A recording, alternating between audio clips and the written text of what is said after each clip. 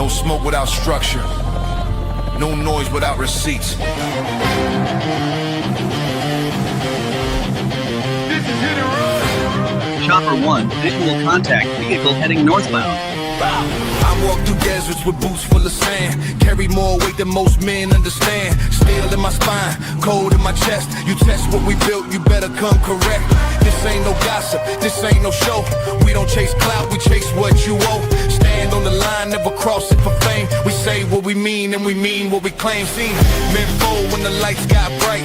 See truth drown in the headline fight. We pull it back, break it down slow.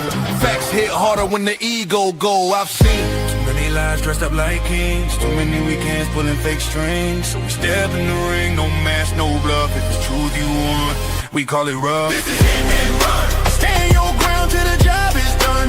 No retreat, no second guess. We break it down, expose the mess. Hit and run. Hard truth overloaded guns. Say it straight, we don't sugarcoat none. We hit the face, then we run. Fearless from the field, learn how to bleed. Fourth quarter pressure is the air we breathe. Helmet cracked, ribs taped tight. Still showed up, ready for the fight. Boxing gloves, knuckles scarred. Discipline built in the backyard. Martial code, no cheap shots thrown. We don't bark loud, we hold our own. Marcus listening, I know your grind. Carrying weight on your back and mind. Bills on the table, world on fire. Trying to keep your name clean in the wire. We ain't here to preach or beg. Just sharpen the blade and protect your head. Truth ain't loud. It's cold and clear, that's why you tune in when we appear. I've seen men lose what they work to build. Over pride, over ego, over quick, cheap thrills. So we told that line, never settle our name. Legacy heavy, we guard that flame. This is hit and run. Truth weighs heavy, but we still stand strong. No mask on, no filter tone. If it's wrong, we call it wrong. Hit and run. Built from discipline, sweat and blood. Facts hit harder than a loaded gun. We hit the truth, then we run. Unit 1 airborne, scanning downtown grid. No emotion, just evidence. Be advised, all units over. Ronin are moving at high speed through downtown Dallas.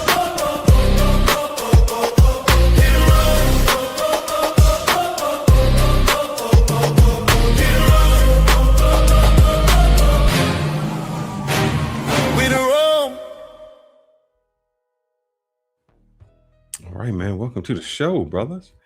Welcome to the show. It is a Friday. It is what they call Good Friday. A lot of y'all out there being pagans that you are, celebrating Easter eggs and Easter bunnies and call yourself Christians. I wanted to get into that, man. Today and over the week, I have been thinking about this, especially with the war. Man, it says Good Friday. And then I think of all the things that we do in the name of God. I say, man, is religion even worth it? Because for every religion we have, we make an excuse as to why our religion is good, your religion is bad. And I wanted to compose some things that we do that really make me question what we're doing in the name of God. And so that's what we're going to talk about tonight, since it's Good Friday. But one thing I had thought about, Ronin, I'd gone out.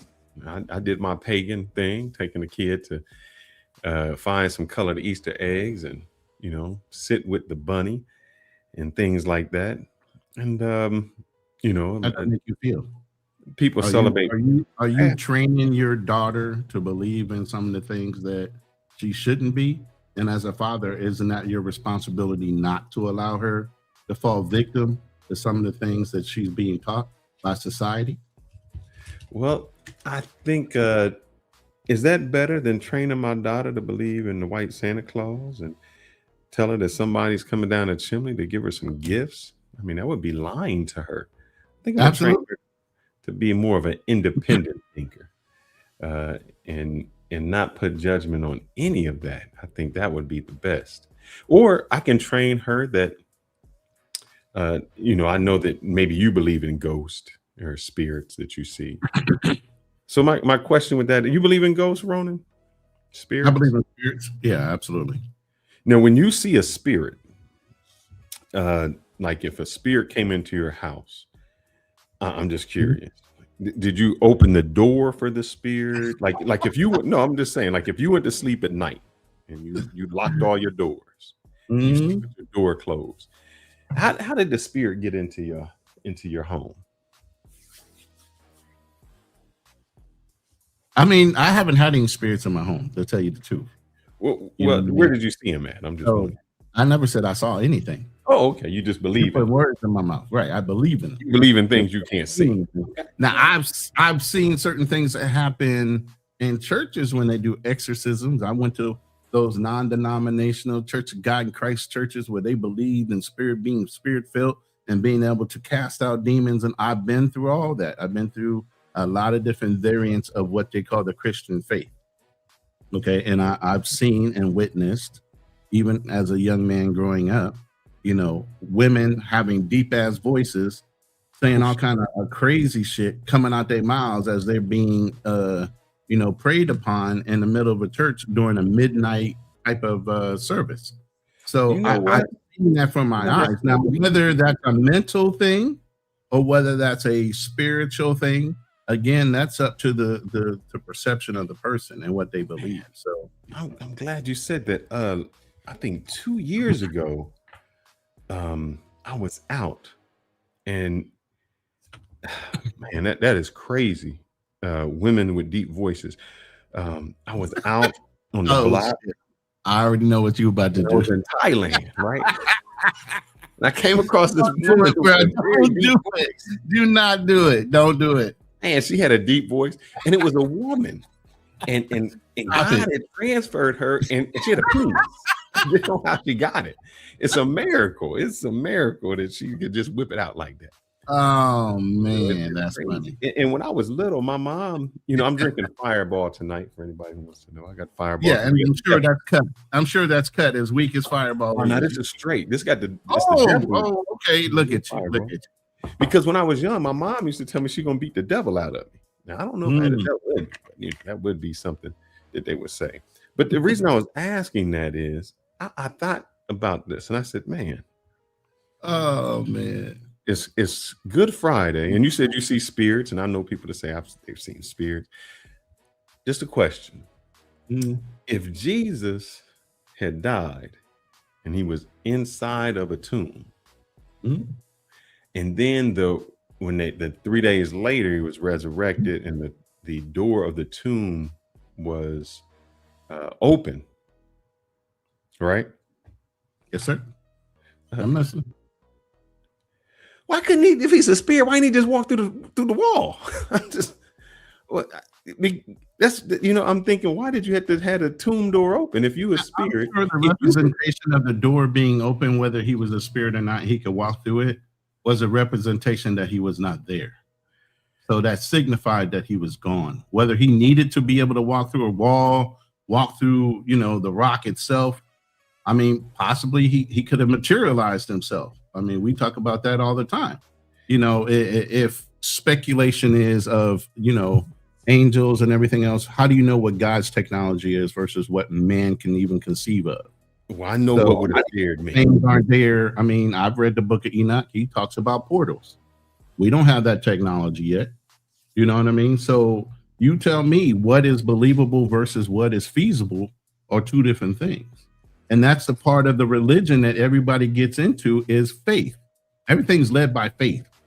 You have to trust and believe in something in order to have faith. Now that can be stretched. Hold on. We're going to talk about that because that can be stretched and making people, basically, you can brainwash people based on faith. You can use, and we all know the Bible was based on controlling populations. Most populations, thrive when there's something to believe in.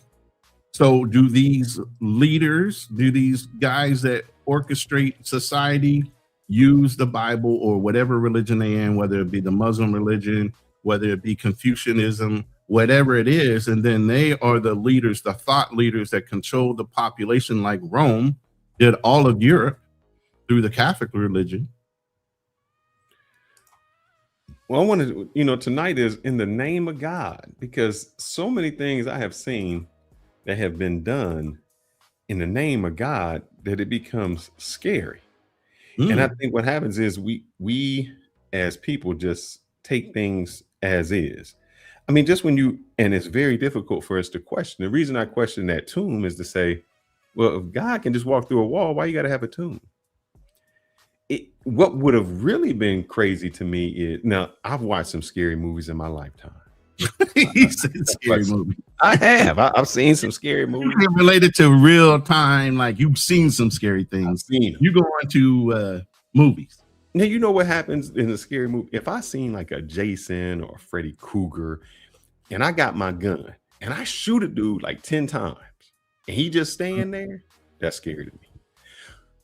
Why didn't, instead of just dying, didn't Jesus just not die? Now that shit would have been, if they would have hung him. Again, this is the basis of Christianity and religion was Jews were the chosen people. Until Jesus died, it allowed him to die for all sins and everybody, including the Gentiles. That opened up the door to eliminate Jews being God's wrong on that. That's wrong. No, I'm not. No, I'm not. Yeah, because Jesus said he didn't come to change the law. Jesus was a Jew. No, he wasn't. Jesus was a Jew. What are you talking about? He wasn't a Jew. He was a Hebrew. He was part of Jew. Religion, but he I'm was just a Jew. Look that up, brother. Let me put, he practiced the Last Supper. Hold on. Let me say this. Regardless of whether he was a Jew or not, Hebrew, whatever. My main thing is Jesus came to be a radical. He was not somebody that conformed with the Torah. Right now the Jews still don't think there was a Messiah, but yet and still Christianity believes he was the Messiah.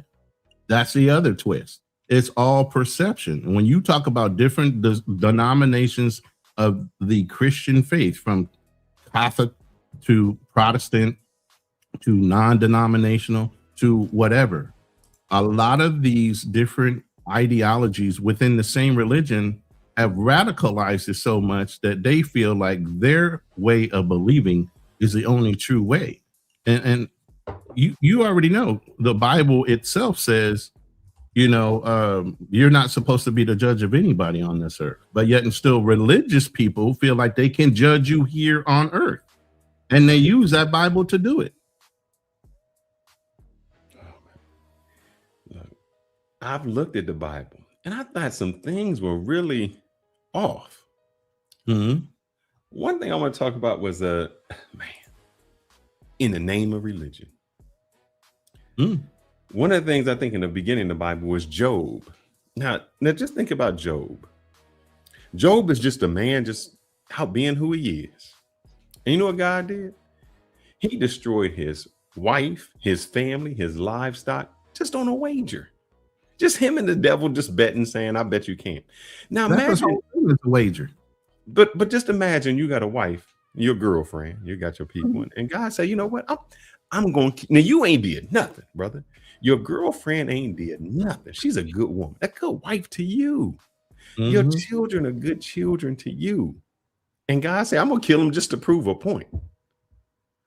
I'm wondering what kind of God is that when we say in the name of God? What kind of God would just kill your wife and kids on a wager?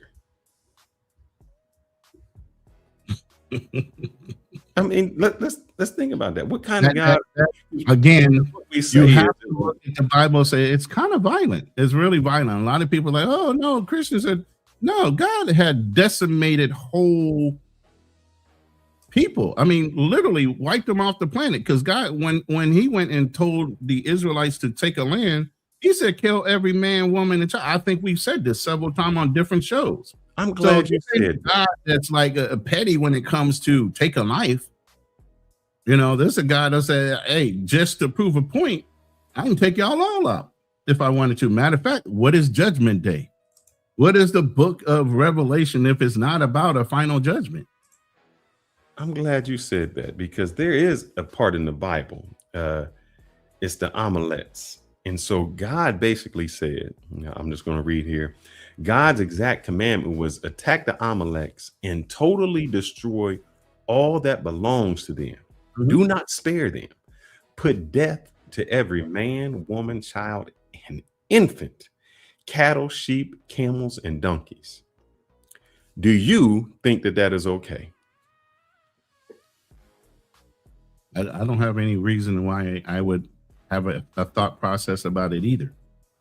I'm just saying, why would a God say to a people, kill everything, the cattle, the innocent? And I say that because I want you to see this for a moment. Well, let's put it this way. I'll answer that with אנו זוכרים ואנו נלחמים. This is Prime Minister Benjamin Netanyahu defending Israel's current war on Palestine's Gaza with biblical reasoning. Netanyahu invoked the notion of Amalek in reference to a holy war between good and evil cited in the Torah. Well, Benjamin Netanyahu knows that he depends heavily on the United States to veto any UN resolutions critical of Israel's behavior. And he needs US military support to counter any threat from Syria or Lebanon. But it's not just Netanyahu. Such references have been echoing in the US for decades. In 1978, then President Jimmy Carter mentioned that the establishment of Israel was the fulfillment of a biblical prophecy. It actually goes back to the 1960s. Jimmy Carter, Ronald Reagan. With the Six-Day War, it was kind of the wake-up call for evangelical, Bible-believing Christians, particularly in America. And it was exploited as the fulfillment of Bible prophecy. Amid Israel's current bombing campaign in Gaza, the rhetoric has turned more vile. American evangelical pastors who are staunch supporters of Zionism just can't stop repeating biblical prophecies. Israel, fasten your seatbelt. You're seeing Bible prophecy fulfilled in your lifetime, in real time, before your very eyes. We shouldn't be shocked and surprised that Satan is still at his same goal, because prophecy talks about how Messiah will come back again. So, what is Christian Zionism? Christian Zionism is centered around an end-of-the-world interpretation of Christianity, the belief in the return of Jewish people. Now, I don't have to get into all that. I brought No. that up. I'm going to finish that part real quick. Okay, because I to really Israel, leading to the second coming of Jesus Christ. It is one of the common factors. Now, to the people that say, hold on. The audacity, let me say why I wanted you to play that out. No, go ahead. The audacity are the Jews believe, the original Jews and the Jews that are in Israel believe there was no Messiah. Jesus Christ himself was not the Messiah. The audacity in what he just said was they're waiting on the second coming of who? Jesus Christ, right? Who they didn't believe was the first Messiah, but now he's coming of it. The Christians are, not the Jewish people. Okay, but the Jewish people are still waiting on a Messiah. Exactly. And I say that because people, I've seen a little bit in the comments, and I've talked to people, like somebody said, God is a merciful God. Is he really? I'm wondering. So would we say that for you to believe that, then is the killing of all the people in Gaza, all the children, all the infants, all the old people, the animals, the starvation, is that merciful? Because in a sense, this is just a repeat. If God can tell Saul to do that to the Amalekites, Amalekites, can the Jewish people do it to the Palestinians? I mean, is there anything wrong with that then? Because if we think that what the Jews are doing or what Israel is doing to the Palestinians are wrong, then wouldn't it be wrong for God to do it? I'm just curious.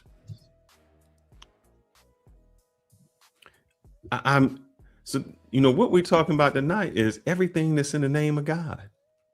So many things have happened in the name of God that we justify because we say it's in the Bible. Slavery, it's in the Bible. Sexism, it's in the Bible. All of these things are in the Bible. So we can justify it. And it's been justified throughout. And so if the Bible can say it's so, or if Muslims can say it's so, or Jewish people can say it's so, because it's in the Bible, why isn't it justified? It's in the name of God. And that's why I've backed away from religion. Me too. But let me say this. I see somebody says we need prayer. Hold on, real quick. Prayer.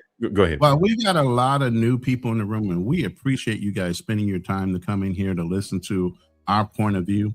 We would really like for you to not only hit the like button, but subscribe to the channels. Okay. We think outside the box, as you can hear, and as you will see. We spin things so that you can see a different perspective. You know, so at the end of the day, if you like what you're hearing, if you like the open discussion and the ideas that are being centered in this room, please hit the like button, 1, and 2, subscribe to our channels. Okay, we really need that kind of support. But go ahead, Felix. Now I see some person saying the people in Israel, the Palestinians don't give a damn about my black ass. The Israelites don't give a damn about my black ass. But I thought the Bible said, love thy neighbor, that we're all God's children. So why would it matter? See, this is where the whole contradiction, and I hate when this comes in. Religion is good when it's good, and it's bad when it's bad. Should it matter to me that the Israelites are somebody or the Muslims are somebody? I thought we were all God's children. I thought that that's what we were. I was supposed to love, and I was supposed to do that. Or is it that I'm not supposed to love, that I'm supposed to hate, and I'm supposed to destroy? And if I went around, and can I do this? I'm just wondering. Can I get possessed by the devil and just say the devil made me do it? Because back in the day, if you were possessed and you killed somebody, it wasn't your fault. So you can't blame me. Like if I went out in the street and I just said, man, I'm just crazy, and the devil possessed me, and the devil made me shoot your kid, why would you blame me for doing it? I mean, I didn't do it. The devil made me do it. Why can't I use that excuse, Ronin? Because you absolutely can. Now, whether they put you in regular jail or put you in a mental institution is the degree of you claiming whether you have a mental illness or whether you did that of sound mind and body. But you can claim whatever you want. Now it's up to the judge. Why is it that no one would believe? Why is it that no one would believe? Let me finish my answer. Go ahead. Now it's up to the judge to believe whether one it was initiated in a faith type of belief structure, which most judges are not going to believe. They're going to say you're either crazy. They're going to either say, wait, let me finish.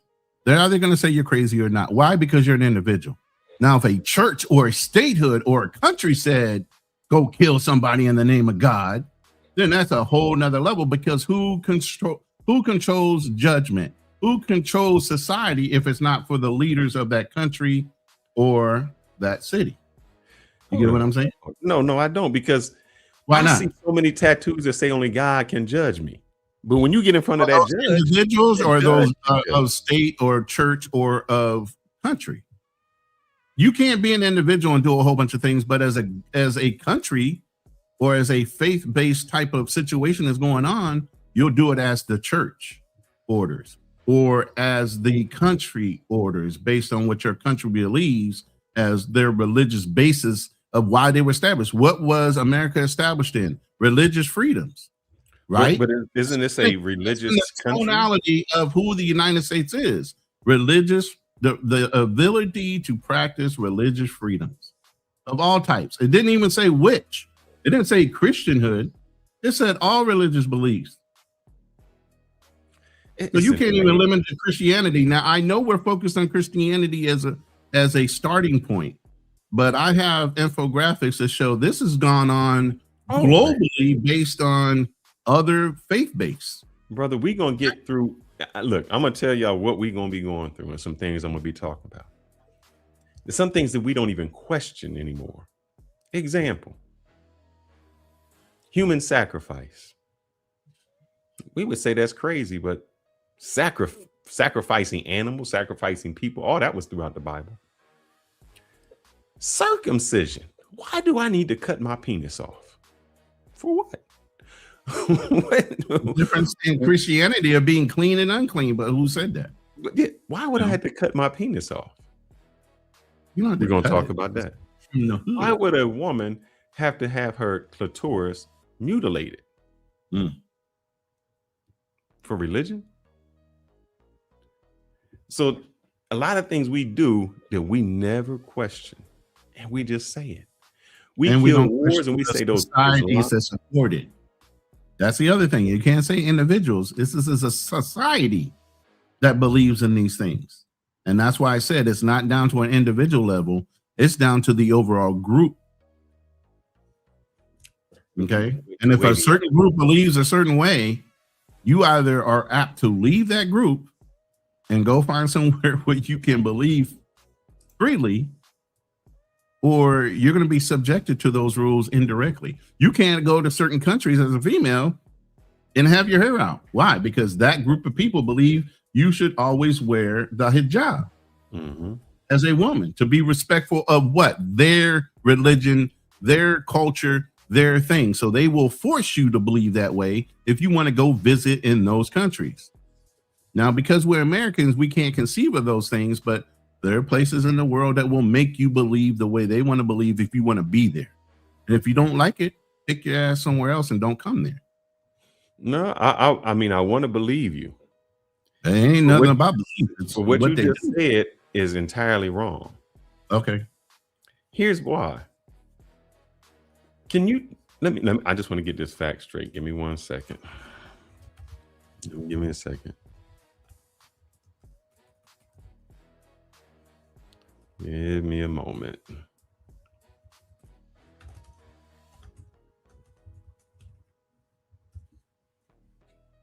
If you're in my vertical room, you haven't hit the like button, hit the like button. There's 12 people in the room right now. Nobody's hit the like button yet.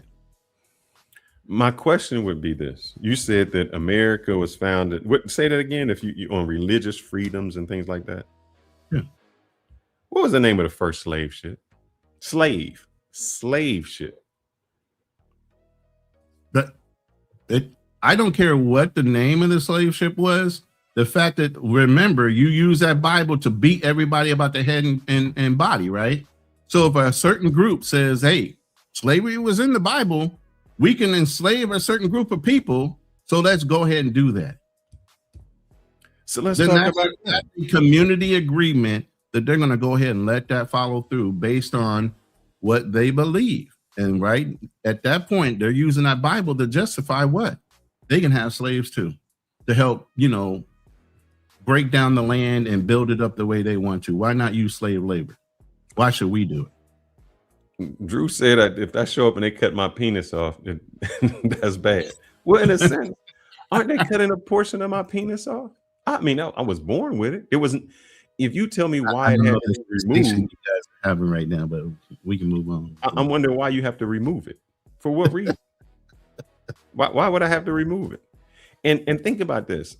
The most pain as a child that you go through. I mean, you're supposed to be loved and comforted. Let's talk about that. Let's get on that. Circumcision is excruciatingly painful, with tearing and crushing of the foreskin and its connective membrane, often without adequate anesthesia, while the baby is tied down on a board. Babies have heartbreaking pain during healing and diaper changes.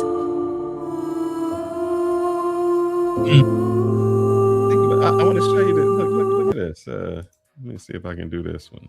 Hold on right quick. When you're talking about circumcising, now, while it's cruel and everything else, it's supposed to happen while you're a child. Now, I don't know, and I have a great memory. I can remember when the rockets went off to the moon, or supposedly they landed on it. Look at this, man. Paying for education. Wait. But I can't remember. I get what you're saying. I get that. You think that baby remembers as it gets older what it went through? Now, has the baby suffered trauma? Absolutely. But do you think I remember when I got circumcised as a baby? No, I don't remember that shit. Does that make you right? Hey, that's on my parents. I don't have freedom of choice, do I? Again, what I'm saying is an idea behind a group the individual sometimes are subject to things they might not necessarily believe in. Oh no, that's what I'm saying. We do things. What is this called? In the name of God. You didn't even have a choice. You suffered without a choice. And so you say infants have the right of choice the minute they're born? Or is it the basis on the belief of the parents that had that infant that chooses what the direction of that infant is until it becomes conscious enough to have and make its own decisions, which is technically what you would call adulthood. Not at 13. Once you become an adult, you can go and shift your whole life around the way you want to. But up until then, society deems the parent irresponsible for the actions of the child. So if that parent is what you would consider abusive to the child or whatever, then society jumps in and says, hey, this is not conforming to the way we believe you should be raising your child. And we'll go ahead and excommunicate that child out your house and charge you for going against what we believe you should be doing with your child. See, we got all kinds of things, but what is that all basis off of? Religious beliefs or the ideology of the society that you live in. It's group based. Someone said this, like, I can't remember anything before the age of 3. I won't even say you wrong. But you know what they've done? They've done studies of children that are in orphans. They've done studies with monkeys who didn't get hugged or braised. And it mentally changed their brain. If you grow up without your mother hugging you, without any of that, even if you don't remember. So from the age of 0 to 3, that's why they say when you just let your baby cry and cry as a youngster, it develops in his brain abandonment, resentment. So you may not from 0 to 3 remember anybody leaving you crying. You don't remember it. It changes you. It changes your whole mechanism of how your brain looks out. That's why your personality is formed before you even reach 7. By the time you're 5, your personality is formed. You don't even remember 5. You're like, I don't remember none of that. But all of those things that happen to you, all of that abandonment, all of that screaming, all of those things have already started developing your brain. When they take there was that little monkey. There was the little monkey that had the little doll, monkey with the doll. And it was showing how, oh, here it is. It was, share this one real quick. And the reason they did this, because as a study, when it was abandoned. This monkey right here. And it latched onto something just to have it.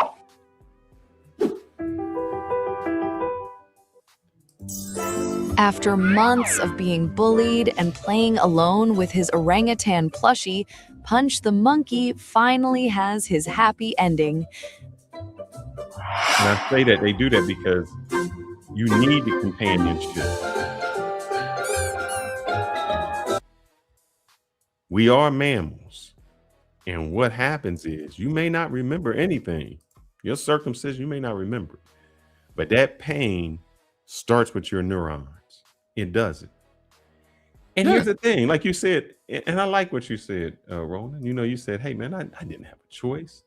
That wasn't, that wasn't something that, I believe. Regardless if I grew up to believe in what my parents believe in as far as religion and their influences, you don't necessarily have a choice sometimes. That's why you have kids that run away from their home because of either the abuse level that they're getting, because maybe they become conscious about their basic beliefs and what's going on in life and don't necessarily agree with their parents. But does that make it or give them the ability to act outside of what their parents' rules are based on what society dictates? You can emancipate yourself by legal means, but up until then, you still have to conform in some way to the household because they're the ones raising you. They're the ones paying for you. Yeah. But what happens when the circumcision goes wrong? They must manipulate the penis in order to cause an erection. Why are you so focused on this? Because what I'm showing you is these babies in starts New off in York childhood. were circumcised and given herpes. Wow. They was given herpes over a religious belief. In a traditional Jewish circumcision, they're going to use oral suction on the infant's penis to clean the wound. It is the... Now I want you to... You know what that means. Stop right now. I don't even want you to explain what that means. Let them understand or think about what that means. But that's gross. I'll go back. Oral suction. No. Yes, that's leave it like that. What he said. Now, I'm not trying to get, demonetized. No, this is news. This is news. This is the New York Times reporting this. This is definitely they're going to use oral suction on the infant's penis to clean the wound. It is the first shared sexual experience for most boys. Most sexual assaults are not about sex, it's about power. And there's no bigger power move than taking permanent control over someone's sex organ. Can you think of any other instance where cutting someone's penis wouldn't be considered sexual assault? Is female circumcision sexual assault? And if not, how do you justify doing it to boys? That's what I'm saying. Jay, what the... That's sick. That is actually sick. Bind. And that is actually sick. I don't know what Torah said this, that you had to use that in order to clean the womb. Where is that in a Torah? Please, somebody in any of the chats, if you're Jewish of any type, show me where that's in the Torah, and then tell me how God would ordain that to be the proper way of doing something. And as a baby, before you haven't had any sexual intercourse, any sexual experience, and you already got genital herpes. You got genital herpes. In the name of God, this is what we're talking about. All the things that we do in the name of religion, in the name of God, we say that. And we will justify it in any way we can. Back then, you know what we used to do? Baby, you a virgin. God needs you. God needs you so much we got to sacrifice you. We got to throw you in a volcano. Yeah. We got to kill you. And you can't say that's not in the Bible because it's all through the Bible. Wasn't it Abraham that said, the guy said, hey, I want you to cut your son in half? He didn't require, listen, they were extreme in the Bible. I'm saying this in quotes because not all books say this. In the Bible, God was testing Abraham as an individual to say, I don't want the best of your flock. I want the best of you. Sacrifice your son. Let me see how dedicated you are to me. What kind this is the same God. Listen, this is the same kind of God that will tell you to devastate a whole people, wipe them out down to the last animal. One child, that's nothing compared to the things he's asked of his people and based on his faith and the belief in him. That should be a small, insignificant thing for Abraham to want to do. That becomes ego, pride, and everything else that will tell you, no, I don't want to do that. Not having faith in what you would consider your God. So think about all of the other things that we do in the name of religion. We talked about slavery. We talked about how you have to eat, how you have to think. All of these things we do and call it religion. Yeah. And by the way, no, it's not worded wrong because we're going to be talking more than about Christian faith. Okay. We're going to talk about Muslims. We're going to talk about, God, I can't even think right now. But there are multiple religions out there. It's not just about Christian faith. So, no, it's not specifically about believing in Jesus. But go ahead. This is about the holy wars that started off. Look, think about this. The Crusades. Here, let me go ahead and pull this slide up real quick while you talk. The Crusades started with We're going to fight over some holy land that all of us believe in, and we're going to kill each other over. You think today, when we kill like 1 million people, that was something? And these people kill they 30 decimated million 30, people 40 million people. in the name of a God. The Chinese were the worst. Oh, man. We got the Chinese brother of Jesus. Did you know that there was a Chinese brother of Jesus? Taiping Rebellion, 20 to 30 million dead. In the name of God. Now, is that about Jesus? No. Not at all.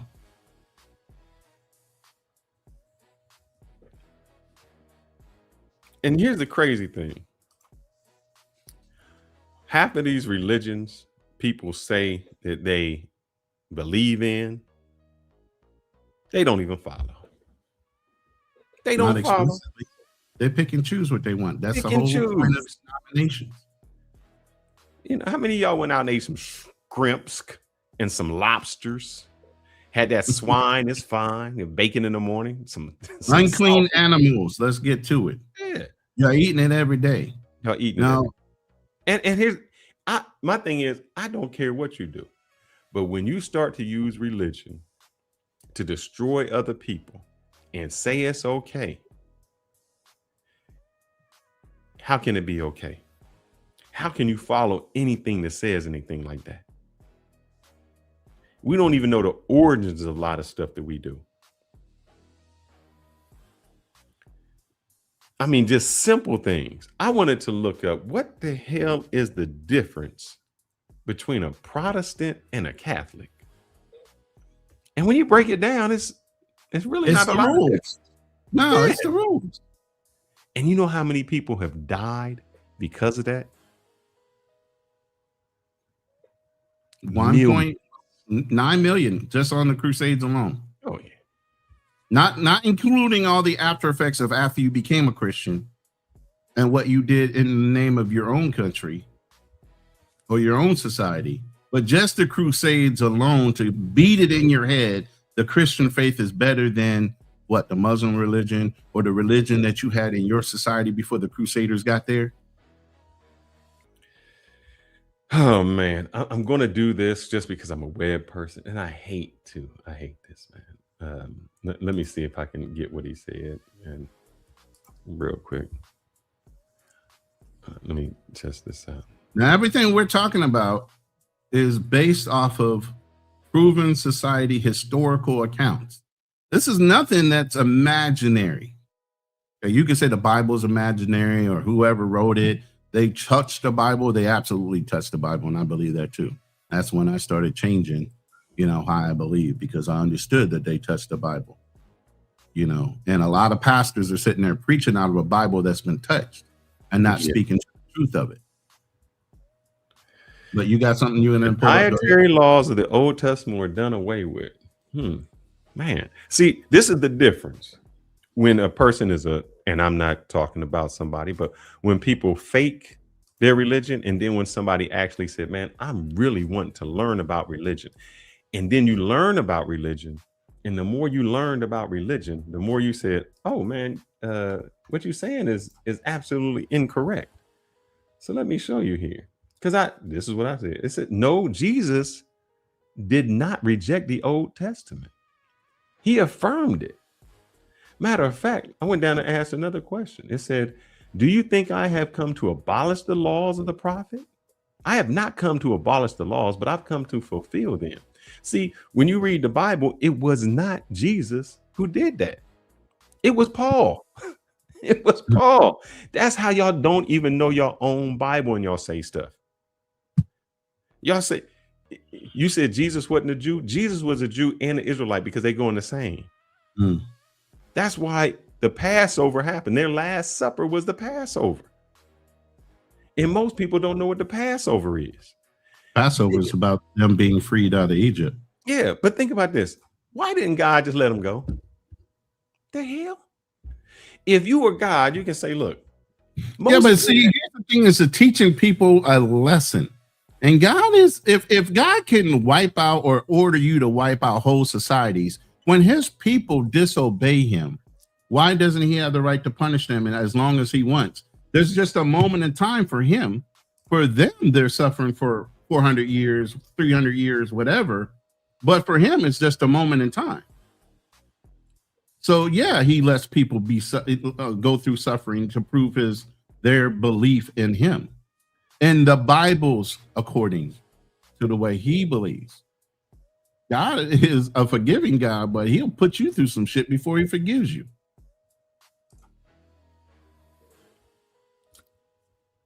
Every part that we start to believe in every war, when I've looked at the wars that have been fought and the people that have been died, 90% of what we do and who we kill. Let me take care of this real quick.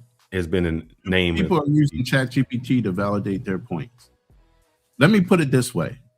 Stupid people believe in a book called King James. The original Bible was the Ethiopian Bible that the Catholics took and took so many books out of it in order to make the King James Bible. When you read a verse that says, do not touch the Bible in any way, shape, or form, but yet and still they did it, and every pastor since then is using the King James Bible as a basis of your own faith, who are you calling stupid? And I rest with that. Go ahead. I think Drew said Virgin Mary would have to have always also been Jewish. Yeah, that's what they had to shift around. I looked at that too, because in order to prove that Jesus came from David's lineage, they had to go back and at points, they always looked at the father. When Jesus was born, they had to turn around and look at the mother's lineage in order to prove that he was a descendant of David, because God's promise to David was his people would come from his loins based on his faith in him. Somebody asked if God exists, why did black people have to suffer? Because black people had to suffer because people used the Bible to justify any of their evilness. Any of it. That's why. The apartheid was done by the Dutch religion who believed in separatism. And through that separatism, it said the races shouldn't mix. And so because of that, we need to separate. So we're going to use religion to justify everything that we do. That's what we've always done. That's what we do. And even in today's society, y'all mix so much stuff up that y'all don't even know. Half the people don't even know what religion they are. They say they're a religion, have no idea how it started, what we're going through, why I don't do it. That's why I just brought up when it said in the Bible. And I went up to when the gentleman said, look up Matthews. Nothing. You believe in Paulism. Paul was the one who said, let's change all of this. Let's do all of this. And we fractured so much in every religion. If you go to the Muslims, you got the Shiites and the Sunni and the Shiites.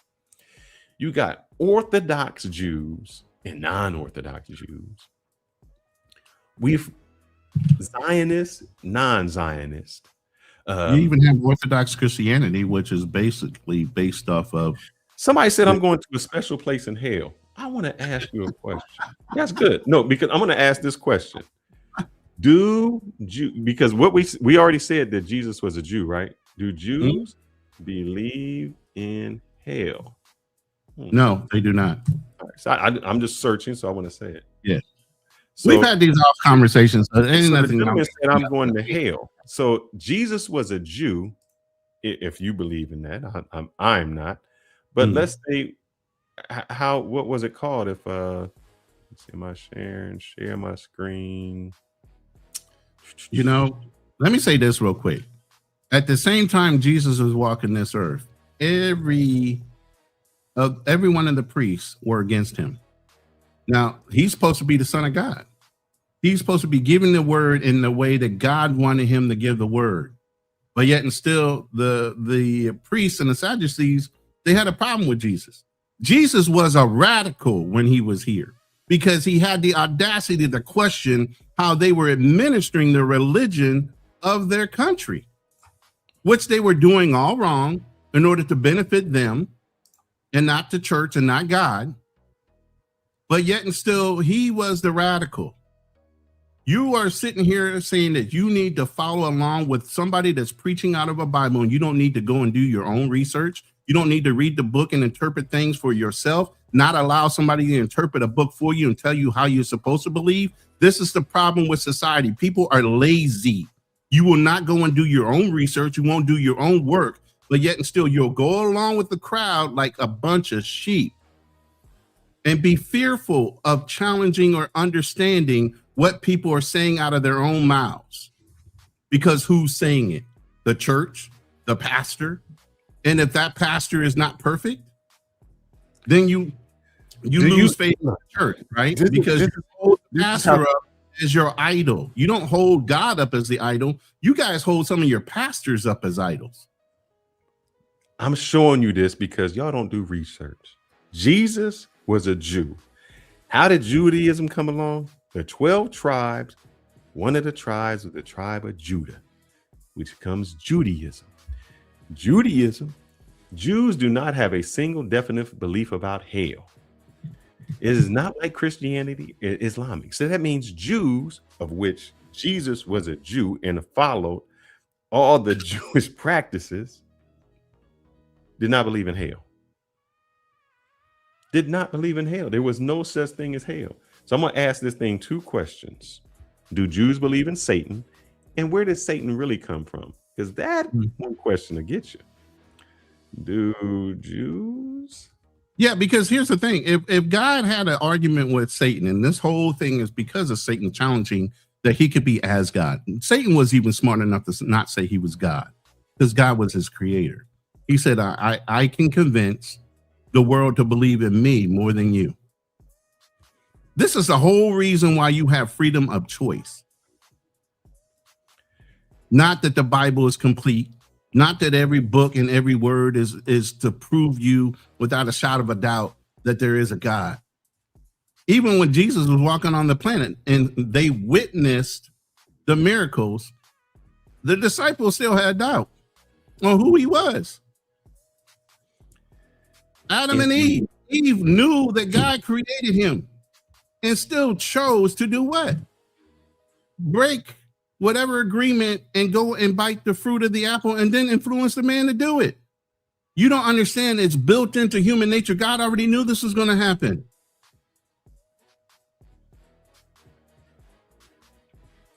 But go ahead. Showing you here. Jews don't believe in anything called Satan, man.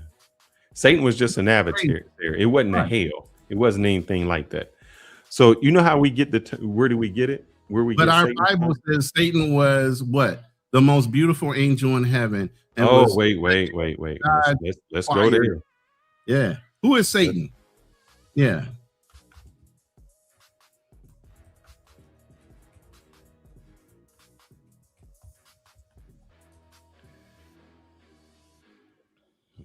Does the Bible say?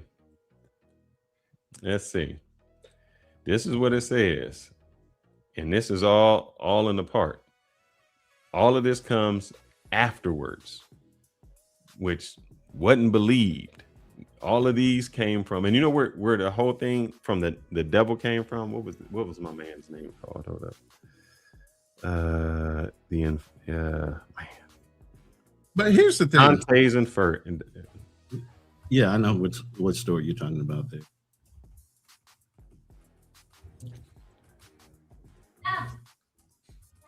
Dante's book. I forgot what it's called. Dante's Inferno.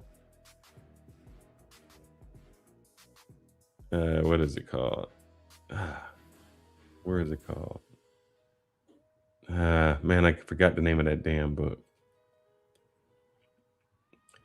Oh, Paradise Lost. Yeah, Dante's Inferior. But that's where we get this concept of Dante's Inferno is what it's Inferno. called. Man, I said inferior. That's where we get all of our concepts of these layers of hell and all of these things that we have. Right, and there was a purgatory up until Jesus died, and that's where he went, and they used to call it Abraham's bosom.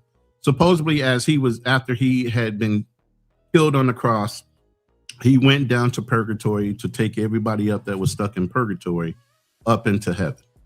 Okay. Because at that point, there was no division in people that had half-heartedly served, the will of God. But there is a hell because that's where Satan was thrown into. So to believe that there was no Satan is the only way that you could believe there is no hell. See, Jews believe this, that Satan, or I'm sorry, the hell is just your hell is just your distance from God. That's what they believe. But just think how through the times how we've had to adjust, change, do something different. We make excuses for everything we do. Look, I'm gonna tell you, I wish that somehow I could get these kind of demons.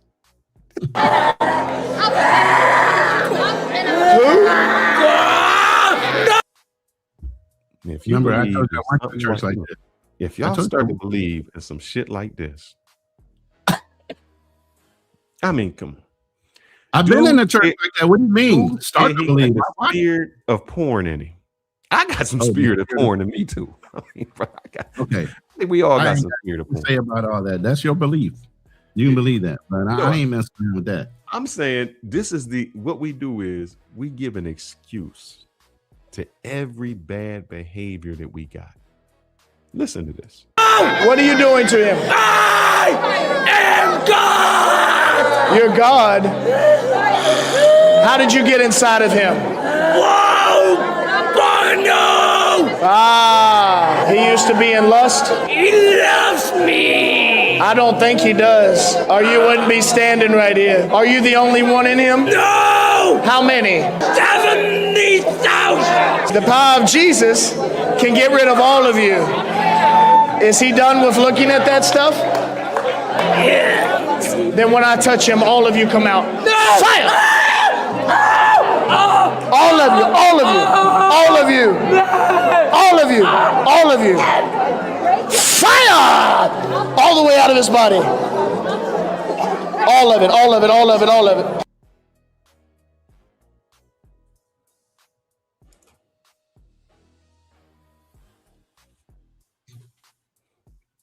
In the name of God. Hey, I went to churches like that. What do you mean? Oh, let me see if I can find this one. I can't look. I've said it before. People believe, but just because you believe, I know I was looking at it. I know I'm not. But again, I was young, and my mom took me to these churches, so I've been subject to a lot of different things as I was growing up. And by the way, we did go all the way back to before religion. Before things were established forward, before we came on this live. So don't believe we haven't looked at outside religions beside for Christianity. We just happen to be harping on Christianity right now. But I'm gonna harp on them all because I'm saying that what we've done is we've used religion to we've used religion in order to justify, kill, take over other people. Yeah. Throughout all of this, throughout all of history, whether it's the Asians doing it, any of us doing it. Man, I want to find where my man was at, where they was running. Yeah, this is one. This is goodness gracious. I was trying to make a point and I'm not going to be able to find it. Take your time.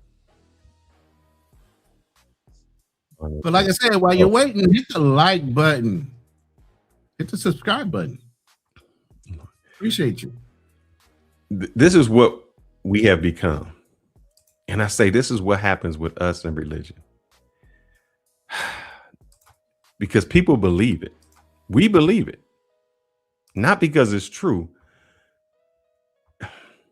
Because we believe it. Look at my man here. This is my man. I love him. But this is what they did to him. Look at it right here. What the guy walking around here with a chain? He's They like trying to AI hypnotize people. Have you seen anyone? Yeah, man, I seen it, man. Look, man, He was trying to hypnotize you? yeah, man, but you know, I have the footage of the guy. Can you Is that you? Is that you sitting in the chair right there? Perfect. Well, look, they got my man believing. They got it. Look, they got him Is this your believing chain? that that's what happened to him. So when people say, "Look, this happened in the Bible, and I believe it," you can basically believe everything. You can believe anything that somebody puts in front of you. Yep. If anybody told you, man, somebody died and came back, somebody walked on some water, somebody did this, you would look at them like they crazy. If I told you that I worship cows and I feed rats, and we think rats are our ancestors that have come back, what would you say to me? You crazy. No, why would you say I'm I crazy? ain't no descendant of no rat. Straight up. No, why would you say that I'm crazy for believing that? I mean,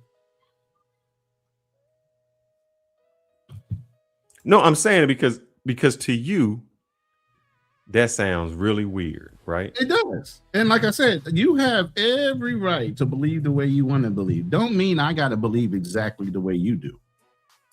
And that's the whole point of what America was about. But in religious mindsets, you have people that have weaponized the Bible, weaponized their beliefs. And at that point, if you believe anything other than exactly the way they do, you're absolutely wrong. And they're willing to take you out because you're a defiler of what their beliefs are. You said I would say I'm from India. Do you know what the oldest religion is? Baal? Is it Baal? Oh, no, bro. Wait. I looked that up. It's a Indian, looks like an elephant head on a human body. Exactly. I forgot what his name was. No, that's But Hindi. Hindi. Yeah.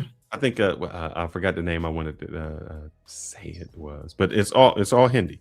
But if you look at all Hinduism- the religions, they all have a basis on the same situation, Yeah. from Zeus to Odin to the Indian religion to this person and that person. They all have a basis. And now who's to say that Vikings are wrong versus the Greeks?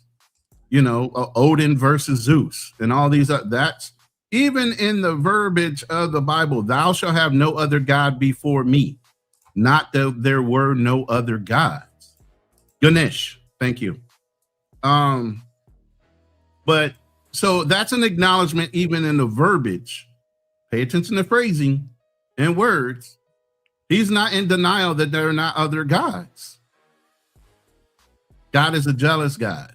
Why would he be jealous if he's the ultimate being?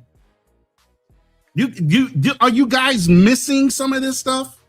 Are you not picking up on actual English language?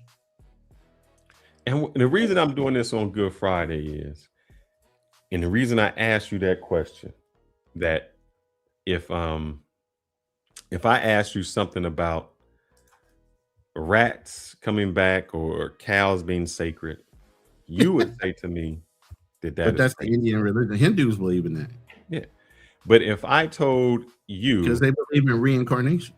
But if I told you that some guy died and came back as a cow, and as a walked on water and did all of this, you would say, and you would like, man, that's true. Yeah, that's true.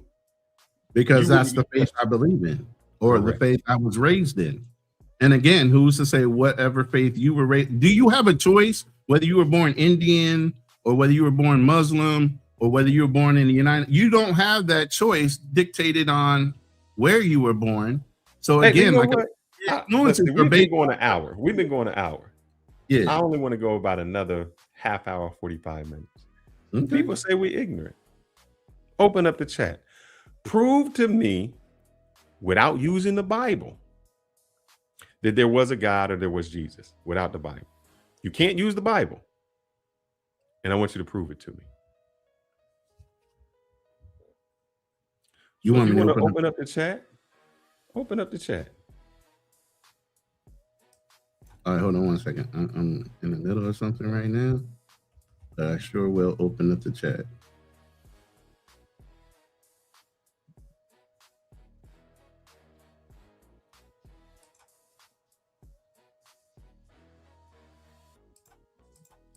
All right. I'm trying to find. So I guess this is a smoke session at this point. We going for people that don't believe or believe that they can prove that there's something. As let's phrase this the right way now. Look, I just want to show you this because this is what happens. This is what happens to other people, and I've been seeing this hypnotist prank. If you've seen this, like people seen in the Bible, you've seen this. Come on, screen share. Pretend to be here. Here we go. I'm gonna turn this up, make this a little bit bigger. So this is in Japan, but they got them in Africa too. So hey, 看这看这，我的刀顶3、2、1睡。看这小朋友，看这小朋友，看这。hey, 看这。 These people are so afraid they're gonna get hypnotized. They run. Is this your chain? So it's not Check out this necklace. real. Follow the necklace, bro. I prank one person.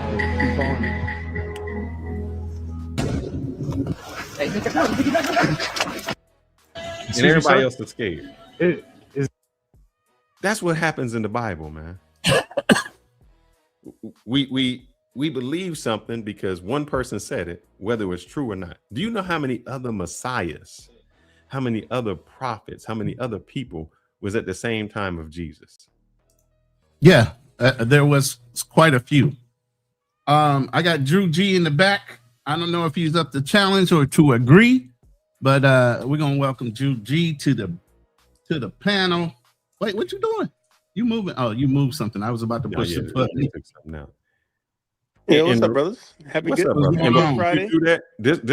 This is what I wanted to come down to. Is there a Good Friday for real? Every Friday that you're above ground, Ronin, is good. Every day that you open your eyes is good. Absolutely.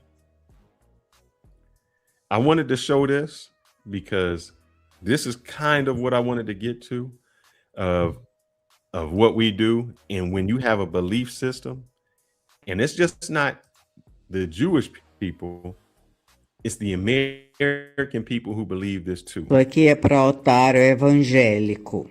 O rapaz aí do vídeo diz. The Jews are the chosen people.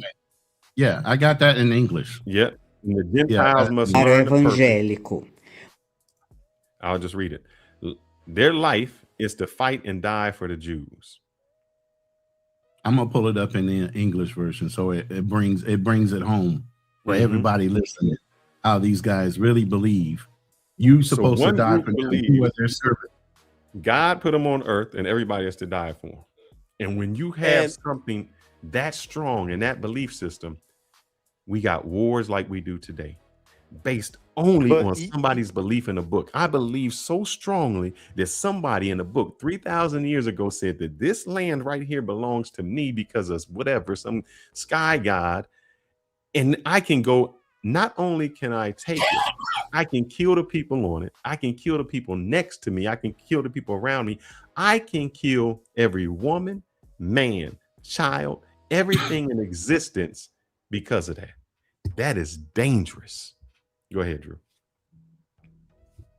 I was gonna say that that's funny that you brought that up because I was actually just watching Sean Ryan just did a clip with a priest, and you guys can probably find it out there where Sean Ryan is talking to this priest that talks about that passage about Jewish people being the chosen people and saying that I have him. He took on another Jewish guy and proved that you had he used the King James Bible to do it too. Yeah, saying that they're no longer the chosen people. That Christians are the chosen people, not Jewish people are the Judaism is no longer the chosen. They're no longer the chosen people. But Tar Heel says, how did the Mona Lisa come into existence? I would say someone created it. Someone made it. But then I would ask the same question is, how did God come into existence? And And you would say what? See, the same argument that you use to say somebody created, you'd never use when it comes to any other religious belief. We just say it always was. All right, let me play this real quick so I can take it back down. Go ahead. I'm gonna jump back I had over. that one, but I think it was in a different voice. Go ahead. Yeah, hold on. People, and the Gentiles must learn their purpose in life is to fight and die for Israel.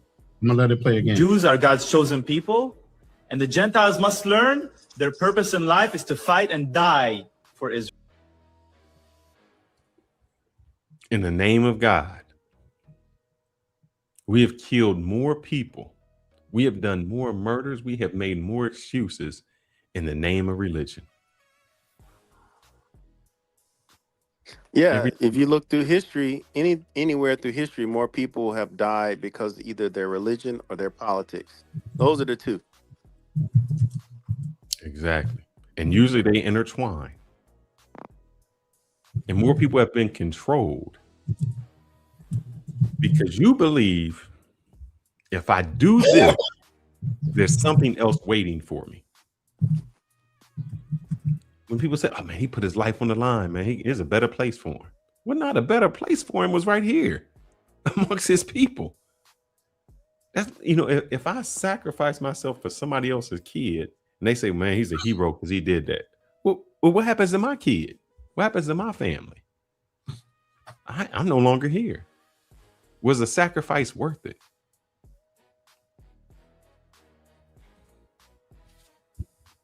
We never say it. We never do it. And everything we do, and this is throughout religion. And the reason I said was talking about that is all we have ever done and all religion ever is some fraction of somebody else's protest. That's what the word Protestant comes from, to protest. We protested something that we didn't like and we branched off. And in some faction, in some way, we justify anything that we do. Shoot, look, I watch, what is this show? The History Channel or one of them? Shit, aliens is in the Bible. So if we want to justify aliens, they in the Bible. Anything we want to justify, we can come up with. We can come up with and say, yep, see, Enoch was there. There's aliens in the Bible. Blood sacrifice, Jesus did it. Matter of fact, there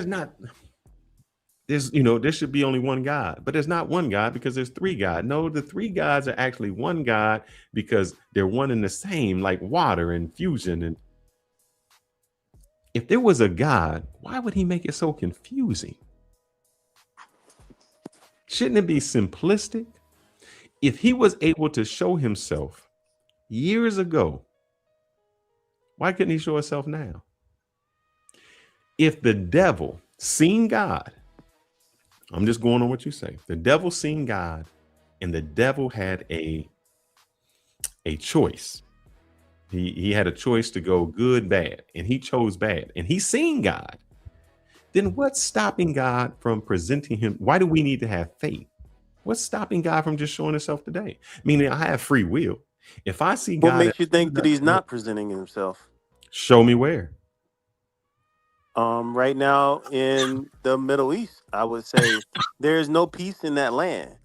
And according to the Torah, they're not supposed to be in the land. Okay. And that's why I don't think you see any peace in the land. Because That's a great God does not analogy. see his people there. That's great.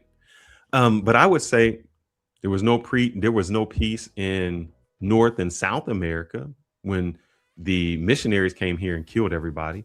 The original people in the Caribbean don't exist. The Taínos, there's no such thing as the Taínos. Japan, Hiroshima, that had nothing to do with the Middle East. China, when there was Mao, when Russia killed and you had Stalin, none of that had to do with the Middle East. Why didn't you mention those, Drew? Because you're talking about wars and conflicts. There was no that peace. have nothing to do with religion. You're basically you're bringing up points of non-religious events. Right. This No, right no, here no. are When the religious. Hold Spanish on. missionaries came to the north, Right here are the religious events, and the one you're talking about is 1533 to 1572, the Spanish conquerors and the Inca Empire. Religion. Where they went over and started killing them.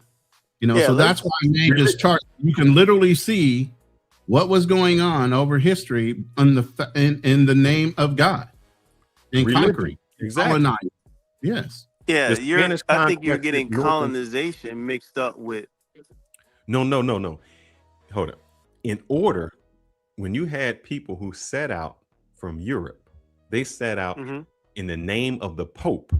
Yeah. To say we're going to go somewhere. Crusades. The Crusaders were like, not let me necessarily. put it this way.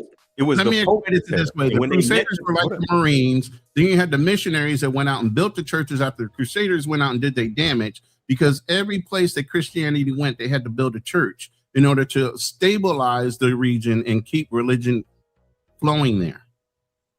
So every time the Crusaders went in, they fought, beat down the local whatever populace and army. They came in and built churches so the religion could stay stable there. So when you had those missionaries go sail over to North, the reason people in South America speak Spanish are not because they from Spain, my brother. The reason that the majority of the people in the island of Dominican Republic, Puerto Rico, Cuba, all of South America, Mexico, the reason they're Catholic isn't because the Catholics came with love. The Catholics came over there and destroyed their people and forced them to do religion and said, if you don't, you are savages. So when you keep saying there's no peace in the Middle East, brother, religion ain't spreading no peace nowhere. It's a do or die situation. Correct. There is a proverb an African proverb that says this. The white man came to let me get it right. You know, 1 second. I want to make sure that I say this quote correctly, so I don't mess it up. One moment. And while you're looking it up, you got to understand too that during those times you're looking at, it wasn't more about spreading religion. It was more about colonization and maybe Columbus says, hey, Queen Isabella. Listen, I agree with you. But the whole point is the way you control a population, we had this conversation last week, was what? Infuse faith into it. We do it today. While you colonize, you're also infusing your belief structure, which is based off of your religion, into that culture as well. And this is the quote. When the white man came to Africa, we had the land and they had the Bible. They told us to close our eyes and pray. When we opened our eyes, they had the land and we had the Bible. Tell me where religion anywhere. It's the same thing when slaves were brought over here, they ripped up the Bible, and you can look it up now. Anybody can Google a slave Bible. They took out certain passages where the slaves rose up against their taskmasters and conquered them, to only teach you to be subservient to your masters and let God deal with you. Those were the only passages that were left in the Bible, but they still used the Bible to what? Subdue a slave population, because we outnumbered them. A lot of people said, why didn't we rise up, kill everybody on the fucking plantation? One, because you were a dark-skinned person versus light-skinned. Secondly, because you believed in the faith that they were teaching you. Drew, you said that. Go ahead, Fearless. You said that you believe in God because there is no peace in the Middle East. I would say there's no peace in the Middle East. Say that one more time. Say that one more time. You stated when I said, why do you believe in God? And you said, what evidence? That's what I said. And you said the evidence is because there's no peace in the Middle East. Am I correct with that? Am I kind of summing you said that is there a belief in God? Yeah, I said. Like, I'm gonna have to back out, guys, because I hear like a music or something. Let me back out. Yeah, there's a music playing in the background. That's not you hearing it. It's kind of loud. Where's that music at? That ain't me. I'll check it out. All right. Yeah, it's gone. I don't hear it. So, Drew, All right. I'm going to Yeah, I can hear summarize now. it. Maybe I was incorrect, so I ask again. I was saying, what proof do you have that there is a God? And you stated the proof is because there is no peace in the Middle East. I said, yeah, I think that is a proof that there is a God. All right. And I would That say he is this. not, that he does not see his people there. I would say religion is the cause of the problem in the Middle East. Meaning, if there was no belief in God, there wouldn't be any problems in the Middle East. The problems are not because of the problems are because of God. That's why Christianity, Judaism, Islam is the cause of the problems. If you took the religion equation out, there wouldn't be an issue. What would they fight over? They wouldn't fight over religion. Well, I think that if there wasn't a Holocaust, would the people have even relocated there? Exactly my point. No, they wouldn't have. They wouldn't have had any reason to. So then who would be the people currently, if history had revised itself and there was no World War II and the Germans didn't go and try to wipe out the Jewish community or the Ashkenazi Jews in Europe, where would we be right now when it came to the way we're dictating things that are going on in the Middle East? I believe it would be, there would be Jewish communities that are there because there are Jewish communities everywhere throughout the Arab world. And they've always been welcome there, but they would not be colonizers as they're being looked at as now. Who, the Jewish people? The Zionist Jews are looked at as colonizers. It would still be that. Every time they've gone somewhere, they've tried to colonize and take over that place. Yeah, I mean, it's funny that you said that. I just saw a little clip today that was saying about Kenya. So in the name of religion, that's what I'm saying. Israelis are coming into Kenya now and buying huge swaths of land and talking about creating communities in Kenya.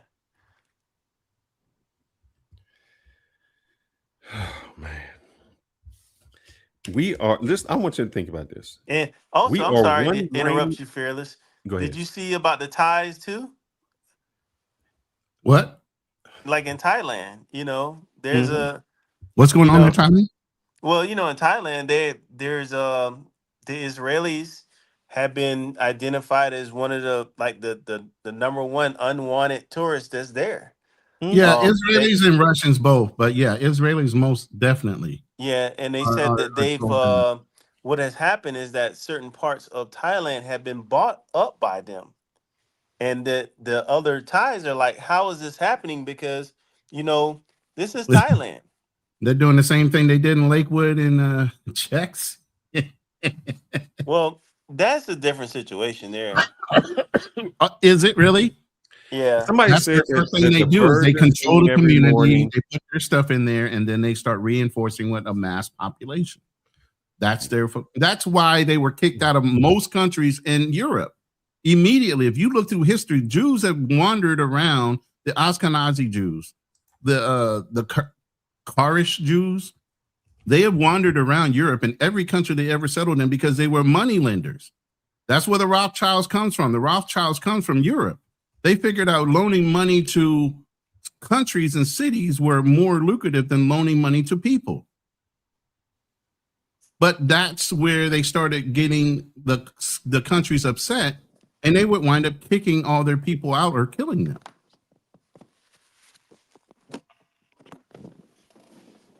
Yeah, I don't know about that story. I take your word for it. I'll have to pull up the video real quick. I think I have it saved. So I think what we do is, if a long time ago I said that there was thunder, and there was the thunder god, and it was the rain god, and Poseidon, Zeus, all of that would be good, Greek. and you wouldn't question it. Then science comes along and says, yeah, that wasn't correct. This is kind of how we explain that.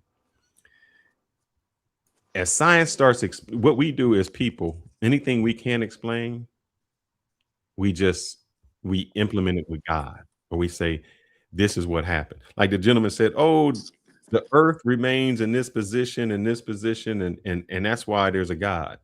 Well, what happens? Religion is how old? I'll just ask you, Drew.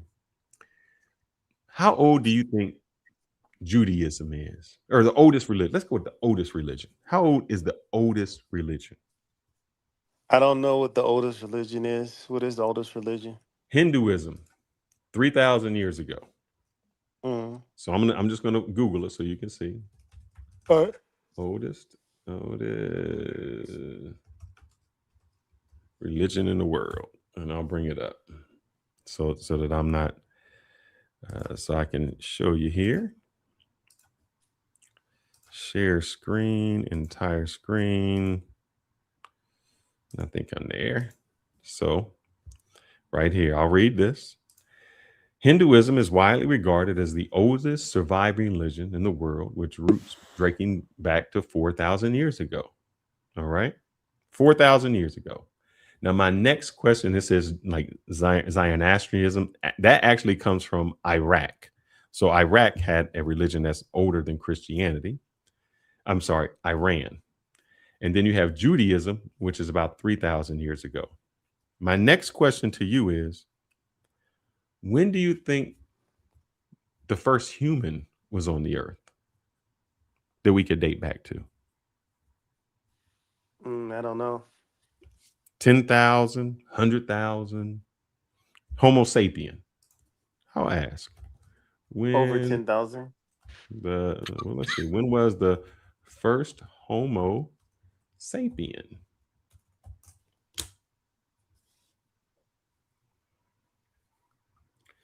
Was 300 to 350,000 years ago. My question to you is, in that 300,000 years, what was going on? Who was being worshipped? Where was God? Where was this religion? Because if God created these people, why weren't they practicing Israelite, Judaism, Hinduism? Why is it that religion started with? Why wasn't Abraham, the caveman? Correct. I don't know. But if God created the people, why wouldn't he give them their religion? Why wouldn't he let them learn religion? Because wouldn't they have to worship him also? So what was happening at 300,000 years? What was going on? Maybe the people were just more in tune to the elements, the earth, the sun, the moon. They were learning about fire. You can't get to heaven by looking at the earth and the moon and the sun. That didn't get you to heaven. Didn't the Bible say you got to go through Jesus and you got to make sacrifice? You got to do that. Yeah, I don't know about those people back then. So why is it that people can live that far and we not think about religion?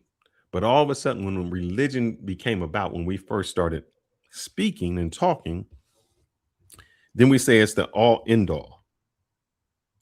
And if Christianity or Judaism wasn't the first religion, how is it that you think it's the best religion?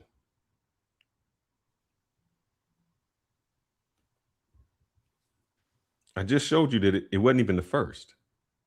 Yeah, I don't know. The second question That's all is, I can say, if brother. I don't know. say to you, if let's just say let's give it like my grandson, he goes on, he says, look, man, I wrote this speech called I Have a Dream. And he says it. And he says it so much that people start to believe that he wrote I Have a Dream, that one day I'm getting to the mountaintop. What would you say about my son? Knowing what I know of that speech, Mm-hmm. I would say that someone else has already done that speech before that has that title. So if we have evidence that dates back before Judaism, that there were already stories about creation, about the flood, about these other they kind of flow with the same thing that we have in our book, that there was other people who were born of a virgin and things like that. What would you say about Christianity if you knew that those were copies of what somebody else already said or someone else already wrote? Yeah, that's deep. So if you look at the flood story, I'll go in here since we're looking. And while you're looking at that, I just really wanted to segue. There is a movie that you should see. It came out probably like 2 years ago, and it's called it's about these. You may have already seen it, but it's kind of like a super or psycho horror movie where these two Mormon girls go on their mission, and they go to this one door, and of course knock on the door, and they, and the guy gets them into the house. And it's funny that you bring it up because he brings up the parallels of, how religion over the years, what we saw in the hieroglyphics are the same thing that we saw in the Bible, and you see it's all similar.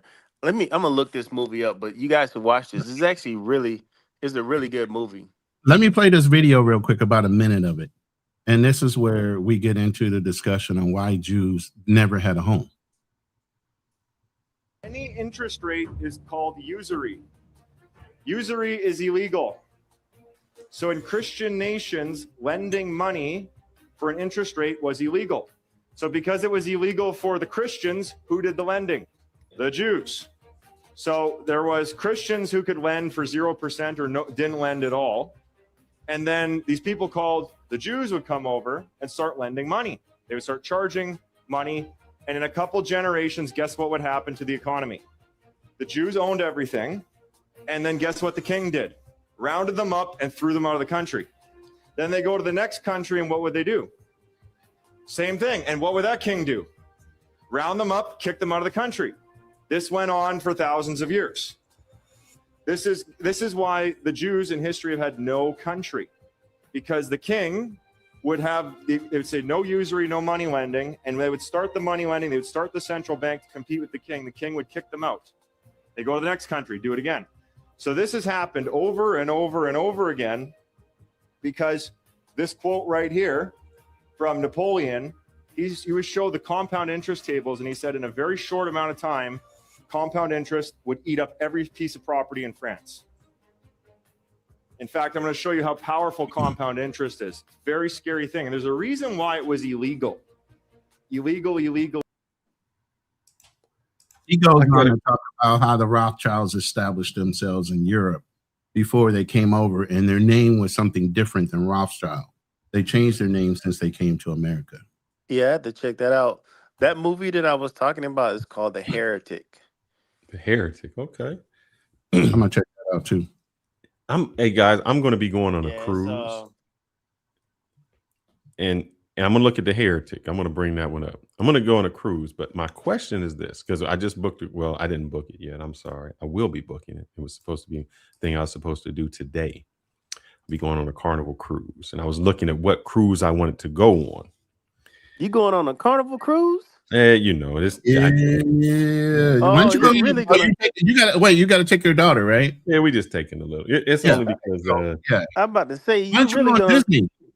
Why don't you go on a Disney cruise? No, because for April I couldn't get it, so we just. And here's the other thing: she doesn't know any Disney characters. And Right, not right now. She's still a little baby, so.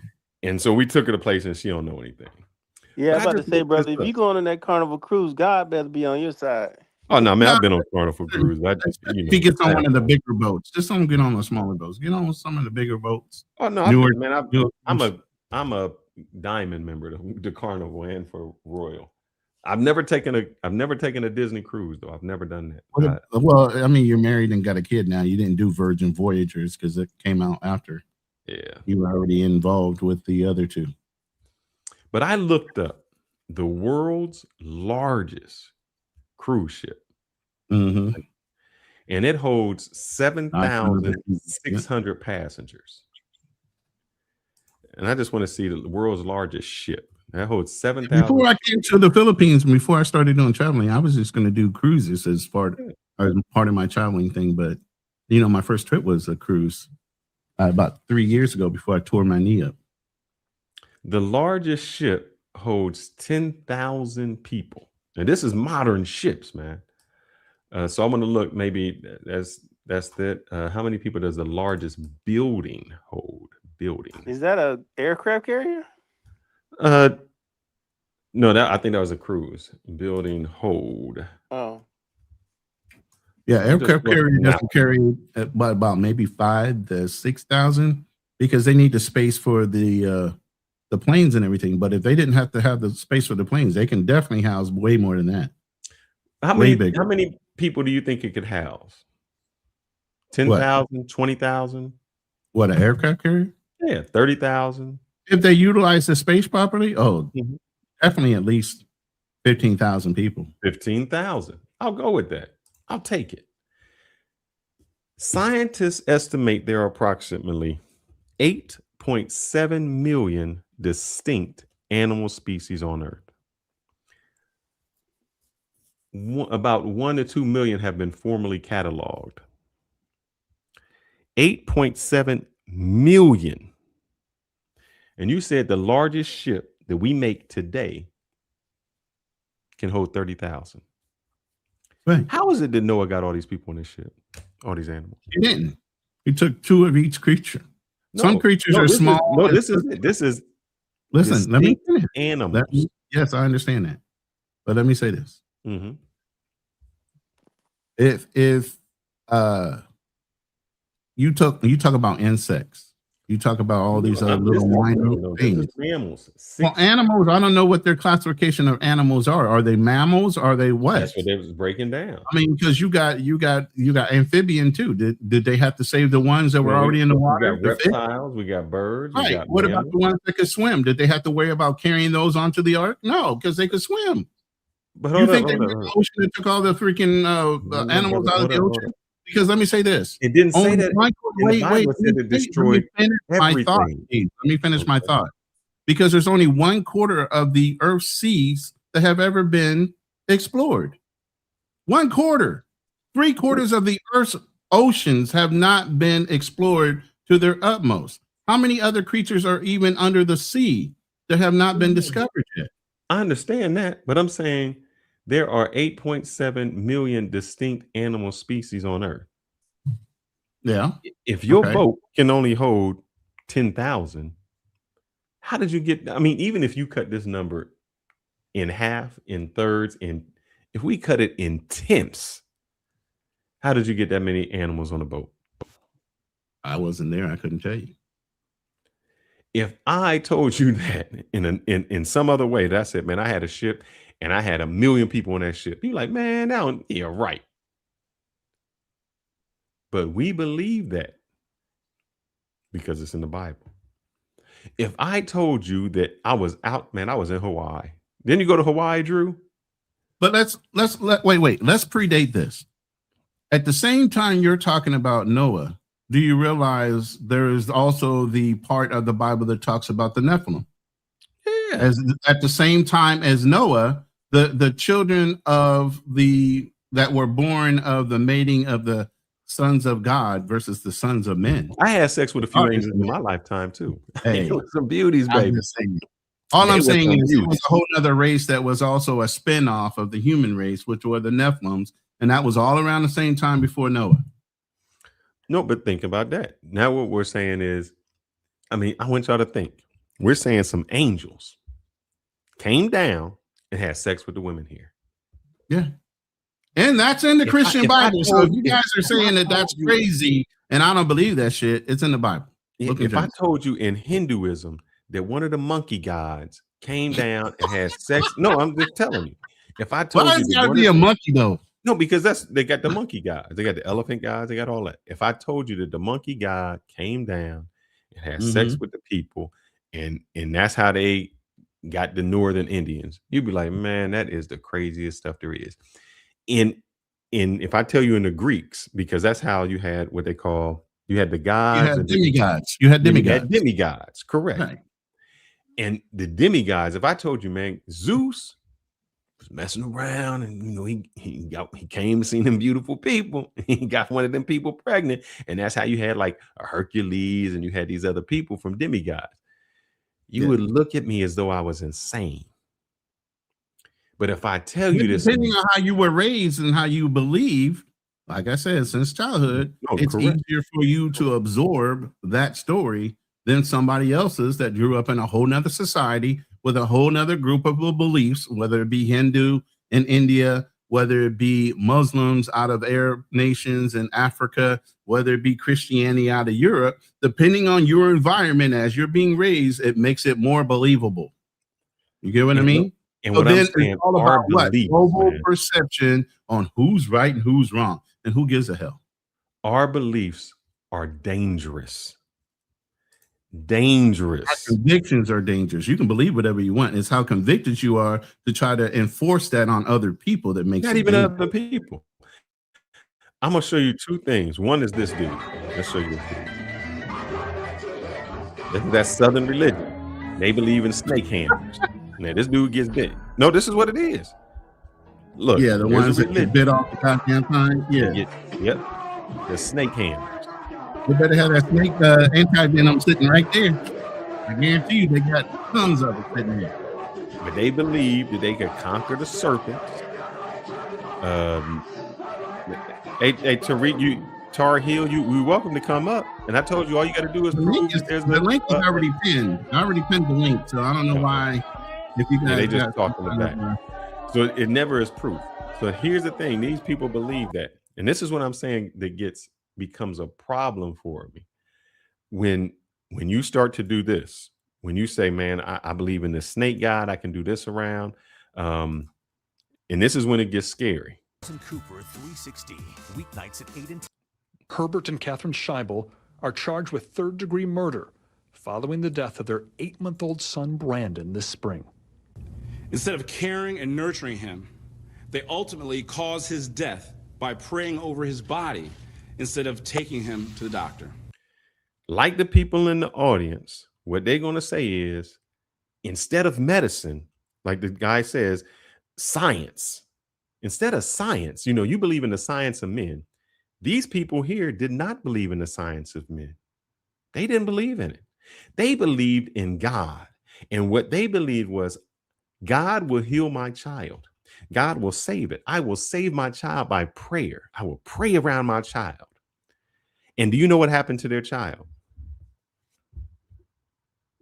Yeah, I mean, is that dramatic pause? His answer. Well, they died. The child died, but you know what, Fearless? It's funny that you actually bring that up because that actually is a good point.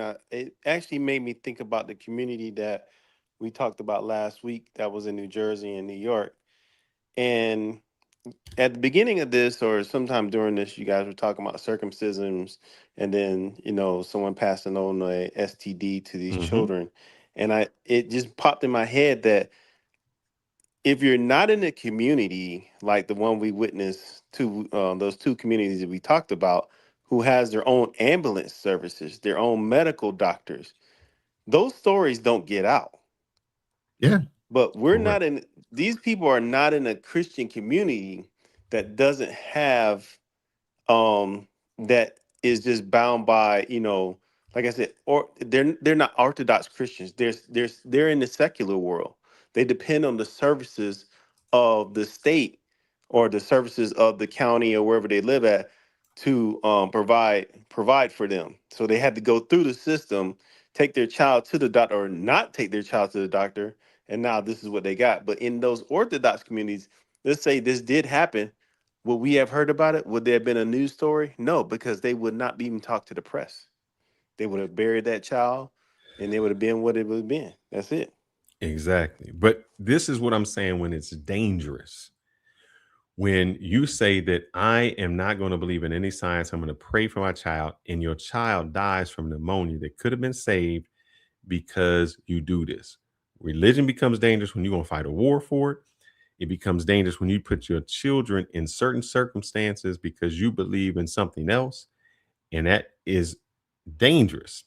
This gentleman says mankind can't even tell you where wind comes from. Man, that's weird that we can't even know where wind comes from. Wow, I didn't know we didn't know where wind comes from, because originates with the sun, which heats the earth unevenly, creating warm and cool spots. For example, a sea breeze occurs when inland areas heat up on a sunny afternoon. The air is warmed and expands, leading to a lower density, causing it to rise and creating less pressure. Cooler, heavier air at a higher pressure rushes in from the ocean to take its place, and wind is created because of the pressure difference. The energy that drives wind originates with the sun, which heats the earth unevenly, creating warm and cool spots. For example, a sea breeze occurs when inland areas heat up on a sunny afternoon. The air is warmed and expands, leading to a lower density, causing it to rise and creating less pressure. Cooler, heavier air at a higher pressure rushes in from the ocean to take its place, and wind is created because of the pressure difference. I play that because this is the ignorance that we deal with. Mankind can't even tell you where the wind comes from. We already solved that. But what happens is, because that person cannot explain where the wind came from, and he doesn't know, and he doesn't have the science behind it, his replacement for that is God. Because you can't explain something, you say it's God. I said before, you said that somebody died. And I said, well, damn, if Jesus died and he was a spirit, and spirit can walk through walls, why do you got to move a tomb to get out? Why do you have to stay gone 3 days? Why did you even have to die? Because the miracle would have been somebody hanging you and you just never died. But what we do is, when we can't fill the X in, we replace it with God on anything that we do.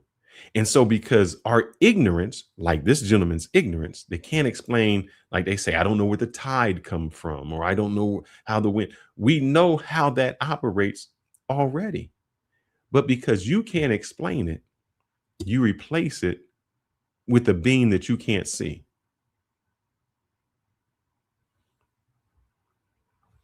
Go ahead, my brother.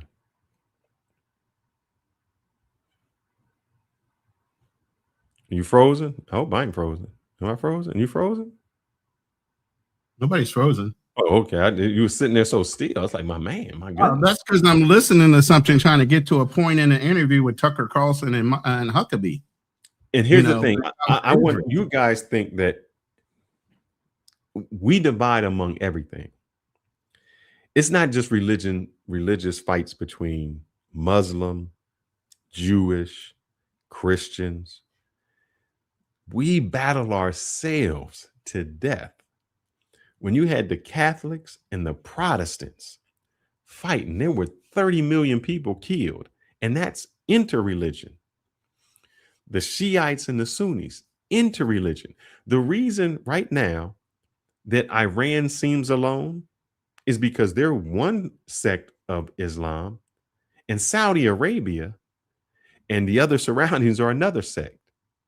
So they don't like each other, and they believe in the same Allah, but get to it differently. So we can't say, and yeah, play him. And the problem when I say in the name of God, and that's why we called it that, is all of this starts because of somebody's belief system. They're going to die over it. They're going to fight over it. They're going to kill over it, and they're going to justify it. We justify slavery because we say those people over there were savages, and they were savages because they didn't believe in our God. And because if they don't convert to our God, we have to kill them. They're savages because they believed, these fools believed that some dude died and came back. That's not me as a Jew. I'm God's chosen people. I'm the only people, and everybody else can be sacrificed because they're not along with me. Muslims, man, those are the infidels. We are the last coming, and they don't believe in anything we believe in, so they can be sacrificed because we are the final chapter. All of that is just to destroy you, and we make things up to believe things that aren't there, that aren't true. We got superstitions. I mean, people believe in the black cats, Friday the 13th, all of these crazy things because somebody implanted that in us to believe that it's true. And our superstitions carry so much further. Who is that? That's basically what happened with religion. Religion becomes a superstition that we wrote down. I mean, that's basically kind of Fearless. You mentioned Hawaii. A lot of that still exists in Hawaii because a lot of their gods were based on deities of the earth, the wind, the sun. Man. Y'all are just killing me. Like lava goddess. You know, they'll say, "Oh, Pele." But that's what we believe when we couldn't explain anything. We can't look. We can't explain language. So it was the Tower of Babel. The God didn't want us to build something high, but we got skyscrapers that reach the heavens now. But we couldn't believe it. So anything we can't explain, it just goes to man. Black people. Another story, a legendary story that goes in the books as the reason why things happen. Let me push this button real quick so I can clear the screen and we can move on to, but this is the belief of your American ambassador to Israel and how awestruck they are of one small continent or one small country or state. As well in Gaza? I mean, what do you, when you say Israel, those numbers apply to what landmass? It would be in Israel proper. Okay. There are 184,000. Now, I'll tell you where Christians are not doing very well. They're not doing very well in the Muslim-controlled countries. There's almost no Christians in Qatar, for example, except those who live in the Christian ghetto, who are the service workers. I'm sorry. Look, I don't want to argue with you. There are many more Christians in Qatar than there are in Israel. That's not true. And that is true. I looked that up. I refer you to Wikipedia, Mr. It is true. Yeah, and it's also true that Jews are actually in Iran, and they have no problems living there. They actually have Jewish buildings there where they go to pray, and the Iranians have never bothered them. Yes, but yet and still they're over there doing what they're doing, and everybody believes that whatever the society tells them. But Jews live in Iran, and they're not being harassed around a whole bunch of Muslims. Wikipedia. I refer you to the government of Qatar, the government of Israel. These are knowable facts. I'm in Jordan. By the way, numbers are down. In Syria, the numbers are down. In Lebanon, the numbers are down. I'm just telling you that now my problem with him saying all this is Christianity is down in all these countries. Why does it matter to us whether it is or isn't? They have a right to be there or not be there. They can settle anywhere that country allows them to settle. I'm a Christian in the Philippines. They have, Catholics here. That's a strong religion. They have Muslims down south in the Philippines. Why does it matter to the United States how many Christians are in any goddamn one country? Who cares? Why is that a problem? Ask yourself that. Why is he making a big deal over Christian population in these Middle Eastern countries when they're predominantly Muslim? About twice as many Christians. But they live in the enclave. They are not native Qataris. Okay, we're mixing so many different categories here. I'm just saying I get things wrong all the time. You've just gotten something wrong, and I think it's important to acknowledge it. There are many more Christians in Qatar than there are in Israel. Fact. How many? Now you caught me. I don't know. I can look at my phone, but I was just there, and there are many more. Like whatever. But I just want to get to the point that forms the basis of this whole conversation, which is who has a right to the land? Yeah. And you said it's a mixture of religion and ethnicity. Because as I noted, and you agree, many of the founders, maybe the majority of the founders of modern Israel did not believe in God at all. So they were not religious Jews. They weren't religious at all. They were atheists. They said they were atheists. I believe them. So that suggests that. Did you catch that? Jews that are atheists. What? How can that be? They're Jews, right? By birth. But see, this but they're not Jews by religion. Exactly. See, that's what you can be. You can be a Jew by birth, or you can be a Jew by religion.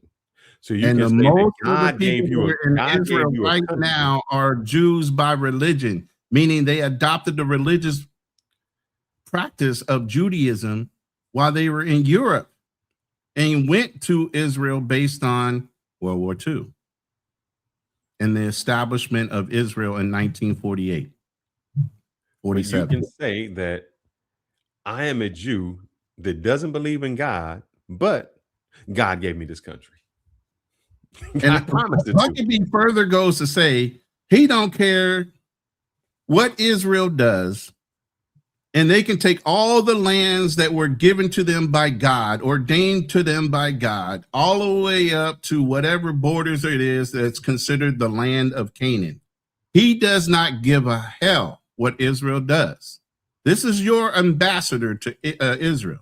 In the says they don't care what Israel does as long as it's promised to them by God. Now remember, it was promised to the Jews of blood, that land, not of religion, that land. But the ones of religion that live there right now are the ones claiming that they are owed this land. They have no ownership too, but they're allowed to forcibly push them out with the U.S. backing and the British backing. Don't believe that it's just the U.S. Britain has everything to do with this too. They're just not out there in the open. They're helping. They're complicit in everything that's going on, even with their silence. I like when the person, man, I can't say it. Man, let me put this. Religion preaches peace. Man, is that really what it says? Because if I remember all my Bible quotes, it said that if I even go with what Jesus said, I think he said, Jesus says, do not suppose that I come in to bring peace to earth. I did not come to bring peace, but a sword. Man, that's different. I don't think that's peace. But who's in Luke? It says, do you think I came to bring peace on earth? No, I tell you, but division. Man, that's different. The parable of the meanest ends with, but those enemies of mine who did not want me to be king over them, bring them to me here, and I will kill them in front of you. Oh, who has this ultimate power that they're wielding within the Bible? Who has the presence of being that's controlling the religion at this point in that specific Bible called King James, the Roman Empire? As a matter of fact, if you go back and look at the 17th agreement with some of these European nations, which I'll pull up one, it talks about the Roman Empire. Hold on, let me show you this. It talks about the Roman Empire as if it still had existed. And it is not, there's no Roman Empire. There's the Catholic religion. That's not a Roman Empire. Let me see if I can pull it. Let's see. Now, that was just Christianity. You said religion preaches peace. So here's this agreement. It's just the Holy Roman Empire. The King of France. This is the 17th century, by the way. It's not back in ancient Roman days.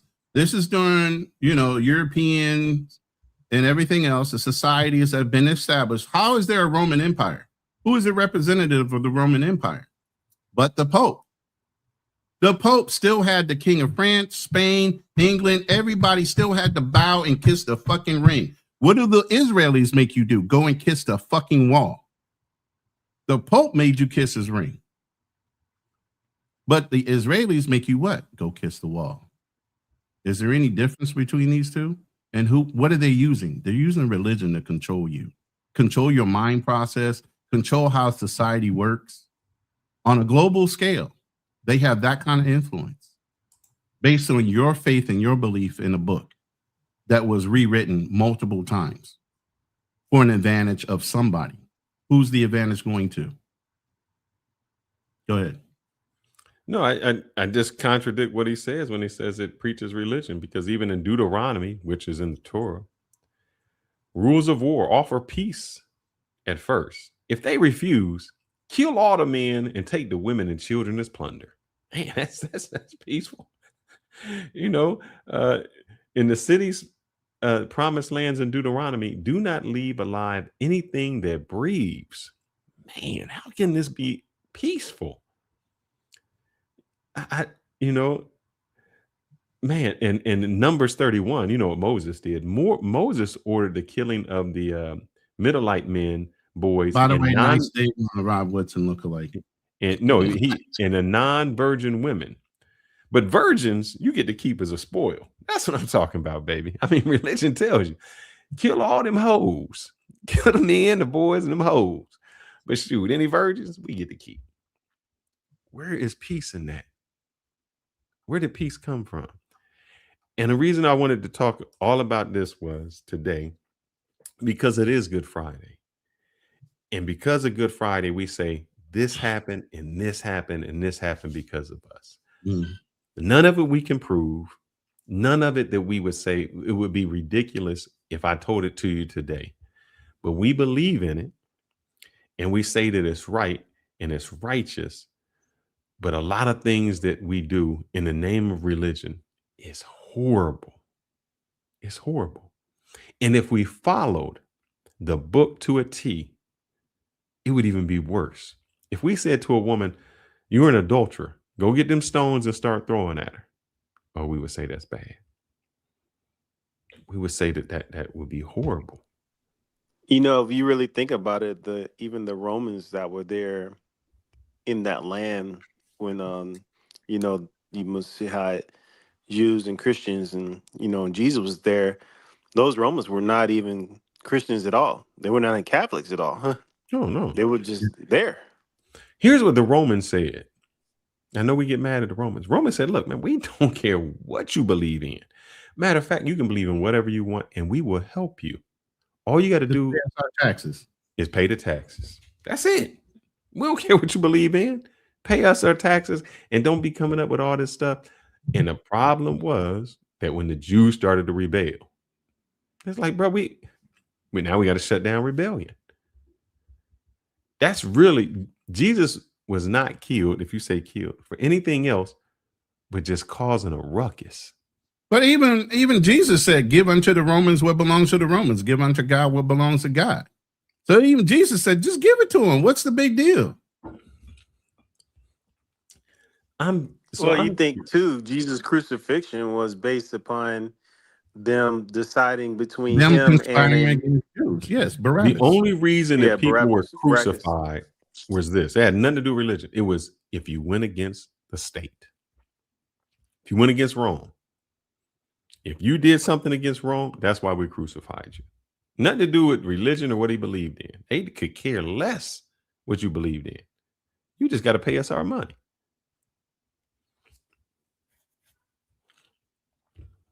Think about it. Think about how many people have died, how many people have suffered. And we say religion is peace. Is it peace to those children who die? Is it peace to the person who had the 1-year-old who has cancer and is suffering? Religion is only peace once you die, because there's no heaven on earth, supposedly, right? Until God comes back. So here go the thing. You're religious. Let me tell you how they manipulated that, until you die. Ronan, no, let me tell you how they manipulated that. You a slave, brother. You look, your life ain't here. Your life is in the afterlife. So this is your hell on earth. But if you pray and you listen to your masters and you obey here, you got something promised to you afterwards. That's how you control people. You control them by promises after. Right. Well, the people that are actually really controlling the religion are benefiting now. Correct. And like I said, man, I have read the Bible before. I was one of those people who went to church. I heard them speak in tongues, the Holy Ghost, all of those things. I was there. And then when you start to listen and I learned, I said, man, half of what they saying is true. Like if they look down, they say, yeah, he died and he looking down on me. He in heaven. The Bible does not say you die and go to heaven. Nobody has died and gone to heaven. You die, and the people who are died are dead. And you know what they're waiting for? The second coming so that they can rise them up. People, the pastor will sit there and say he's in heaven. Brother, you ain't even read your own Bible because it don't say in the Bible you're going to heaven. You wait until the day of judgment. And this is what I'm saying.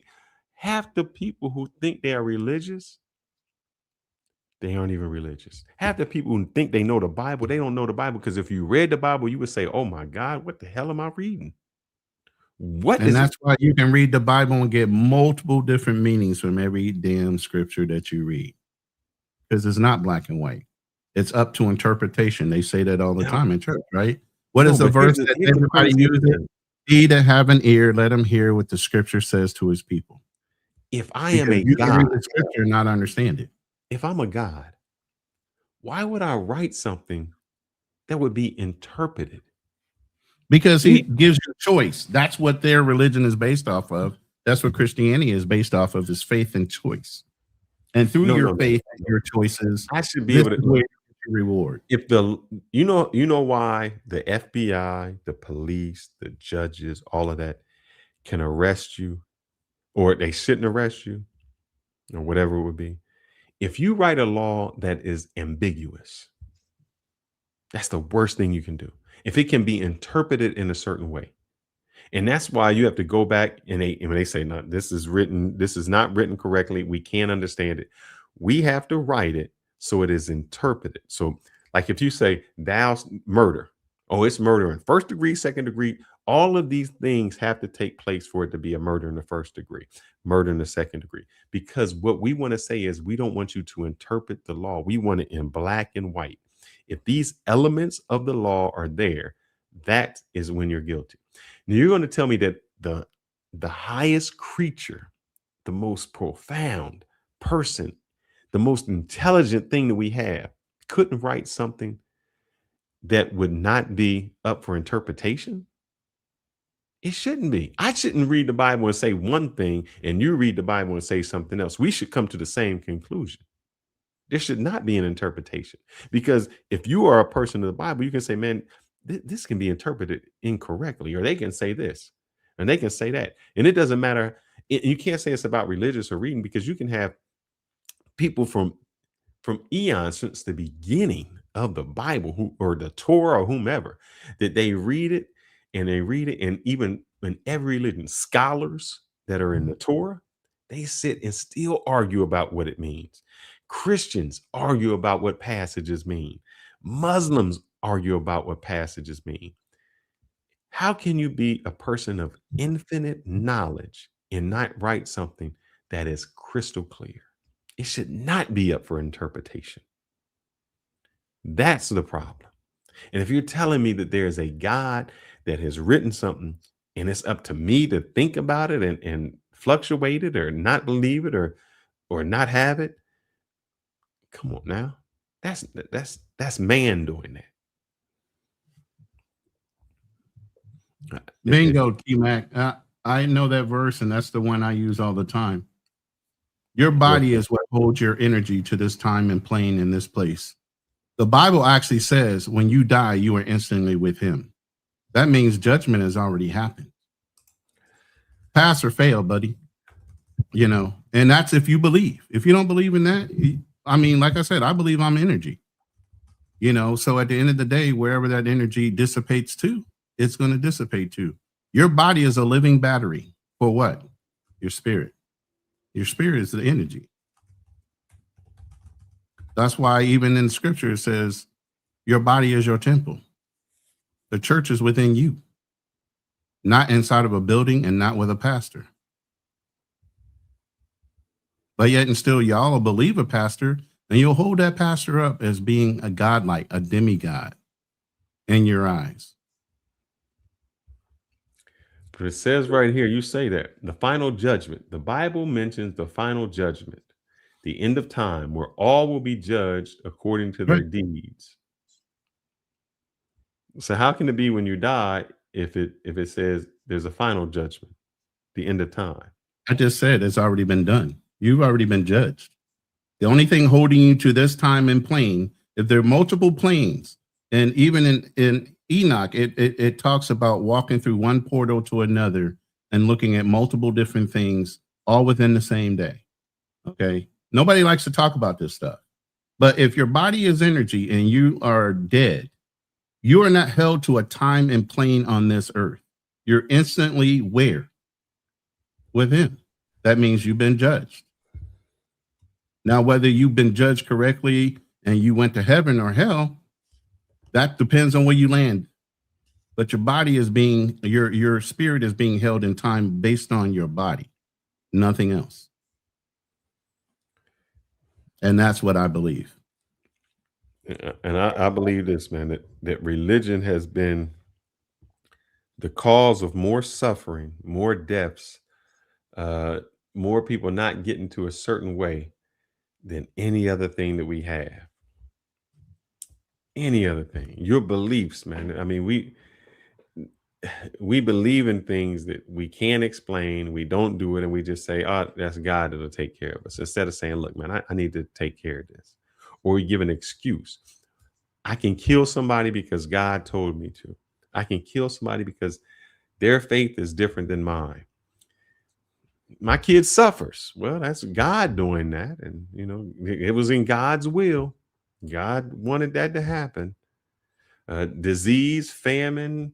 It was God. I must have been bad, whether I was good. It's crazy how God punishes you when you bad and when you believe.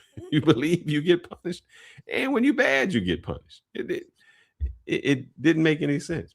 He believes the people who were Christians and didn't follow, and then the people who didn't even hear about him, the Asians and the people on all those islands who didn't have that faith, they still are they judged the same way? What happened to them?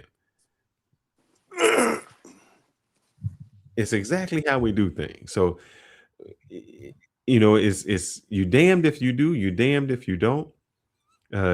If he kills everybody, that was his wish. If nobody dies, that was his wish. Destroy the world. It doesn't matter. And that's it.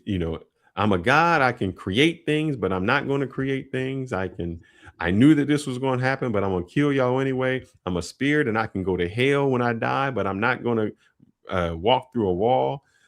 I'm a virgin that can have a baby, but not all of a sudden that I'm married to this woman and she can't have sex with anybody else. But in the Bible, Jesus has a brother named James.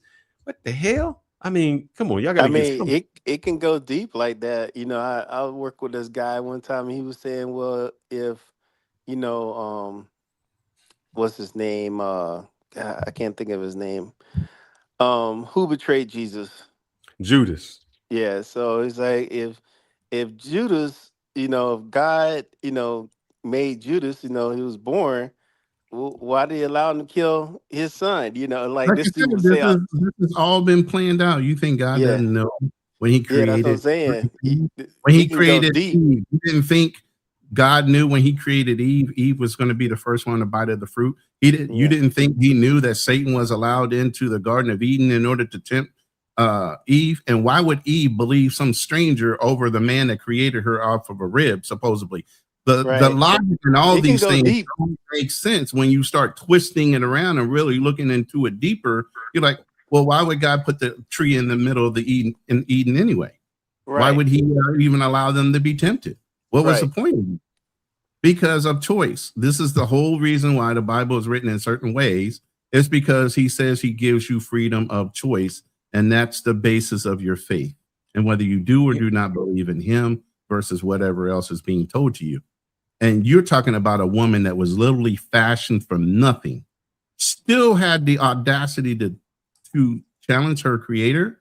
You have the Watchers who knew who God was, who knew everything that was going on in heaven, and still chose to curse themselves in order to lay down and have children with the daughters of men. These are people that acknowledged and knew of him and his infinite wisdom and power, and they still chose to turn their backs to do what? Go against it. Why? Nobody explains that part, right? Nobody explains why would angels, knowing that there is actually a heaven, that were put in dominion over the earth to watch the daughters of mankind, or the mankind, period, and then choose to go against God's wishes as their duty and go and lay down with the daughters of men. Damn, were they that beautiful that you're going to ignore what's even crazier in heaven to go and lay down with a momentary pleasure of a human being? No, the crazy thing is how many mistakes God made. Were they mistakes, or were they preordained, or were they No, pre-planned? Or did he know? Why would you have Why to do did any he- of that? Why do I have to punish you to teach you the lesson over and over again? When I say mistakes, I made a people, they weren't right, I got to destroy it. I made the Nephilim, they wasn't right, they wasn't destroyed. I made Satan, he turned on me, I got to destroy him. You didn't make them. People You went didn't against what God's choices were, and they decided to go against him, and that's when they were fashioned. He literally threw all the Nephilim into a pit. They'll come back out. They said at the end days it will be like So the a beginning. perfect God makes imperfect people. Yeah, because it was all a challenge from heaven. See, that's what we didn't say it was all a part of something. This is why I say this is a huge, if you want to say, scientific experiment with mankind and human beings. A challenge between Satan and God. If you fashion a planet and you put human beings in it with spirit and give them the right of choice, at the end, when we tally up, I'm going to win. So if you go in with that mindset, does God care who he wipes out or not? No. Why? Because it's all a scientific experiment to him at the end of the day. It's to prove a point. Given choice, which way are you going to believe? Now, you got other people that are extremists and use the religion to hold you down or take advantage of you. This is where we're talking about in the name of God. Who's doing what and why are you doing it? And the thing is, what we can do in the name of God. I mean, Christians, the reason that Judaism or the Jews can get away with whatever they want to get away with is this. Christians say, man, we need them Jewish people over there to destroy all of this so they can build the temple. Nope, it's in reverse. I'm gonna play a video. Yeah, I got you. Go ahead. But think about that. We need destruction so that we can build the temple so that Jesus can come. Now, is that prophecy or is that people trying to create prophecy? And in the name of that, we would kill anyone. Well, in the Jews' mindset, they're trying to create prophecy. Yeah, the same with Christians. You know, Christians want Jesus to come back, and he can't come back until they build a third temple. And so they trying to rush to get him back. Right. I got the video queued up. Hold on, let me put it up, and then we're going to hear from T-Mac, who's actually studied in theology. Hold on, real quick. Let me share this, and then we can get into it with you, T-Mac, and let you speak. Here we go. Evangelists here in America, which almost all of them are Republicans, they're probably all going to vote for Trump, and they are very pro-Israel. They are the ones that, thanks to them, United States always been with Israel in the last few decades. If you take out Christianity out of the picture, what United States have to do with Israel? The only things they are helping us is because of religion reason. The Christians. Did you? Exactly. Did y'all catch that listening? Now, you can't say it was a Gentile that said it. You can't say it's a Christian that said it. That came right out of what? A Jewish rabbi's mouth. Yeah. The only thing keeping us tied to Israel is our evangelists, our religion that's pushing the agenda for Israel. And bro, let me say this real quick. I'm gonna let T-Mac jump in and get his off. But you know, I was looking at, they were saying you were talking about some soldiers, Israeli soldiers that had died. And they were like, you know, this soldier, he died in, you know, this conflict over there. And, you know, they brought him back to Connecticut to be buried. And I was like, what? It's like, oh, yeah, he was a American Israeli, but his allegiance was to Israel. Yeah. And I was like, I was shocked. I was like, man, this is unreal. There's no allegiance to us. Yo, hit the like button. If you're in the room, my vertical room, hit the like button. I got way more people in the room than I actually got likes. Come on, we don't have to be able to do anything and hit the subscribe button. Go ahead, T-Mac. Actually, Yeah, I came on kind of late, so I'm in the middle of conversation. It's all good. I don't want to derail it. I was just making some points in the chat when we were talking about like inconsistencies in the Bible and everything. Like we were talking about, I think, Fearless mentioned about it, but like when I don't want to misquote you, Fearless, but you're talking about when you die, you're basically dead into the day of judgment. But then it says, when Jesus was on the cross with the thief, he was like, this day you will be with me in paradise. So that's something that doesn't, like align. But I know where you're coming from, because that's what, like, Jehovah's Witnesses, they say, the same thing. And also when you look at the Bible and you look at history and you look at theology, what they try to like teach us, a lot of it is propaganda, because the dominant society tries to put God in his image. Right. For instance, they talk about the Hebrews were slaves in Egypt.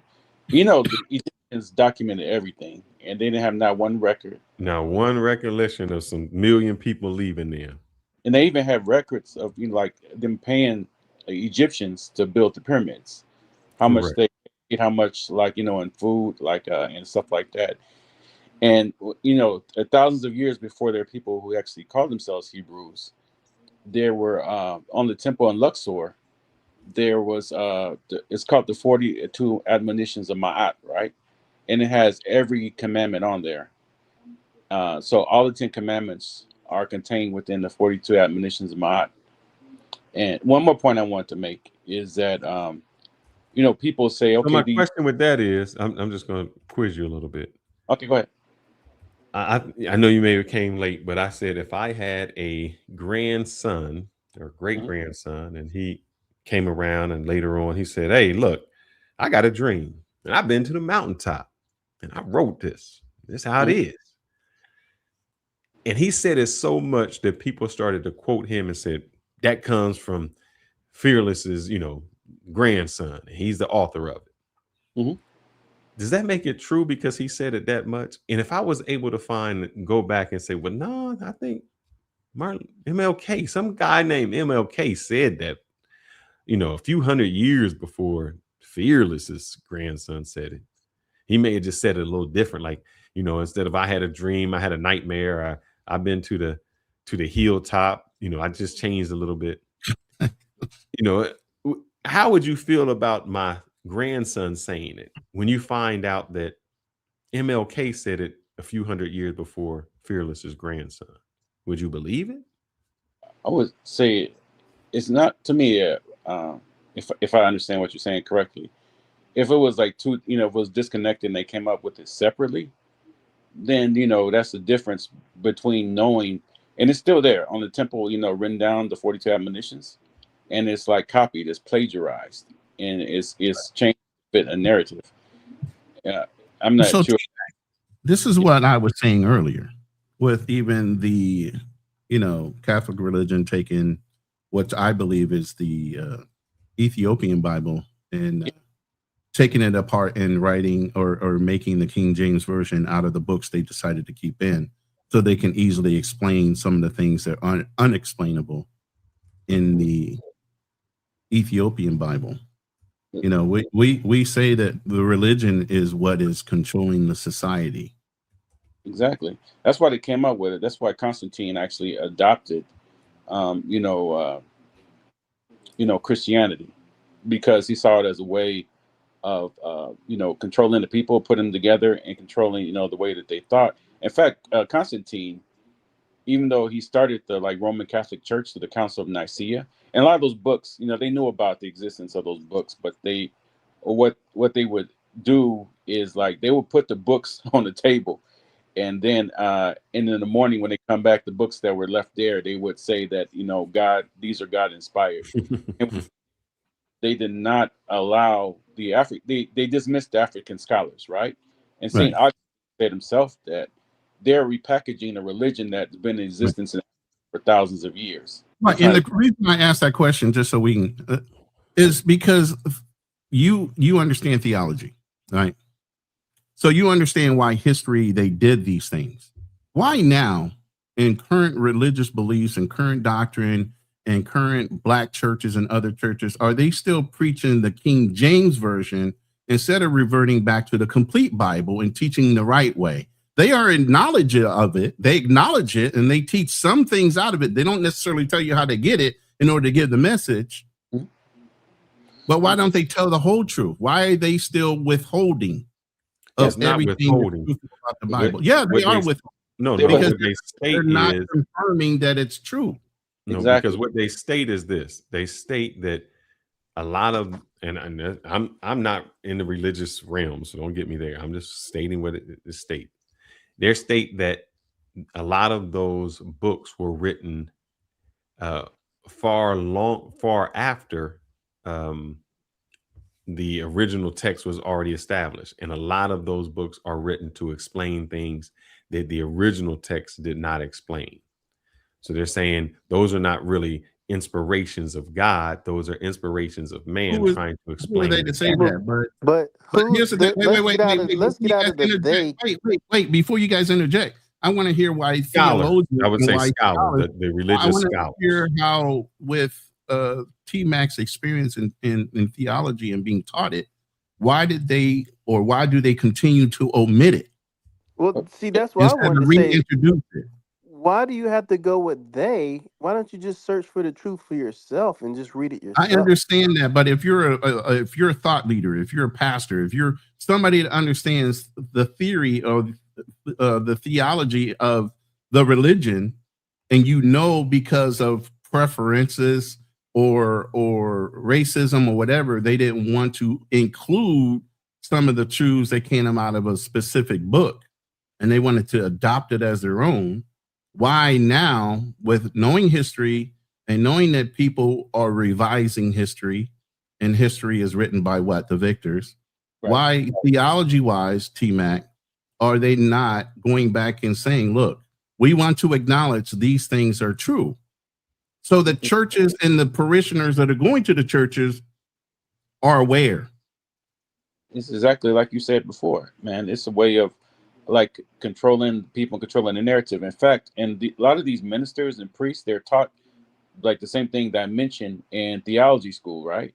But they would like, if they were, and they were asked, like, why don't you, if you guys know that this is the truth, why don't you teach it? They said, because we would lose our parishioners, or we would lose our congregation. Say that again. Say it louder, because this is the problem. Yeah, it's a way, you know, of controlling it, because the church, you know, basically, I don't follow an organized denomination because I don't believe it, because by that it has the agenda. You know what I'm saying? Whether you're Catholic or whether you're a CME like or AME or you know, any type of denominations, I don't like it because they have a structure and they exist, you know, to kind of push their narrative, a way of seeing things. While, you know, people can, a Bible is a Bible, right? Whether you're a Methodist, whether you're a Catholic or whatever. The Catholic Bible, I believe, is it 72 or 74? The 73. Okay, and the, you know, with the, you know, the Apocrypha, which is the lost books, and then they have the Ethiopian Bible, which is 88. King James is 66. 36. Yeah, 66 with the 39 and 27, 39 Old Testament, 27 New Testament. So, but what I was gonna mention it is that when they came up, you know, at the Council of Nicaea, they did not include all the scholars. They included the scholars that would basically follow Rome's agenda, and they dismissed the African scholars, and that's why you see the 88 books and the Ethiopian Bible. And one more point I was gonna make, just to show you, this is all in front of us. It's hidden in plain sight. If you have a chance, if you're in front of a computer, put in Shasu, SHASU. They act like, you know, these narratives in the Bible, that it has to be like, you know, 100% true. The Shasu were the first people to worship a God called Yahweh. Yep. Yeah. I'm looking. Yahweh. Why didn't have any vowels in there? But basically, the Egyptians, which, you know, they recorded everything. They wrote about these desert dwelling people who worship this God called Yahweh. And, you know, and also the 42 admonitions of Ma'at, those are all, if you were to put that in there, you'll see and read through them, you'll see all the 10 commandments are there. So the point I have, the problem I have is that even right to this day, religion is a way of trying to control the masses, and like it said, that it's written by the victor. You know, all the rules, how it's interpreted, is written by the victor. All you have to do is go to ChatGPT and ask him, do me a composite sketch of King David, and see how it would come out looking. And ask ChatGPT where it got the references from. There's actually like there's pictures of the ancient Hebrews, so it isn't no ambiguity about how they looked, or that they were they would be considered like just like us. They look just like Black Americans would. Right. If you look, and the reason I know that you're correct is I have a friend who is we talked about Iran, and I remember I used to go over his house and he would have this little blue emblem with a red thing or black thing, and I was like, man, what is that? And he was like, he would never say he's Iranian, he would say he's Persian. And I was like, all right, what is that? And that was Zoroastrianism. I was like, huh? And he was like, that Zoroastrianism was before Christianity. It borrowed from Christianity. And I was like, and I did some looking into that. And I was like, wow. So that was in Mesopotamia, in the cradle, and it actually was before Christianity existed. The same things passed along, the virgin birth and coming from the God. And what happened is, to the victors go the spoils. When a land gets conquered and those people lose, that religion doesn't move on. It usually dies out. And what religion did that a lot? The Crusaders. Mm-hmm. And what was the original Trinity? It was the Father, the Son, and the Mother, right? And that also, and they copied these jokers. I tell you, man, they copied it almost exactly. Even the pictures that are shown. Yeah, because what he's talking about is the Ethiopian Bible actually had images inside the Bible that were originally painted and replicated over and over and over again. So what he's talking about are actual images that were in the Ethiopian Bible, the original scripts. And also and it shows what they look like. One second. The person says that we're using ChatGPT, but what you're using is someone's. Let me think of it. Let me say You this. said this before. I already Once said again, this. the people are placing faith in AI via ChatGPT. What are you placing your faith in? And I say that to say this. If the original text was in Aramaic and Greek, and you're looking at it in English because someone translated it for you, in no time did God say ye, yow, yay, nothing like that. He didn't speak like that. So who are you? Let's just say it this way. Computers have no allegiance. Listen, no. Computers have no allegiance. They're fed with data and they spit out data. So the best way to get the truth without anybody having some fucking skin in the game is to go to something that has a huge database of knowledge and pull it out of there, because then there's no motivation to fucking lie. Have you brothers ever seen the portrait of Salvador Mundi? No. Let me see who that is. Look up Salvador Mundi, and this is where Leonardo da Vinci got his idea from. Oh yeah. It was the white guy, like his friend. He just used to make Jesus. Yeah. I mean, so that was the white person. And just think about the Americans, how we have been brainwashed to believe that a person who comes from a certain region, and we can see those people in that region today, but we still would believe that who you worship would be white with blue eyes and blonde hair. And then on top of that, when we did something that showed how big the known universe is. We are 1 grain of sand on a beach. Do you think it matters to a God who created 1 grain of sand on an entire beach if he was black or white? I mean, you praying to someone who it's like an ant. Do we care what an ant thinks? No. But mentally, this is us. But back to that person.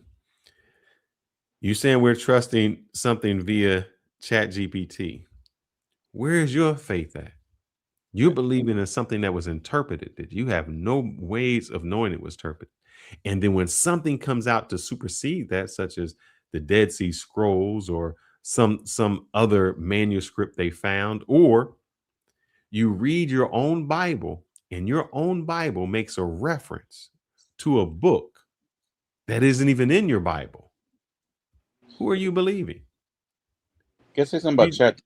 I'm sorry, I didn't mean. I thought No, you no, were- I'm just saying, like you said, if I say, if it says in the Bible, oh, John looked at the book of Enoch, and you're like, well, where's that book at? And it's not in your Bible. Why aren't you asking, why isn't that in my Bible? Or why is the Bible referencing books that people at that time knew about, and it was common knowledge with them, but those books are not in your own Bible. So somebody chose to take those books out of your Bible. And you're saying that we are trusting in Chat GPT.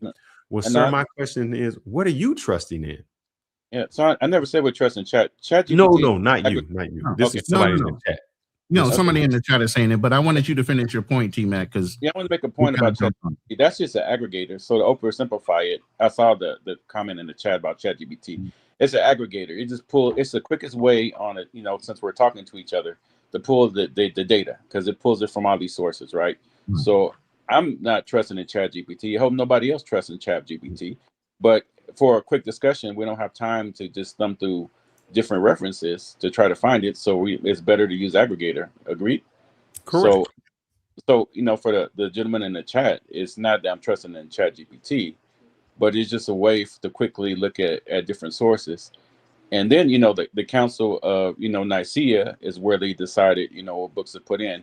And just to make a point, yes, the Bible, the Old Testament was written in Aramaic, New was in Greek, and the Ethiopian Bible is in Gais, or however you pronounce it, GA apostrophe, what is it, easy or something like that. And that's also, and this is another point. I know this is like kind of like a little French discussion, but they talk about anti-Semitism. What is Semitism?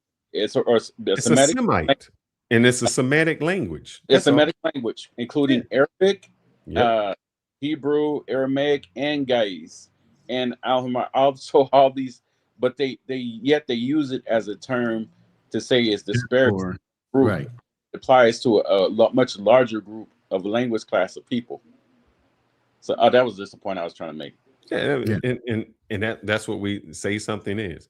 Now, I don't know anyone here that speaks a language, a different language. I'll give you a word.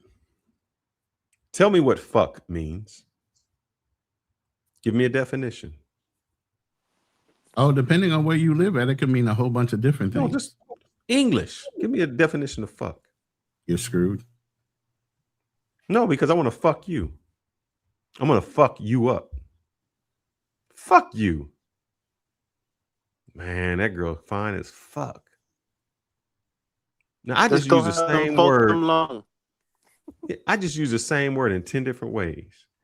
How can I translate that to someone else if I'm saying fuck? Translate it for me. Like I said, it could mean something else in another language. If I try to translate the word fuck, shit, I took a shit. That girl is the shit. Shit. Tell me how I translate that. So when someone says you can't trust ChatGPT, well, how can you trust someone's interpretation of what someone is? Because you're trying to interpret the meaning of another language. And then by doing so, you lose so much, or you don't know the original meaning because you looked when I used fuck her in the first chapter, and then I'm saying, man, I want to fuck in the third chapter, and you're thinking those words are the same. Or if I say jumbo, man, that was a jumbo, and I say shrimp over there, and then I say, man, jumbo shrimp, and she's pretty ugly. Well, pretty means this, and ugly means that. Well, when I combined them, that meant something different. And if you don't know the original language, how can you translate that for me and tell me what the context is? And that's what we tried to do. When someone says, I've translated the Bible, and this is exactly what God said. Bro, that's just an interpretation of someone trying to figure something out. That's all. We're stuck on the semantics, though. That's the whole point. You're worried about where the information is coming from instead of who's putting the information out for you to be deceived by it. No, but the person putting it out is always putting it out for their benefit. Exactly. My point. Always for their benefit. There's a point I forgot to mention. I didn't close up on it, but remember when I mentioned the father, the son, and the mother, and I was actually back to the Asar, Aset, and Haru, and that was thousands of years before any mention of any Hebrews or a Bible. And so if you look at the image of Asar, Aset, and Haru, which would translate into it would be like Isis, was it Osiris and Horus, right? If you use Greek names, right? And so in the story, it talks about the resurrection. It talks about the sun, and they substituted to put in instead of Isis or Aset, they put in Father, Son, Holy Ghost. The Holy Spirit, right? Because of, kind of like male. And that's why I was asking you this question when I said, if my grandson said the same thing as MLK, would you trust my grandson? He's not the originator. He's borrowing for something. And that's what I wanted you to say with this, meaning if there was a story that predated the information in the Bible, how do we say that the Bible is correct? Or is it just borrowed information? The Bible is borrowed information. It's borrowed from lots of different places, a lot of different sources. It's just not, they say that, you hear the clean story that is divinely inspired by so many, prophets and writers and this and that. But a lot of it's borrowed, like the gentleman in chat, he was correct about, like all these different religions and these different civilizations talk about a great flood. It's in the Bible. It's in, the story about, Gilgamesh and, Mesopotamian literature. And it goes back, around the world about a great flood. So there must have been a great flood, right? And there's a lot of as I mentioned about, before there were people that were Hebrews, their commandments were written on the as part of 42 admonitions of Ma'at. And it just happened to be that the people who actually started, writing down, their history and their belief systems, they just happened to document it, and people adopted that. And later on, it was adopted, as I believe, as a way of controlling people, because I'll be careful what I say because I know that, but the current inhabitants of a certain region. Oh no, we said Israelites. The people in Israel. They're converts. They're from the Khazar Empire, man. And they're not. That's why that's why they speak Yiddish. Yeah, Yiddish, and they're basically convert because they instead of people look at the history and they look at theology, and they read the religious text. They'll see during the time there was two great religions that were fighting against each other, right? And you had the Catholics, on one side. You had the Muslims on another side, and then you had one civilization that didn't want to be part of either. So what they do, they converted to Judaism, right? And they were the Khazar Empire, and people could look that up, Khazar. And so the descendants of those people actually and that's why DNA testing is banned in Israel. I don't know if people know that, but it's not allowed. And that's why they did DNA testing of Ebus and the what's it called, the Limba tribe. They found out these people who they had been making fun of for all these years, who claimed to be like descendants of original Hebrews, they actually had DNA. It was like something like a big number, like 40% of the male population had the Y chromosome that traced back to the Middle East, to the the haplogroup, to the as priest of Aaron, right? I don't know if I'm saying that correctly, but if you look it up, you'll see that they trace back to the priestly class, which was the tribe of Aaron. So that's why I say, I don't take anything that's written or like just told to me. I try to do my own research, and a lot of times it's hidden in plain sight. All the information, like the information I mentioned to you, gentlemen, when I first came up, it was easy to find. It only took putting in a couple words and like just looking through Chat GPT or even a web browser, finding it out, right? And it wasn't very confusing. Man, look, I know the people on here say that they're Christians, and I just wanted to, because this is Good Friday. Good Friday, in order, and this is why I say Christianity is not Christianity following of Christ, it's following of Paul. Because in order to get people to believe in what you needed to believe, you had to open it up to everyone. And including when you open it up to everyone, you also had to open it up to their pagan holidays. I just want to go through real quick some of the things that we worship through Christianity. December 25th, Soa Victus. We did a whole live. Oh, yeah, no, I'm going to run through real quick with them. The trees, German holiday. Yule logs, Norse holiday. Easter comes from Oster, a pagan holiday where eggs mean fertility, rabbits fertility. That's why we got the big bunny rabbit.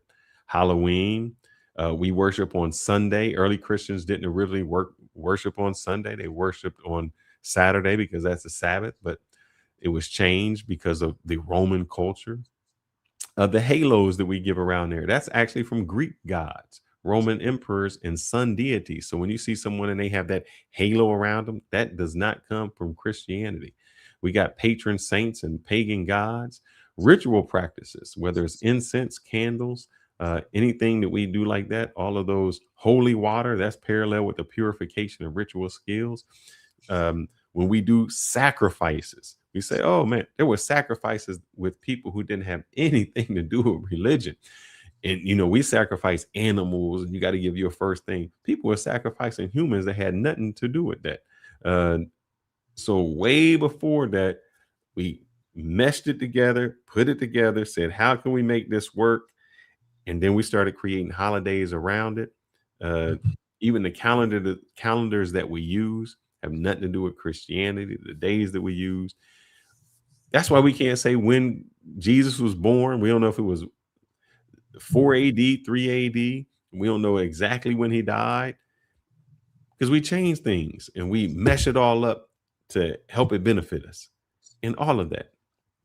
And we believe things now that we would never believe if somebody told you. If my wife came in and I was on departure, I was in the Gulf War or something like that for a year, and I left, and all of a sudden I came back and she's 6 months pregnant, and she say to me, look, bro, I was a virgin. I ain't had sex, but I got that. We would call them crazy and idiotic. But when it comes to religion, we accept things that we would not accept in any other way, in our instance.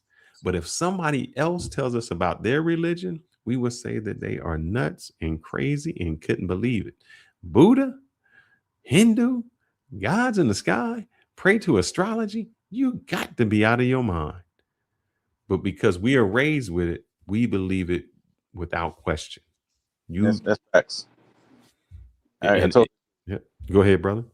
And I totally agree with what you're saying. And it's because, in the early, in fact, a lot in the colonial times, did you know that Christmas was banned?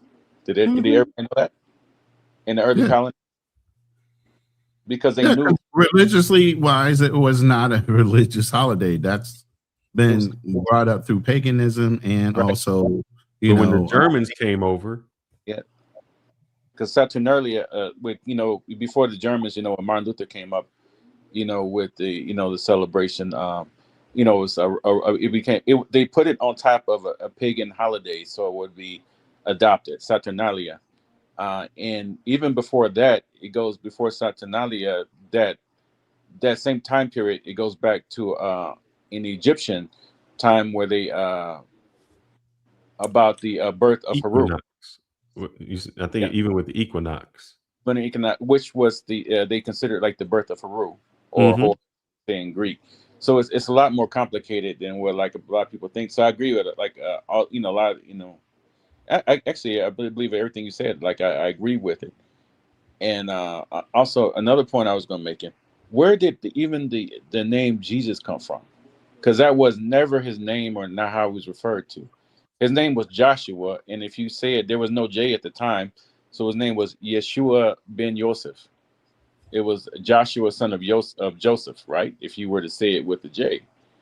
So there's a lot of things that, you know, people, like you're saying, the whole point, we wanted, I think the people that want to control or shape the narrative, they want us to take what they say on faith and not use our own like research and logic to try to you know, make sense of things, but to go with what they say.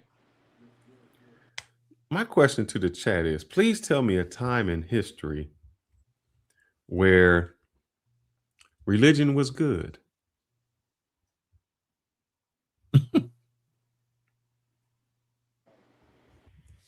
Because when I think about it, and I think of the wars, the family, all of that. But that's the whole thing. Like I told you earlier today, you missed this, T-Mac.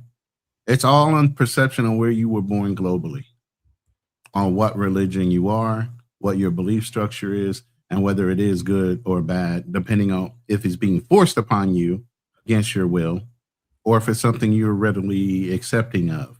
But I'm thinking about this, Ronin. Religion hasn't even been good for the people who were the religious parts. Meaning, well, yeah, it's called suffering. You have to suffer. Yeah. If I'm Jewish, religion hasn't really been good to me. I was a slave. I had to spend 40 days in the desert. I had my temple taken care of. I've been in the Holocaust. I had to go through all of these things because of my religion. If I was Christian, I was gone through all of these things to prove my Christianity. I had to suffer. When has it been good? Muslims? Oh, you know, same. We got Muslims war. We got them dying for their belief.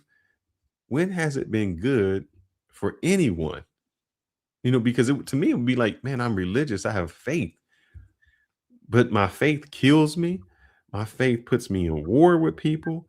Your faith puts you in a position where you have to sacrifice your life. And because of that sacrifice, you're either saved or not based on your belief. Is it religion, or is it faith, or is it how men manipulate it to fit their own desires? That's the point. I know what you.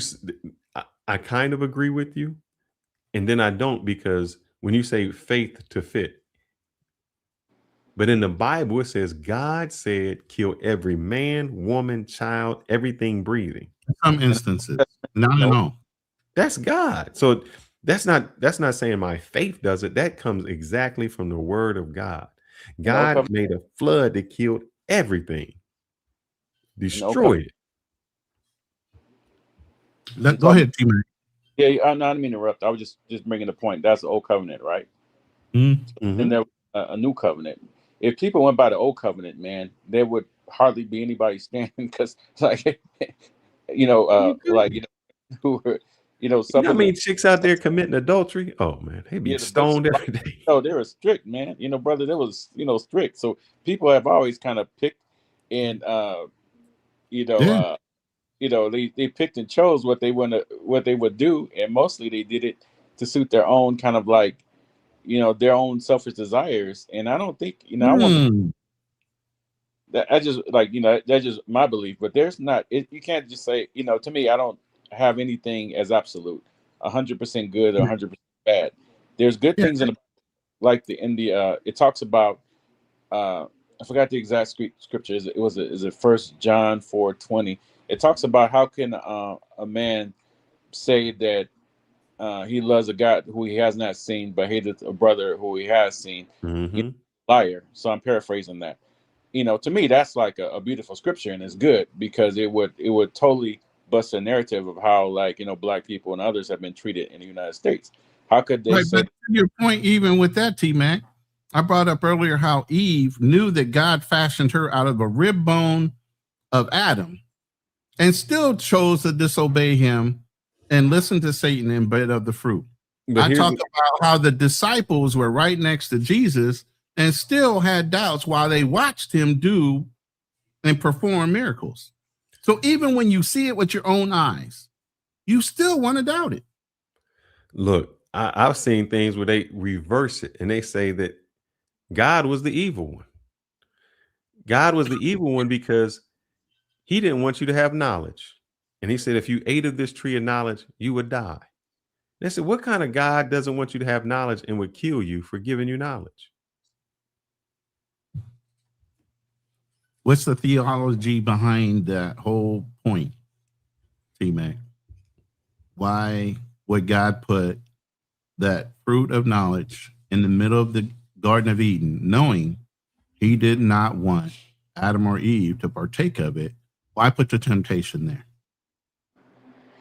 I just say I take the Bible, a lot of those stories, as being figurative because they're just like a lot of times, even a lot of religions they created them to explain how natural events or how things happened around them or how things they can observe came to be, kind of after the fact, and not by while some people might take it literally, I think they're missing the whole point of a lot of things, because to me the Bible, a lot of it, if you take it if you take what's the important parts of the Bible and not just focus on the details, just like, when they got on King David's, when he ate the showbread in the temple, they said, you're violating, you're committing blasphemy. You're not supposed to eat that. And King David said, I have hungry men that need to eat, And so, forget about all of this, religious practices. My men need to eat, right? So he took the bread from the temple, right? So you see, the point is that, when you talk about the Bible can be kind of boiled down into like, do you faith and, belief. If you're talking about Christianity, a belief in Jesus Christ or Yeshua, as I say, I don't really say Jesus. I say Yeshua as your Lord and Savior. If you believe that, then basically those are the strongest points of Christianity. In a summary that, through faith, all things are possible. And I do believe a lot more in faith than I do in religion. So that's just my interpretation. But, I can go with you in that because it does say in the Bible, the faith of a mustard seed can move a mountain. And if I give you a sugar pill and a regular pill, and I tell you this sugar pill is a cure, your faith in that sugar pill is more than any medicine can give you because you believed it. And our belief in anything is beyond whatever. If you believe in something and you think that happened, there's nobody that can tell you different. And that can go further. Your body, and I believe this, your body can heal itself with belief. I think if you had negative energy and you always depressed, you can be sick. You can get sick just by the way you feel or the way you act. So I don't think that has anything to do with religion. If I tell you I'm about to pray for you and you believe that God is true, you'll be all right. It had nothing to do with the belief because I can tell you anything that I would pray for you. That's how a hypnotist works. A hypnotist says these are people that are suggestive. They're subject to suggestions. Yes. Yes. Mm-hmm. And those are the people I can hypnotize because they're open to that. And those are the people who are the most religious because they believe. Blindly sometimes. Correct. And that's where you start getting into extremists. And that's the scary part that we say that. And I'm still trying to figure out in all of this time that we've had, when has the religious part actually helped out societies? Helped out. Well, obviously it helps because it gives them direction and it gives them some type of controllability over the masses. If there was no belief at all, there would be no reason to believe because there's no consequences beside the ones you get caught in. Faith overall dictates to have a certain level of decorum and how you carry yourself and everything else when you believe in a religion. That's why we say religion helps control the masses. Now, after that, then the laws of the land start to enforce and reinforce those religious beliefs of the society to keep you further in line. Because even with religion, you still have people that commit faith. Like I was running around with Notebook LLM and they were like, well, you never showed me any type of crime within Lakewood. I went back and looked at Lakewood news media. There were people that were shooting other kids so they had guns. Why would you need a gun in Lakewood if they're all Hasidic Jews? There was crime, there were drugs, there were everything else that a normal society has. So even in a perfect society, quote unquote, that the lakeside people had being Hasidic Jews, there were still crimes all day long. committed against one another, not from an outside entity, but within their own community. I see something in the chat that I often hear, and I've seen people say it. Now, this is Tar Heel. He says, I was miraculously cured of cancer when doctors sent me home 4.5 years ago with 3 months to live. If we prayed for you and you died, and then what? See, we never talk about the people we pray for and die. We say that's God's will. But if nobody ever prayed for you and you wasn't religious and you were sent home and you lived, who saved you? That's what we call it, that deja vu. When we think we've seen something and something happens, we say, I was remembering that happened before. And that's not that it happened before. It's just we remember something, and we note something just like that happened. And our mind tricks us to believe that. What if nobody prayed for you and you live? What about the person? What about the person that woke up every day, they ate non-processed foods, they didn't drink, they exercised, and they died at 50? What about the old lady who drank every day, smoked a cigar, didn't go to the doctor, 105. and she lived to 100? Right. Happens. Was it God? And she didn't believe in God. Let me tell you something. I work in the insurance industry. I've watched that physically happen with my clients. One family member thinks they're not going to die, and they're wanting to cover the other one. And the very person that was being, selfless was the very one that wound up dying first. From weird things. And one of the things we say in the industry, even though, is like, look, while you might look perfectly healthy on the outside, God only knows what's going on in the inside of you. Mm-hmm. So many people have died from brain aneurysms. Hey, Bruce Lee. Falling off a horse, all of a sudden becoming handicapped. And then because of the pressure on your body after being handicapped and put in a wheelchair so long, you wound up dying from that. That sounds like Superman. All the day. And that was Superman. Yep. That I'm talking about. So many different stories throughout the history of people dying out of weird causes, and they're super healthy. Some of the healthiest people in the world die. Look at all the bodybuilders that are off. They're out. They're gone. One guy had almost 2% body fat, died in his sleep. Other bodybuilders, obviously, because of their abuse in, other steroids and other chemicals introduced in their body, even though they look outside healthy, inside their bodies, they've torn themselves up. You just don't know. Outside perception is nothing compared to what's going on internally in your body. And this is coming from somebody that is in the industry. Right. Seeing it from myself. I agree. And I think a lot of it's, I think we become more ignorant over time. If you go back and look at our ancestors, when I say ancestors, I'm looking like the Egyptians. They split the well-being of a person up into 3 different components, like the ka, the ba, and the physical portion of the body. And they believe that if you can't, just separate one part and be healthy, right? So too much, we think about a bodybuilder, you're thinking more about the physical.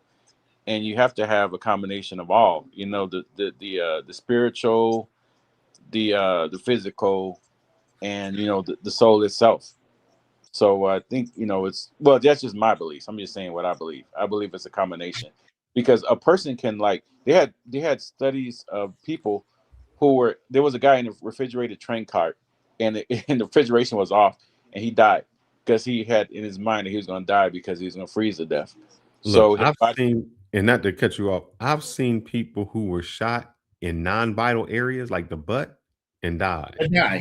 And I've seen people who get shot in places you like, man, he ain't gonna make it. And he just believed that I can't die today.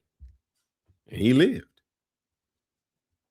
I'll tell you a personal experience. While I was in the Marine Corps, I was looking for a certain area in Camp Pendleton, and I drove off a 1,500-foot cliff. Am I sitting here? When I got there, when the ambulance got there, I had already climbed up the side of the hill.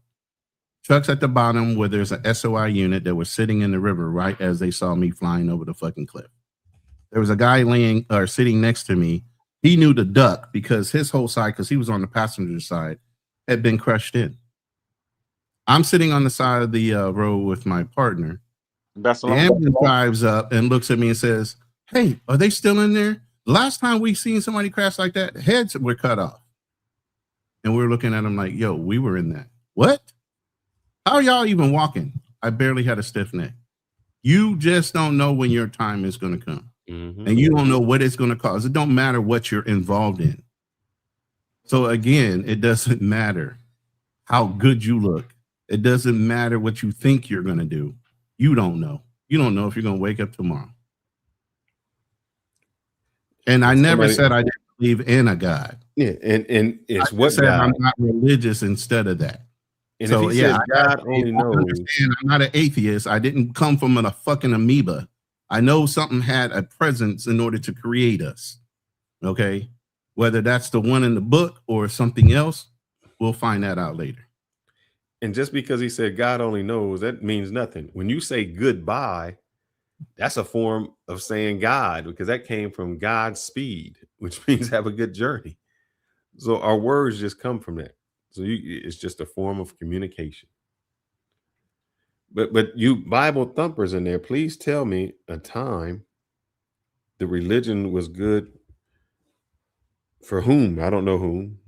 Well, For the it's like I believers said, and the it's based on the non-believers. perception on what side of the God you're on. Are you on the positive side that's implementing the religion, or are you on the receiving side that's being forced to believe it? No, it's both. I told you it's both. Because if you were on the There's no time based on even our own research. Yeah. Every time there's been anything that's going on religious wise, there's a lot of killing going on. So if you're on the receiving side, you're dying. That ain't good. You're winning if you're on the victory side. If you're a crusader, you're achieving a mission like us in the military. We achieve a mission, we're winning. But yet and still, all the armchair quarterbacks are out there watching everything that's going on in Iran and everything else. They're judging us because we're implementing something that we're being told to do by what? Our leaders in our society. And what does it say in the Bible? It says it rains on the head of the just and the unjust, and And also the unjust. Boy, they I can know. affect their persons, right? Yeah. So it doesn't mean that if you follow a certain religion, you have a certain belief that your life's going to be better than any other person's, and that God's going to, treat you any extra special. So it's just like, how can you have some, how would you say? I'm trying to say it in some like a politically correct way. Some people You say however you want on this channel. Go ahead and say it. plain jerks, assholes, and they just live to like the, grand old ages, man, and they're just like the most people. Mean, ornery assholes. Yeah, all that. I just can't believe it. I was like, when God could step in and do something, he's waiting a little bit long, but There's a meme going around. I think it's even a little video. It's of these guys pleading for this guy that's suffering from having all these toxic women he ever dated. And all them doing is, please, God, give him a good woman. He goes, nah, give him another toxic one. But God, come on. He goes, I made him. Don't you think I know what's good for him? Bring in the toxic ass. You know what I'm saying? And it's just to go to, so he allows you to be tested multiple times. Who said there's a limit? The limit is when you die, supposedly in Christianity. Now, my thing for this tonight, and when I talked to Ronin about doing this tonight, was this, and I always say it. I think a lot of us just come into something with blind faith. We believe something because somebody told us something, not because we ever researched, not because we ever looked and said, "Man, let me question that," and we actually go against people who question something. And when they can't answer it, so when I throw out all of these crazy questions and people just go, when I say, okay, well, tell me something, prove to me that God existed outside of the Bible. Nobody can say that. They always go to, well, the Bible says this. Well, I said, well, show me outside of the Bible, because I can take any book. I can take. But which guy are you talking about? You talking about Zeus, Odin? You talking about Ganesh? Yeah, just say Yahweh, the one that they say. You know what I'm saying? But again, it comes to your society. Whatever society, you weren't even exposed to that unless you were forced to be exposed to it by the Crusades. So when your religion or whatever culture you were born in, it could have been in Ganesh. It could have been Odin if you were born in Viking times. It could have been Zeus if you were born in Greek times. So which God is your God? Which God are you supposed to be believing in? Because those cultures have a right to believe the way they believe. Correct. And the reason you believe the way you believe is probably because because a whole bunch of people died to make sure that religion came in. So your religion is popular because of the deaths of a whole lot of people.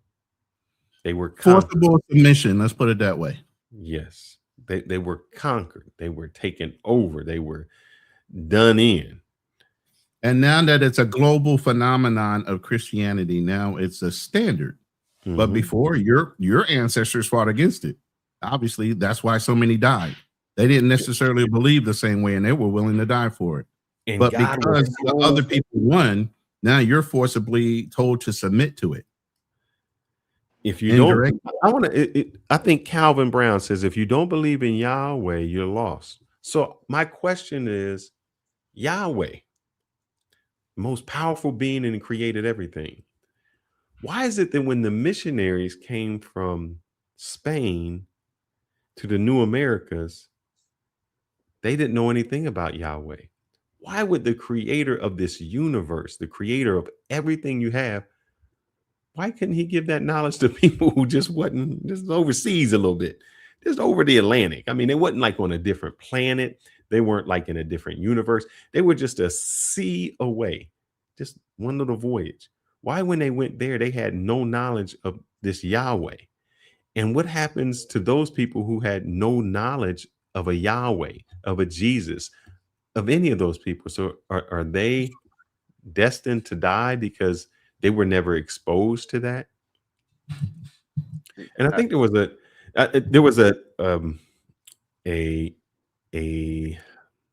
maybe a Inca or one of those guys.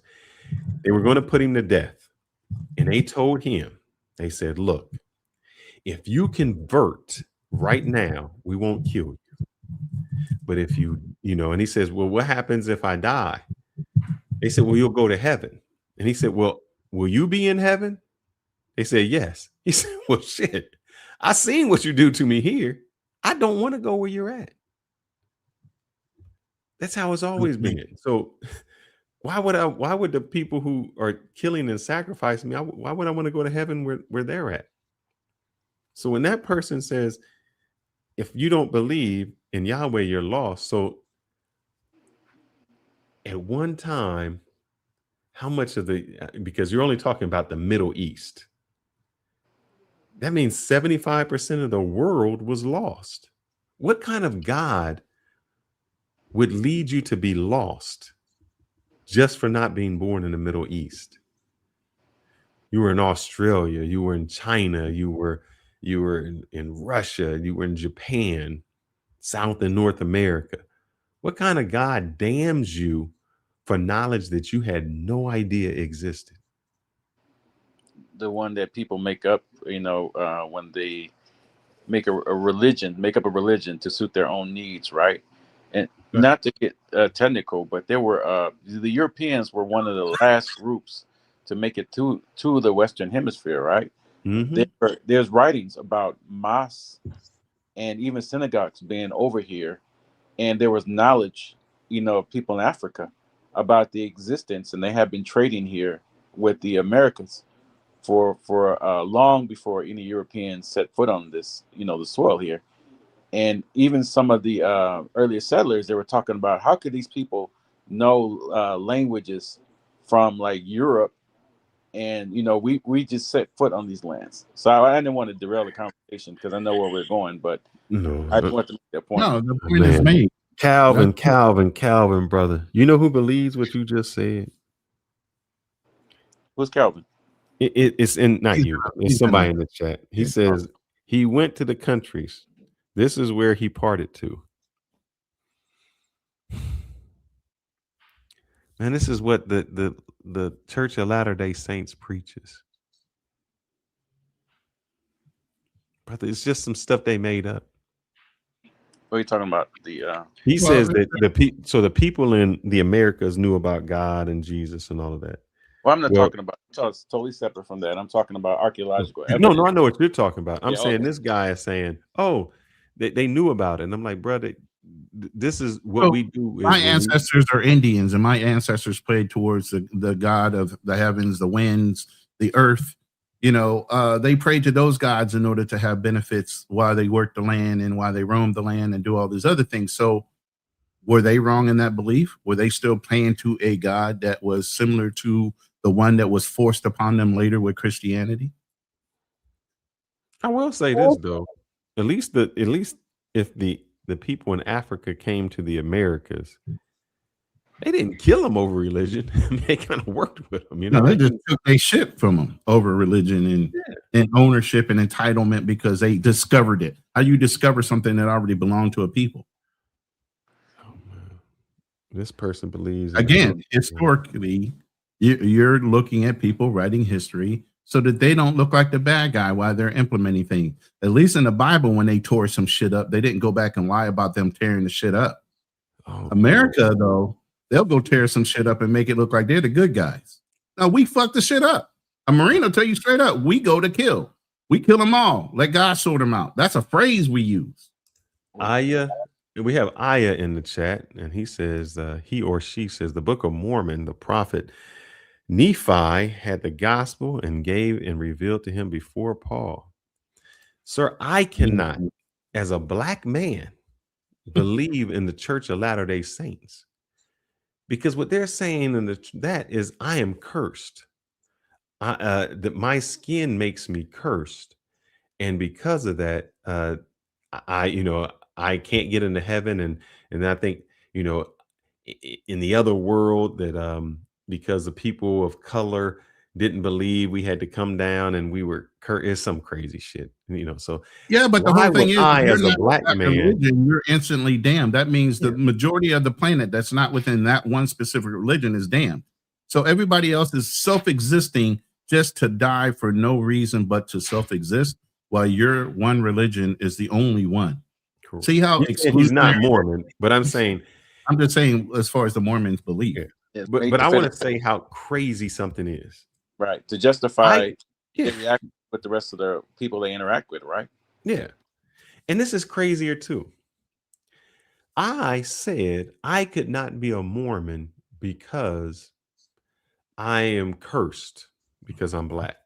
But there are Christians that say I can be a Christian even though the God I worship is white with blonde hair and blue eyes and doesn't even look like me.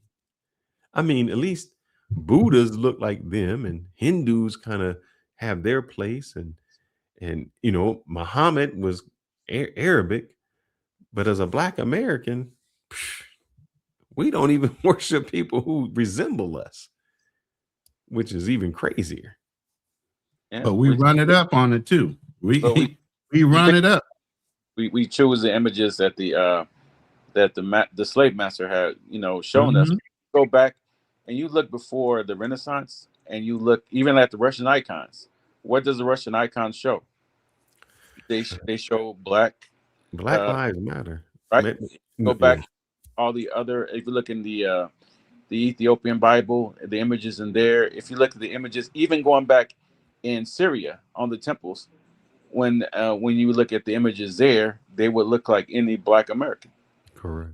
It's just that the slave master they wanted God to be. They want when the slaves saw them, they want the slave masters to be seen as representatives of a God. So they make themselves into an image of God, right? Welcome, True Prodigy. I call him my nephew, to the panel. What's going on, True? What's good, Unc? So I just have some questions for you guys. Not gonna be up for too long. First, are you a believer? Yeah. Are you doing anything in the name of God, or do you have limitations? I definitely have limitations. I'll say I'm a progress in work, I should say. I'm not perfect.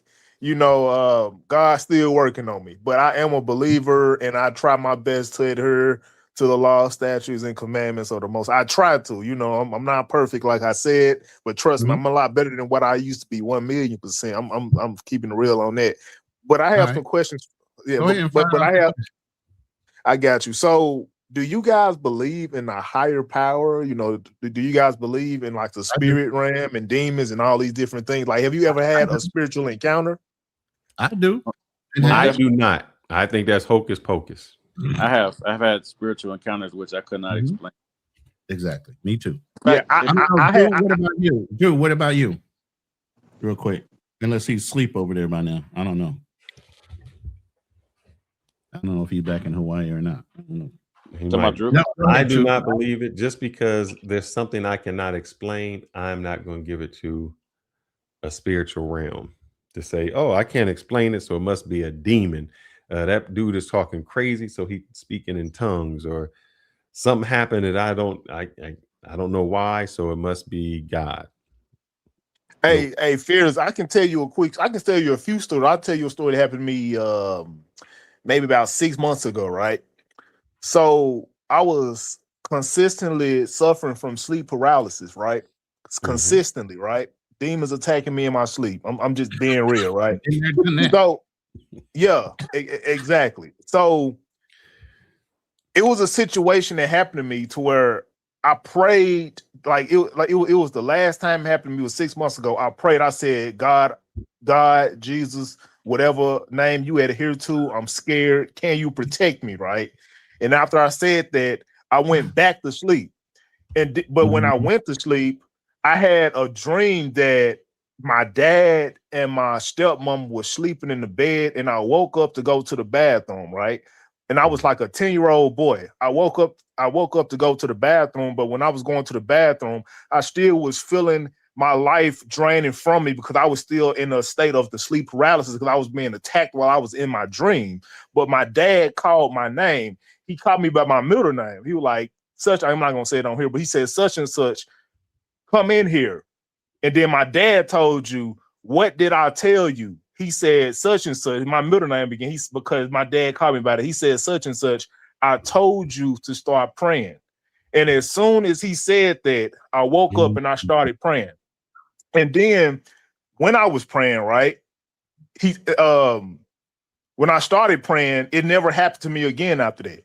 And 6 months ago, on up until this point, I've been 80%, strict on my praying, I should say. Like maybe a day or two I miss, but literally every night before I go to sleep, I say a quick prayer. And I've never had that situation happen to me again. This is a real story. I'm not even making this up. I don't believe I believe that you believe it. The same way that I can give you a few more stories too. No. There are people who have said, I have seen a UFO and I have been on an alien ship. And they believe it. There's nothing I can do to say you can't believe it. He's being facetious, but that is it. I believe the same way as you, Drew. If you told me, because I had all that shit too. If you told me, I bind you in the name of Jesus, because it used to be so bad with my sleep paralysis, I couldn't talk. My mouth was sealed. Exactly, mine too. They forced my mouth open to say, "I bind you in the name of Jesus," and all of a sudden, I would. Can you do something for me, Ronin? Yeah. I don't know if you have it in your history, but I showed you last week, and if you can't find it, I'll find it. The illusion. Oh, that clip. Let me see. Where did you send that to me from? Did you send it to me on video or was it on? Oh, you're talking about the little pin thing. Yeah. 1 second. Illusion. Yeah, because I talked about ghosts last week, and then he had to bring this thing out. As far as I'm going to show you something. My brother came back to visit me. He goes, "Are you sure that was your brother?" I got it for you. I'm going to show you. That was it. But did you find it? Yeah, Send me I the got link it right here. You can't. I want you to watch this, True Prodigy. It's only a minute long, okay? And we'll let it go. Now you know that it's turning around in circles. In fact, if you look at it from above, you can see that it's turning around in a circle. But now your brain is doing something strange. It's telling you that it's not going around in a circle, but it's oscillating. In other words, it's turning part way, stopping, and then going back the other way. Now that's a strange effect, isn't it? But if you think that's strange, wait till I add something through the middle. What am I going to add? Well, I'm going to add a ballpoint pen. And to do that, I've placed a little piece of double-sided sticky tape on the ballpoint pen. You can use ordinary sticky tape if you like. I'll place it right through the center of the window and press it in place like that. I want you to show what he done. He took a pen and he put it right through the middle here, and you can see exactly what he's done. Your mind has just told you that there's a piece of paper. He just put a pen through it just like that. Now this time, by fixing on the pen, you will be able to see that the pen is going around in a circle and not going backwards and forwards. But what's your brain going to tell you about the window? Will your brain allow you to see the window going around in a circle with the pen? Or are you going to see something really strange? Well, have a look at that. That's unbelievable, isn't it? You can see the pen going around in a circle, but your brain is telling you that the window is going part way around and turning and going the other way. And yet in order to do that, the two things have to pass through one another. Oh my God, wait a minute, bro. Wait, wait. I just focused on the pen alone, and it allowed me to watch it go around. The minute I took the focus off the pen and started looking at the window again, it flipped my mindset, and I started seeing it going through the paper. Exactly. But if you go back and play it again, and everybody just focuses on the blue pen, you know it can't happen. And yet as you look at it, you see them going through one another every time. The true prodigy. If you told me that you seen this image and you seen that pen going through that window, how could I call you a liar? Your mind told you that what you seen was true, even though logically, even though you know that that is not possible. Your mind just played a trick on you. So if you tell me that you prayed and you don't have paralysis, I can't tell you that that's true. But I know how powerful the mind is. I know the mind can tell me there are things that are there that are not there, that you see things that you think you see that are not there. That's how powerful your mind is. Your mind is so powerful that if you have a tragic event, that it can give you amnesia and make you forget about that entire event because it's too tragic for you. So can I tell you that what you said wasn't right? No. What you said was probably right because you believed it. For you, Fearless, I have a question for you. So, yeah, if you simplify it down to what you just showed, yeah, that makes sense. But you know, it talks in the Bible. They're asking, you know, God, Lord, how we know who are real prophets? That's if you know got witnesses that can corroborate it.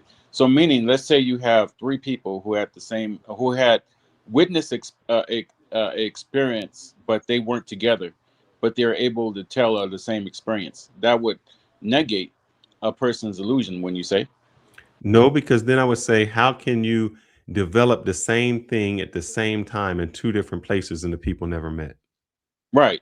But is that God? Hold up. Is that God that did that? Because those are two people who developed the same exact thing at the same time in places that are continents away. And they're witnesses, right?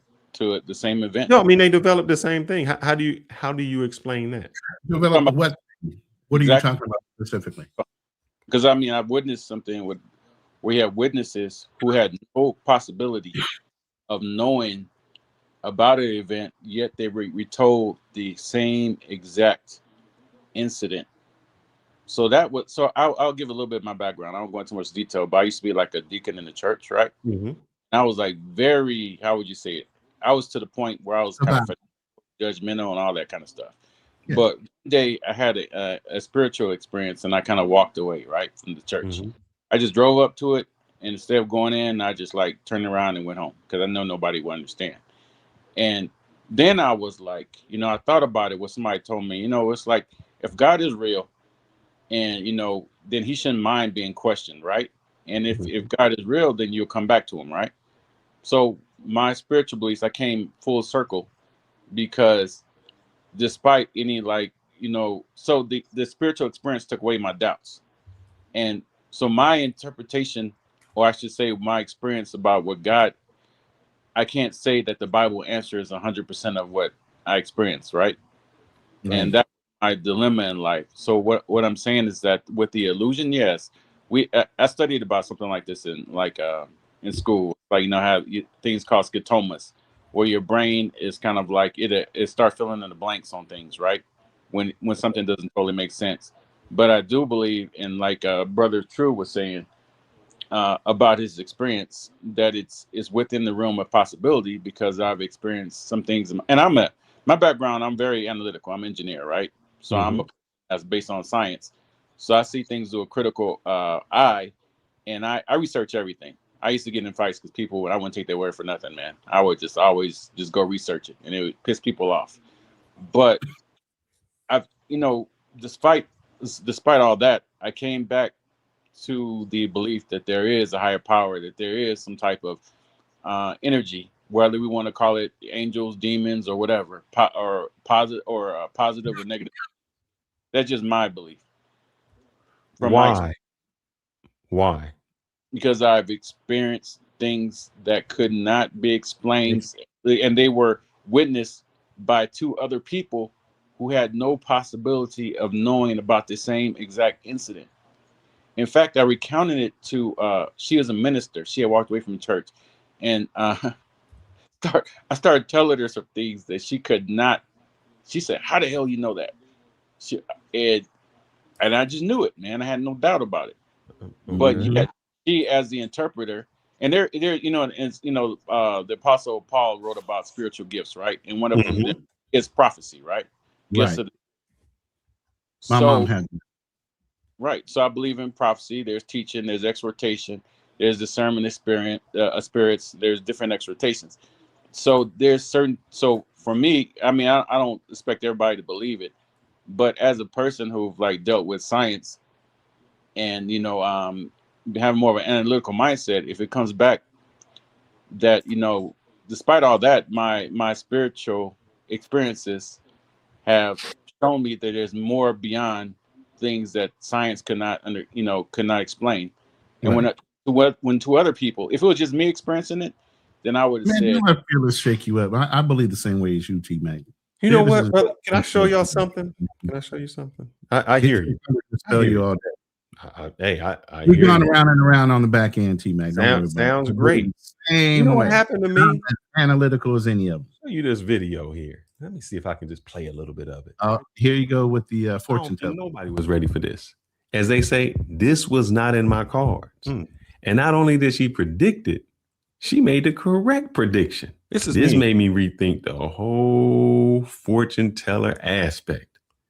And maybe this woman was on to something.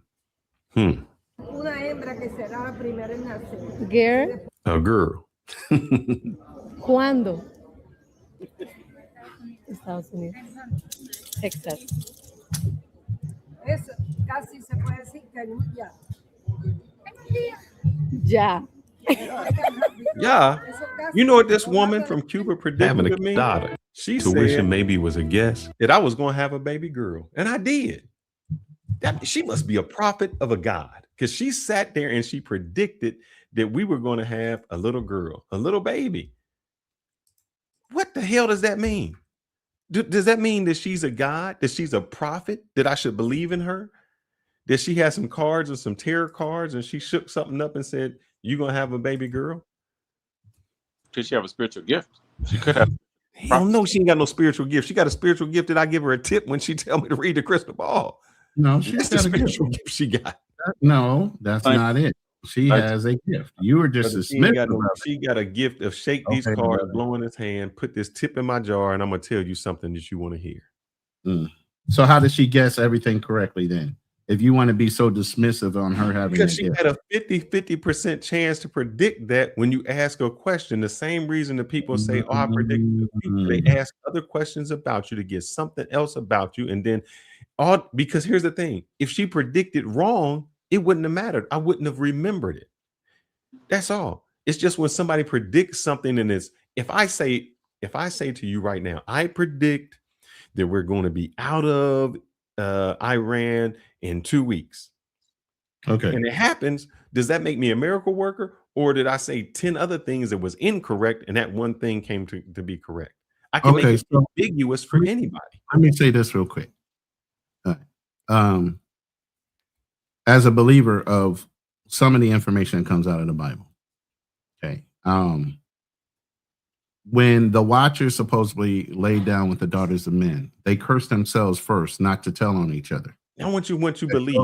Wait. Let me finish. You like to do this. Okay, so first of all, they believed in incantations and spells. Okay, and this is coming from angels. So angels taught mankind not only astrology, they taught them curses, they taught them weaponry, and they taught them a couple other things when it comes to cosmetics and metallurgy. Okay. These are the things that were brought to them by angels to mankind through their sins, through the Watchers. Okay. So if heaven's angels are teaching you these things, why is religion dispelling those things as not being truthful and not having any power or dominion on earth, at least? And you're a theologist, T-Mac, so you can confirm what I'm saying is absolutely correct. These were things that were taught to mankind by angels. The very things you're dispelling. Yeah, I don't want to misrepresent. I studied theology. I'm not. I wasn't a theologist. I just went to a lot of about it. So I don't want to, act like I have a PhD in theology. I got it. But were they teaching that was how we learned certain things? Yes. I mean, from the Ethiopian Bible, and especially the book of Enoch talks about the Watchers and their effect on the children of God and man. And I'm saying this because my mother was born what they say back in the day, old wives' tale. She had the birth sack over her eyes. All my life, my mother predicted certain things that would happen to me and my brother before they actually happened. So you can be as dismissive as you possibly can because you didn't personally experience it. And like you said, everybody has their own experiences in life, and they either are or not true based on their perception. And while you're sitting on the outside, you can say those things. But when people have these experiences, whether they be true or not, they're real to them. No, my mother had that experience all her life. Right. And my mother had these experiences all her life. She was being told and shown things way before they actually happened. So if you're saying that was a 50-50 chance, but my mom repeatedly was hitting the bullseye every goddamn time to where when she said don't do something, we didn't do it. Was your mom ever wrong? To this point, not that I've seen, no. So every prediction she said was right. Yeah. She can't predict herself. She can only predict what's going on with other people. Now, like I said, you can be as dismissive as you want. No, but these are things that have been proven, whether you want to say scientifically, analytically, whatever you want to say. You know what I'm saying? Yeah. Phil, I want to ask you a question. Yeah. I got you. So, Phyllis, have you ever had any type of spiritual encounter, whether good or bad? Yeah, man. When I was 3 years old, I thought I seen the devil outside my door. I mean, if I what he looked like was there, what he looked like. Explain. No, stop.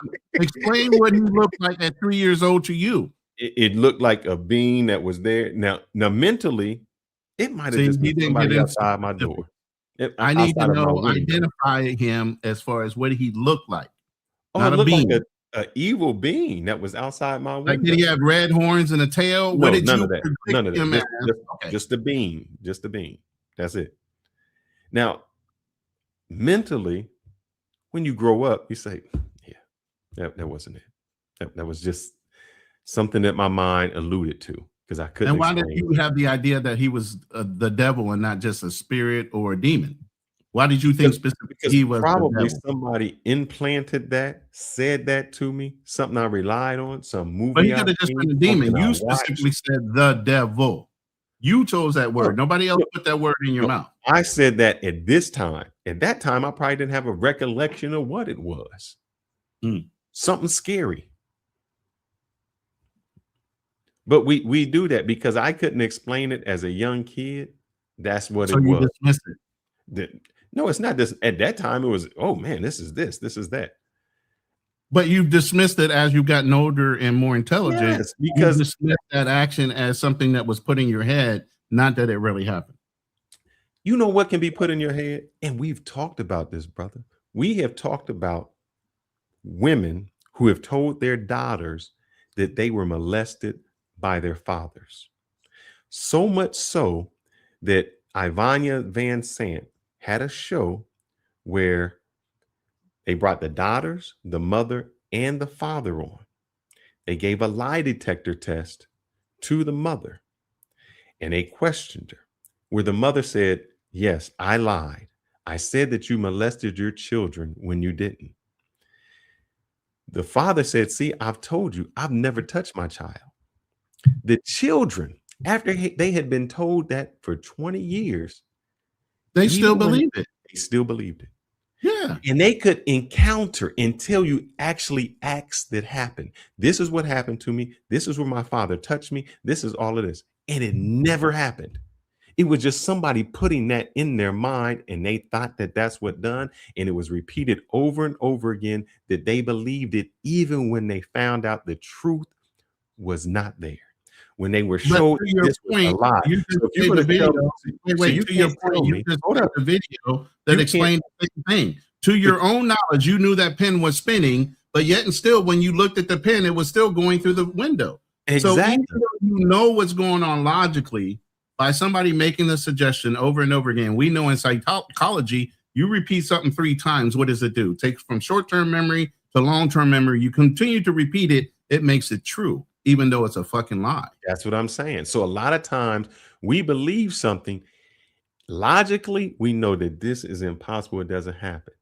But our mind is so powerful that it can create whatever we want it to create, even unbeknownst to us. Even logically, we say that this couldn't have happened. This is not true. So when True Prodigy says he believes in it, I can't deny that he believes in it.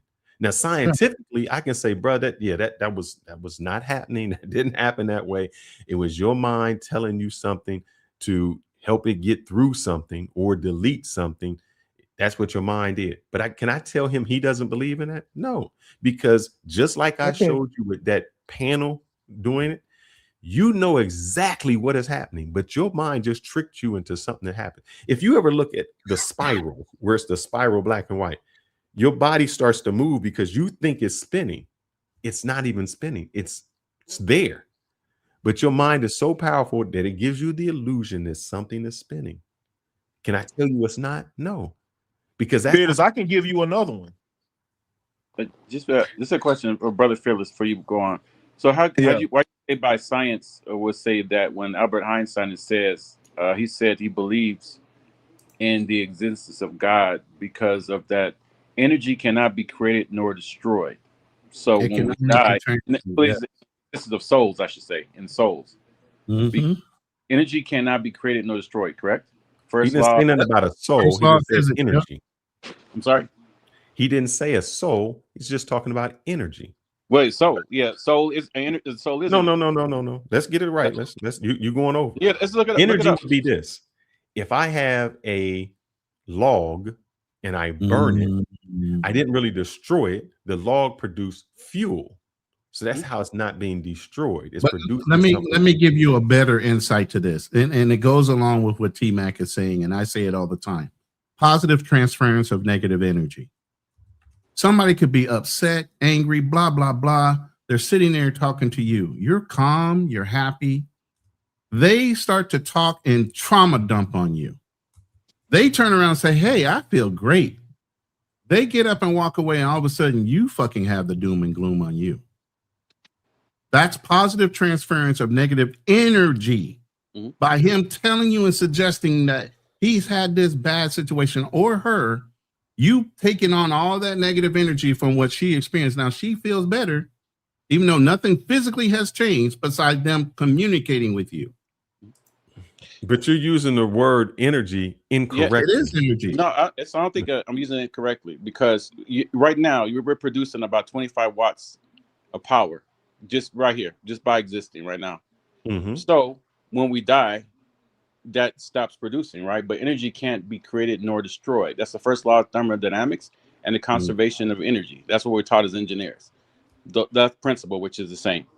So Albert Einstein said a soul is energy. That's what everybody believes, at least But now you have to believe that there's a soul. Yes. Well, that's you what are I'm a saying. battery, bro. Albert You are a Einstein- battery. There's a soul. Because you're a battery. Why are you so much water versus everything else? What does metallics have to be in your body? There's certain components within your body, aside for the water, that fuels and makes heat.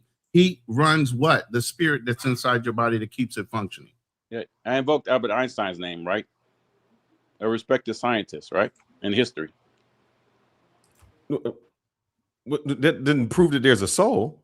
No, You I'm didn't just saying prove that that's there's what a he soul. believed. I said that's what he believed, but you're saying that as science would say something differently. But a respected scientist, a brilliant man, a scientist, actually believed in the soul because of the conservation of energy. Let me share this then. Let's go to another brilliant scientist that happens to Everything be. you are derives from electrons. Oh, he's an atheist, so he's just like he's going to be against it Here's anyway. something interesting. You go to a funeral parlor and your friend Frederick just died. You don't say, "Hey, which room is Freddie in?" You say, "Where is the body of Fred?" We all say that. That's a tacit admission that the body of Fred is not Fred. That Fred is something else that's no longer there. And that matches perfectly with the concept of a soul. So you recognize there was something there when they were alive that isn't there when they're dead. Well, what is it that was there when they were alive? Well, we have some evidence for this. The neurosynapses of your brain. And how do we know the brain is you? Because you can stroke out bits by bits of your brain, whole sections that just shut down. And as that happens, if it's a multiple strokes rather than one massive stroke, you lose the ability to speak, you lose knowledge of who you are, all the things that we associate with you, lose your personality. Where's your soul? Now, I remain unconvinced that a soul is something other than a word we give to your neurosynaptic thoughts that enable you to say, "I am an individual and I Okay, have consciousness." I kind of got the point. So you have two scientists with two different theories. You have Albert Einstein. You have Neil deGrasse Tyson, who is who says he's atheist. He does he goes by that. Albert Einstein says something differently. So it's like, which theory do you believe? Right? I'm listening. Okay, but you said science, but there's no consensus on science that says science can, would say through quantum physics there should be other dimensions. So it's not. Here's what I would say when you say there's no science. So, to me is something that is repeatable, factual, and proven. So you have to prove to me that there is a soul. There's multiple dimensions, but nobody has ever gotten there. But there's still no denial that there's more than one dimension. Yeah, that's scientific, but it hasn't been proven yet because nobody can replicate it or do it. But it doesn't dismiss it not being science. There's hypotheses and there's theories, man. So you're like you can't just proven facts, and then there's still theory that have not Show been me the proven. theory that there's a soul. So I got two things to say. So I think as far as the dimensions, I think CERN is literally trying to open a dimension up in Switzerland, but I'll just leave it there. I don't want to get too deep into CERN and what they're trying to do. I want to give another story, and this story that I'm gonna name isn't just, my experiences, but it's more so me and the people that were surrounding me at the time. So it's something that it's I can account for it, and other people that were surrounding me can account for it as well. It's just not my individual experience. So this was way back when I was in high school. My dad had he had just got the Comcast security system. I think it was a new thing at the time, I believe, when I was in high school. So I was in a room. Now I had just got out of school. I went in the room to play the game because fuck doing homework. I'm just getting on the game, right? So I got on the game, and my dad's girlfriend's son, I think at the time he was like 8 or 9 or whatever, right? He seen something on the camera, and he brought it to everybody's attention. He brought it to my attention. He brought it to my dad's attention. He brought it to my father's attention, and he brought it to his mom's attention, right? To everybody's attention. I think it was just us three in the house at the time, but honestly, it was like 5 people that lived in the house. So he kept saying such and such. He called me my middle name. He was saying such and such, look at the camera. He was saying, get off the game and come look at the camera. And then I wasn't moving, because he was trying to literally pull me off the game to come look at the camera, right? And my dad yelled my name. He was like, such and such, bring your ASS over here and come look at this camera right now. And I like, dang, I got to get off the game. So I went up I looked at the camera. All of us was honed in on the camera like a magnifying glass, and we literally seen white orbs orbiting the security camera. It was white orbs, literally. I'm not even making this up. Right hand to the Most High, he can strike me down the hill right now. I'm not lying. This is so real. I'm being so real right now because I used to be sort of like an atheist too. So after I seen that, I got scared as fuck. I'm not going near that door because my brother, he was I think he was just now getting out. I think my brother had to stay like late after school, I believe, because he had like detention or something. Or he had like I think he had detention, so he had to take he had to get another ride home, right? So my brother, as he was on the way home, somebody had to let him in. I didn't want to let him in, you know. Like everybody was scared. Nobody wanted to let him in, right? So he was literally at the door while we was looking at the camera. So I said, you know what? Let me at least unlock the door. I said, hurry up and come in. I literally snatched him in because he didn't even realize that he was surrounded by spirits. I'm so real. He didn't even realize he was surrounded by spirits. So I snatched him. I'm like, bro, look at the camera right now. You don't like this is pretty much what you surrounded by right now. You surrounded by these spirits. He was scared too because we didn't know what the hell was going on. It's just like the reality shows or like the TV shows where you see like the spirits and like the cameras. I didn't think that was real until that actually happened to me, and until I seen it, until my family seen it. So after that, I actually started believing in spirits and all that because I didn't believe none of that stuff when I was in high school. Only thing I cared about was, you know, hanging with my friends, playing the game, and just hooping, and you know, things that teenagers like doing. But when that happened to me, that changed my whole. I still didn't believe in God. I still didn't. I just believed spirits existed, right? But yeah. So because you've seen something or you think you've seen something, you believe it wasn't just me though. That's why I was saying it wasn't just me. It was me and the people. I have multiple references. Even T-Mac was trying to tell you, when you do it by yourself, that's one thing. When you have multiple agreements on something that you all individually experienced at one time with the same testimony, then you can't deny that it didn't physically or spiritually or whatever happen between multiple individuals all at the same time. No problem. Let me show you this. I'm just curious. I'd issue apology to Fearless. Hold up. See this dude? Look, hold it. Now this dude just hypnotized this guy here, put him to sleep, and now he's still in his wallet. I can't be hypnotized. No, stop. Look into this. Look into this. Look into this. He's telling this guy, I can hypnotize you. Let me ask you a question. You got to believe in it first. No. Do you think that the second dude believes what he's saying? He's sitting right there. Of course he does. Does that make it true? No, because it could all be a scam. The first guy could be involved in the whole fucking play. So to go back to what you said, just because mass people thought it to happen doesn't necessarily mean that it happened. I'm talking about two different things. I'm talking about you tell me what you're talking. And two different people at two different locations, or three different people, three locations. Give me, instead of saying hypothetical, give me the exact thing. You haven't given us an example of what the devil looks like. Why you got to make this man give an example? I'm saying the devil was nothing, man. It was a figment of my imagination. Hold up. So hold on. Wait a minute. So I apologize for cutting you guys off. Let me go ahead and bid you guys adieu. I got to take my butt to sleep. You know, this is very interesting to talk about. That's why I hopped on. You better go to sleep before that sleep paralysis kick in. You making me not want to sleep, man. I guess I'll just say another prayer or whatever, man. But yeah, man, I appreciate you for letting me hop on, though.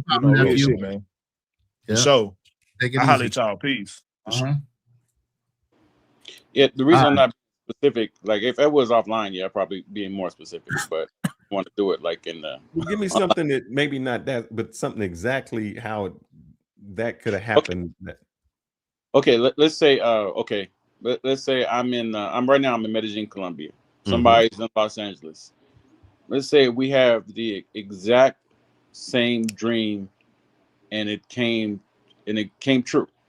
And yet, you know, and I just happened to mention it to the person just haphazardly, and they were able to recount the details that I didn't even mention to them.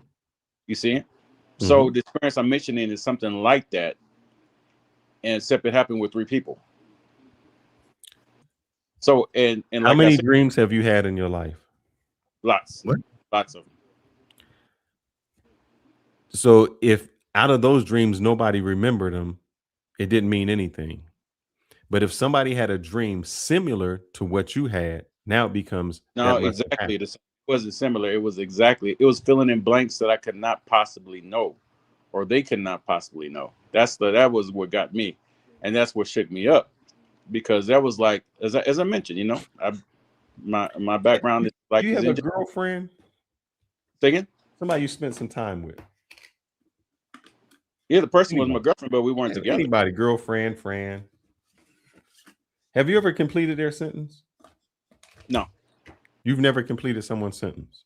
I mean, I complete somebody's sentence, but it's not like, to me, that's when you have familiarity with somebody, of course, yeah, that's bound to happen. Did you have familiarity with the people that you had to dream about? I've seen that happen with married couples before. They've been together for so long they can complete each other's sentences. Twins can do that too, in many cases.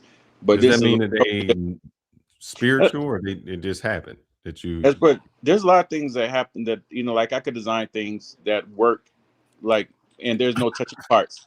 Electromagnetics, man. And it was like, so I know it works, but I can't see how it works because I can't see the the electromagnetics that can make 2 rotating parts rotate without touching using a magnetic induction. Okay, so that's the way I think as an engineer. So I was a skeptic, but it was like beyond probability. It was just like too big a coincidence, and it happened on more than one occasion. So that's what got me. I'm just saying my own experience. You don't have to believe it or not. I'm saying the same thing. If there are pyramids in Egypt, and there's pyramids in the Aztecs. Yeah. Explain that to me.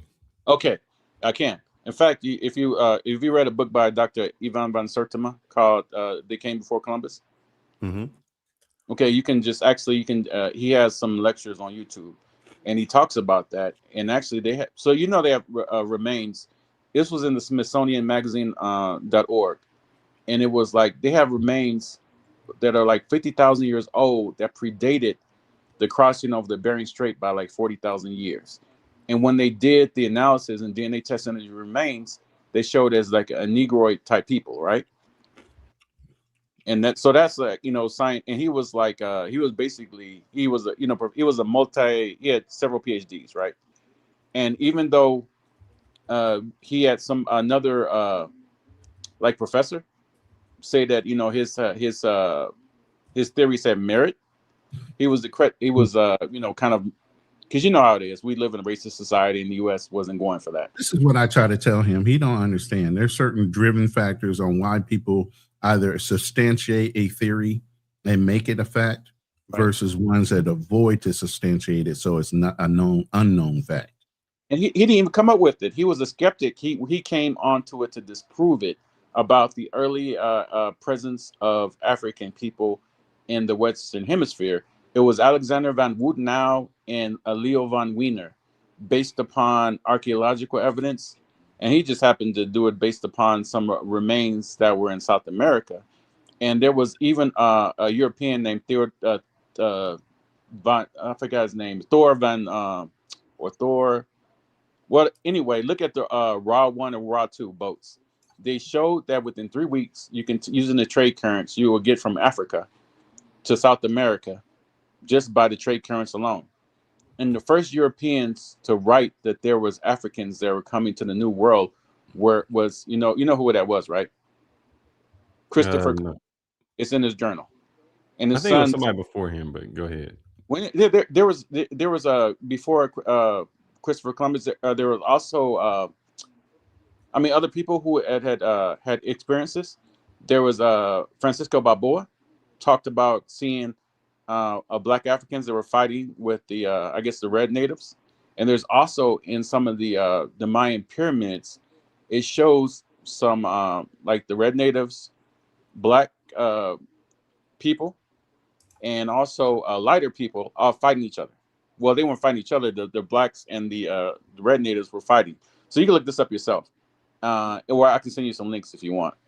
But these are things that are actually documented about that have happened, and there's been other skeptics who tried to disprove it, because that's what Dr. Ivan van Sertima did. So that explains the pyramids, but they cannot be built by the same. They had different materials, right? So you can't build the same pyramids that are made out of limestone, or compare it to the ones that are over here in the Americas, because they had different materials. So they had to use step pyramids. So he explains that in his book. They came before Columbus, and he talks about the Olmecs. So I explained that, right? You might not have. You look. I think you're saying that. Oh, I'm sure he's back there googling the hell out of it. No, I think you're saying because black people came to the Americas, that's why there's pyramids in both. Exactly. There were black. The oldest. Can you explain the pyramids in China? There were black people in China. In fact, the Chinese, they did the DNA study. You can look this up too. Oh no. That doesn't mean that there were. That just means that they had black ancestry. That okay. That just means there was black ancestry. You've been to Cambodia? You've been to have you been to Southeast Asia? There are darker skinned people, but that doesn't mean that they're actually about Negroid. 5 different dark skinned tribes here in the Philippines. Doesn't mean a Negroid. Even for instance, no, there are some of the original, most genetic proven people right here in the Philippines. They're even more aboriginal than the ones in Aborigines are closer to Asian than they are to African. Yeah, Micronesians. So and they don't have them. They don't have. They were here DNA before them. That's what I'm trying to tell you. You're very dismissive when people try to. I'm telling you, the Aboriginal people, because of Australia, because they're dark, people say that they're from Africa. That is incorrect. No, that doesn't mean they're from Africa. Everybody's from Africa. When you listen, I'm gonna say this: the darker you are, the more you are you're coming from African continent, and it wasn't called Africa back then. It was what? Kabulan, whatever the way you pronounce it. Akibulan. That's what the Arabics. But there's even names older than that, because you know the Romans called the people in the northern, like Mauritania, like a free people. So that's what they believe it's called Africa. And then the Arabs were saying Akibulan.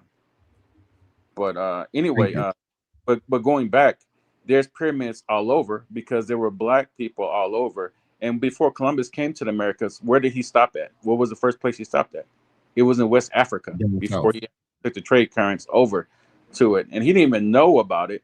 It was the Moorish, the sailors who knew about it. The navigator over to the Americas was black. That's true.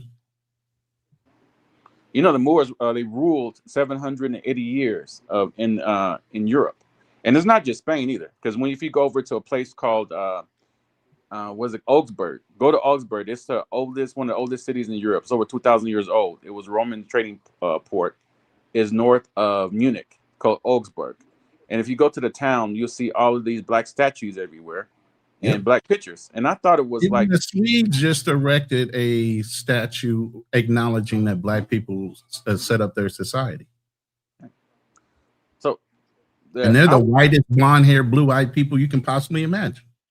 In fact, blonde-haired, blue-eyed, they come from Africans, because there's more genetic diversity from one part of Africa than other than in the rest of the world. So in fact, there's another author I can give you besides Dr. Ivan van Sertima. I believe it would be I forgot if it's I get the Imhotep's mixed up, but I think it's David Imhotep. He actually wrote about the early presence of black, I guess you could call it black natives in the Americas, and there's evidence that shows how they reclassified the black natives into slaves. So we've been here as black people, or not, I would say all of there was a slave trade, but there were black natives that existed, and they have their DNA traces back further than the actual Bering Strait crossing, which happened 10,000 years ago. Because there's artifacts here that go back over 50,000 years. So I think his name is David Imhotep. I don't know people. We said all this to say that somebody interpreted your dreams, and y'all had the same dreams. Well, you came from pyramids, so you asked me to explain the You know what I'm pyramids. saying? But I'm saying I believe that two people in two different places can invent the same thing simultaneously. And I was saying in this case there were three. In Two, fact, three. I mean, we can give it whatever number we want. I'm sure that the wheel wasn't invented by one person. It was several different people that created it. I'm only explaining myself as a skeptic and a person who comes from a science background.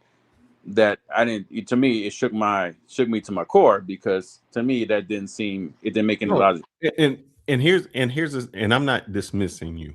Believe me. Me and Ronin have had this conversation, and we just had this conversation maybe 3 weeks ago, 4 weeks ago. And the thing is, and this isn't dismissing Ronin or anything like that. We were talking about Dr. Sabi. Mm-hmm. And prior to that,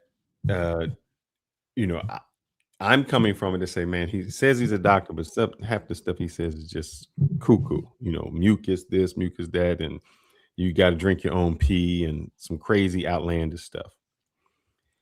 And our whole thing was, before we got to that one, was, man, people believe a lot of things. We were talking about religion, where we showed the pastor saying, hey, I need this new jet. And when I'm in the jet, the demons come at me. That's why I can't do something with you. And Ronan said, oh, I believe in spirits. And I said, man, or I forgot what he said he believed in. I think it was spirits at the time. Yeah, I do. Yeah, I have no problem with that. Because I just told you my body is made of energy, and my energy is what you would call a spirit. And I said that to say, man, Ronan, on 9 out of 10 things that we talk about, you need something to be verified. But your belief system in this tells you that you don't need it verified. You can believe it wholeheartedly. So in that aspect, I'm saying that there are people like yourself that says, man, I'm an engineer. I see things logically, and I see this, and that makes sense. But there are other things that you dismiss that do not go with logic, do not go with how you would think, and you can call that true. All right, just tell me what I dismissed. No, you can say that that logically, that there wouldn't be a God, or there wouldn't be this spirit, or I believe in a spirit. I believe in a spirit, and I say, no. Can you prove the spirit? I think you're going too far. Let's just go back just that one experience I told you about, how 3 people basically had, were able to have the same experience, which to me, that's like, just focus on that. Okay. Like 3 people have the same experience. That's to me, that's and it was so what caused that? And what you said is, and maybe I'm putting words in your mouth, I don't have an explanation for it, but that tells me about spirituality. Am I right? Yeah, it's spirituality. It's totally about spirituality. Yeah, so what I'm saying is, on everything else, you need the proof. On something you could not explain, the first thing you did, like every person that came before you, before this generation, we say, I can't explain it. Because I can't explain it, it must be something that is beyond explanation.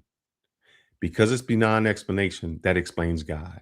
So there must be a spiritual realm, there must be God, there must be this, only because I have no idea what happened and I can't explain it. And that has happened for millennia. Yeah, it's a hypothesis, or it's, so we have done that as human beings on everything. We couldn't explain the rain, we couldn't explain the thunder, we couldn't explain this. And on the things that we could not explain, we always gave it God. We couldn't explain death. Man, death, that person died. We couldn't explain suffering. We couldn't explain disease. There was a time that leprosy. That's not necessarily everything you said. You said it's leprosy. Not scientific. Wait. We couldn't explain leprosy. That was a curse. You said it can't be scientifically fact until it can be replicated. Okay. No, this is the point you always stick to. No, and then you bring up these random facts. But what I'm trying to tell you is, we all know that there's fusion energy. We just don't have the technology to make it repeatable. It's not that the math isn't there, the science isn't there, that it isn't a known fact scientifically that cold fusion can exist. We just don't have the technology right now to make it consistent. Just like we didn't have technology to make certain other facts that were scientific consistent until we advance in our society and our technology. Okay, so But just we don't because say cold it can't be fusion is replicated God. don't mean it ain't scientific fact. It just can't be proven to where it's repeatable because we don't have the current technology in order to do so. But what we don't say is cold fusion is God. What? Because we can't repeat it, because we know that it's there, we do not say because we can't do this, it must be God. We never say that. Can I say, what if you say we can't repeat it? What if I told you that the experience, it was repeated in a different way multiple times? Can you show it to me? I'll tell you personally. I'm not going to no, independent of and that. I have it in writing, actually. I have an email that I wrote down my experience to recount it to, somebody. And that doesn't prove anything. It's only my recounting to the person who had, I was telling it to somebody. But anyway, but it's just like, there's certain things that are like too personal to put on YouTube. That's why I won't go into details. And, there's other people that might be affected. So I just didn't want to put it out there. I can't say that your experience is incorrect. And that's what I'm saying. I can't say that anything you don't believe is incorrect. I just think when we say, I can't believe it, I can't explain it, God. I can't believe it. I don't know how it happened. Spirit. I seen spiritual. something at night. Go ahead. I didn't say God. I said spiritual. No, spirit, demons, anything we do something like that, it's like it's unexplainable. UFOs. Somebody in the chat said, about religion. I wonder if I could find it. Said 1,000 people seen it, so it has to be true. You can highlight it. You're a co-host. I don't know where it's at. I'm trying to find out where it's at. But doesn't the government acknowledge that UFOs exist now? No, we just say we don't prove as many. There are 8 billion people in the world. I'll say that 4 billion of them have a camera phone. Ain't nobody took a picture of an alien. Put a picture of, well, what I was saying is that, what was it? Who was it? It was like, what is it? 1 or 2 former presidents said that, yeah, they believe in it, but they can't, whatever. They never seen it. You are a scientist. Do you believe in antimatter? What is an alien? Really? What is an alien to you? We could be aliens, we could be like, space debris that came down. If you read the Bible and you say angel came down from heaven, have you looked at the description of fucking angels? If you literally saw one of those things come down right now, like a cherubim, you'd be fucking terrorized because it don't look like a human. It's got a whole bunch of eyes on it and a whole bunch of wings. Go look up the definition and what an angel looks like. So even for believers that say, I'm a Christian, have you really looked at all the angels that participate in interacting with humans? And what would you call them when you saw them? I have a basic question in physics. Do you believe in antimatter? Yeah, there is antimatter. Okay. Yeah. But like 20 years ago, or would have been maybe a little bit longer, we would have thought that was something that was not in existence. Could have been spiritual, but no, we don't, because we don't explain it. We don't say, oh man, that is God. We don't say, oh man, that is antimatter is God. It's just something we have not found to explain yet. But I just believe in the spirit. I believe in spiritual energy. I believe in energy because I believe we are energy because we produce electricity. We're like batteries, electricity. Not only 25 watts, but we emanate at certain megahertz. If you want to get into sonics, it's not. There's multiple different things that say you are not a human battery and you don't contain energy in your body scientifically. So do dogs have spirits? They have resonated energy. Yes. So do plants. So does the fucking earth. Everything has a certain tone. I think it's 4.25 or 4.5 megahertz. Everything resonates at a certain tone.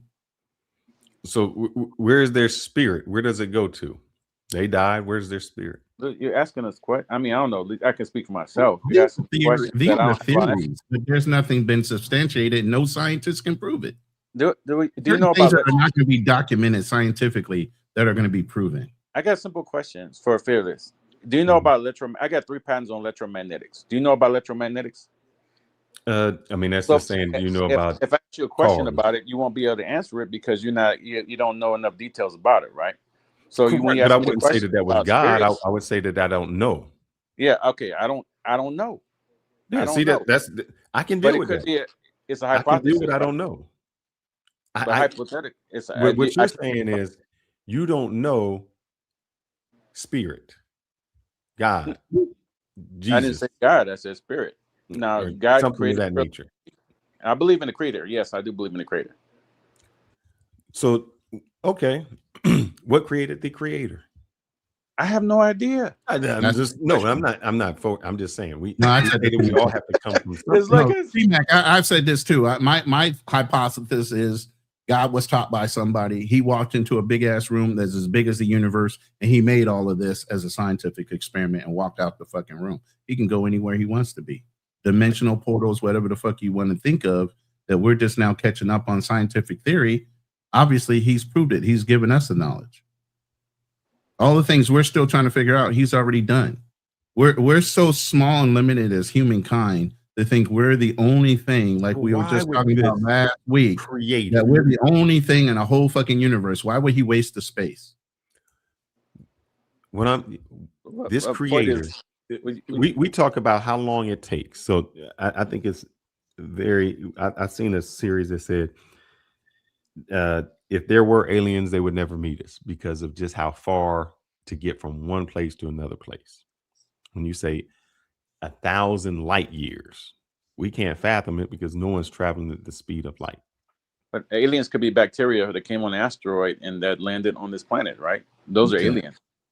It could be the term alien could just be, it could mean many things. Be an amoeba. It just fell off a rock because of asteroid. I'm not talking about God.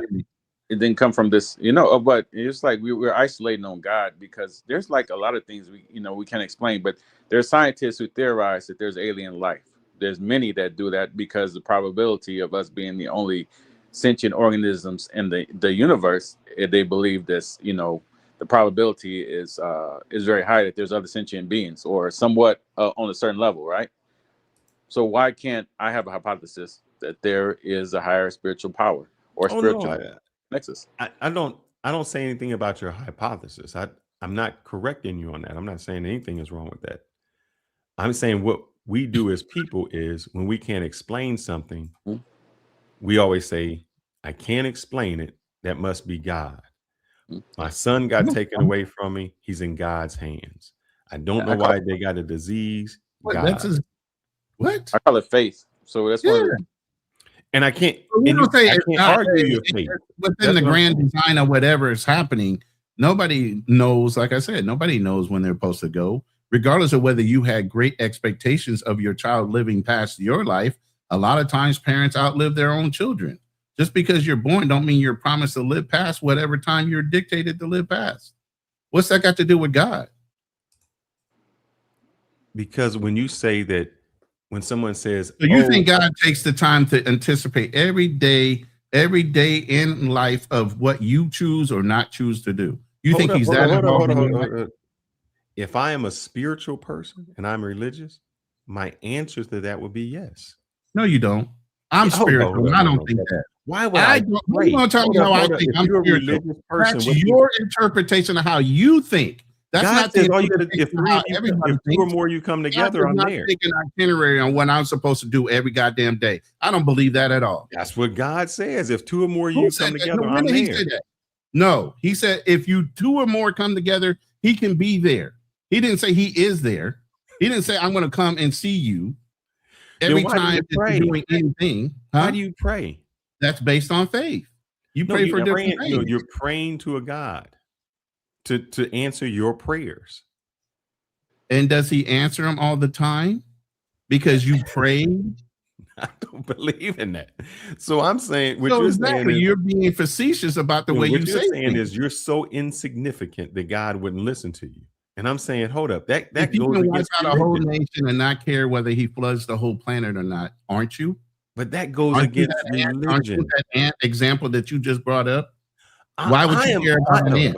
What you're saying is I'm in agreement with that. I'm saying that makes no sense.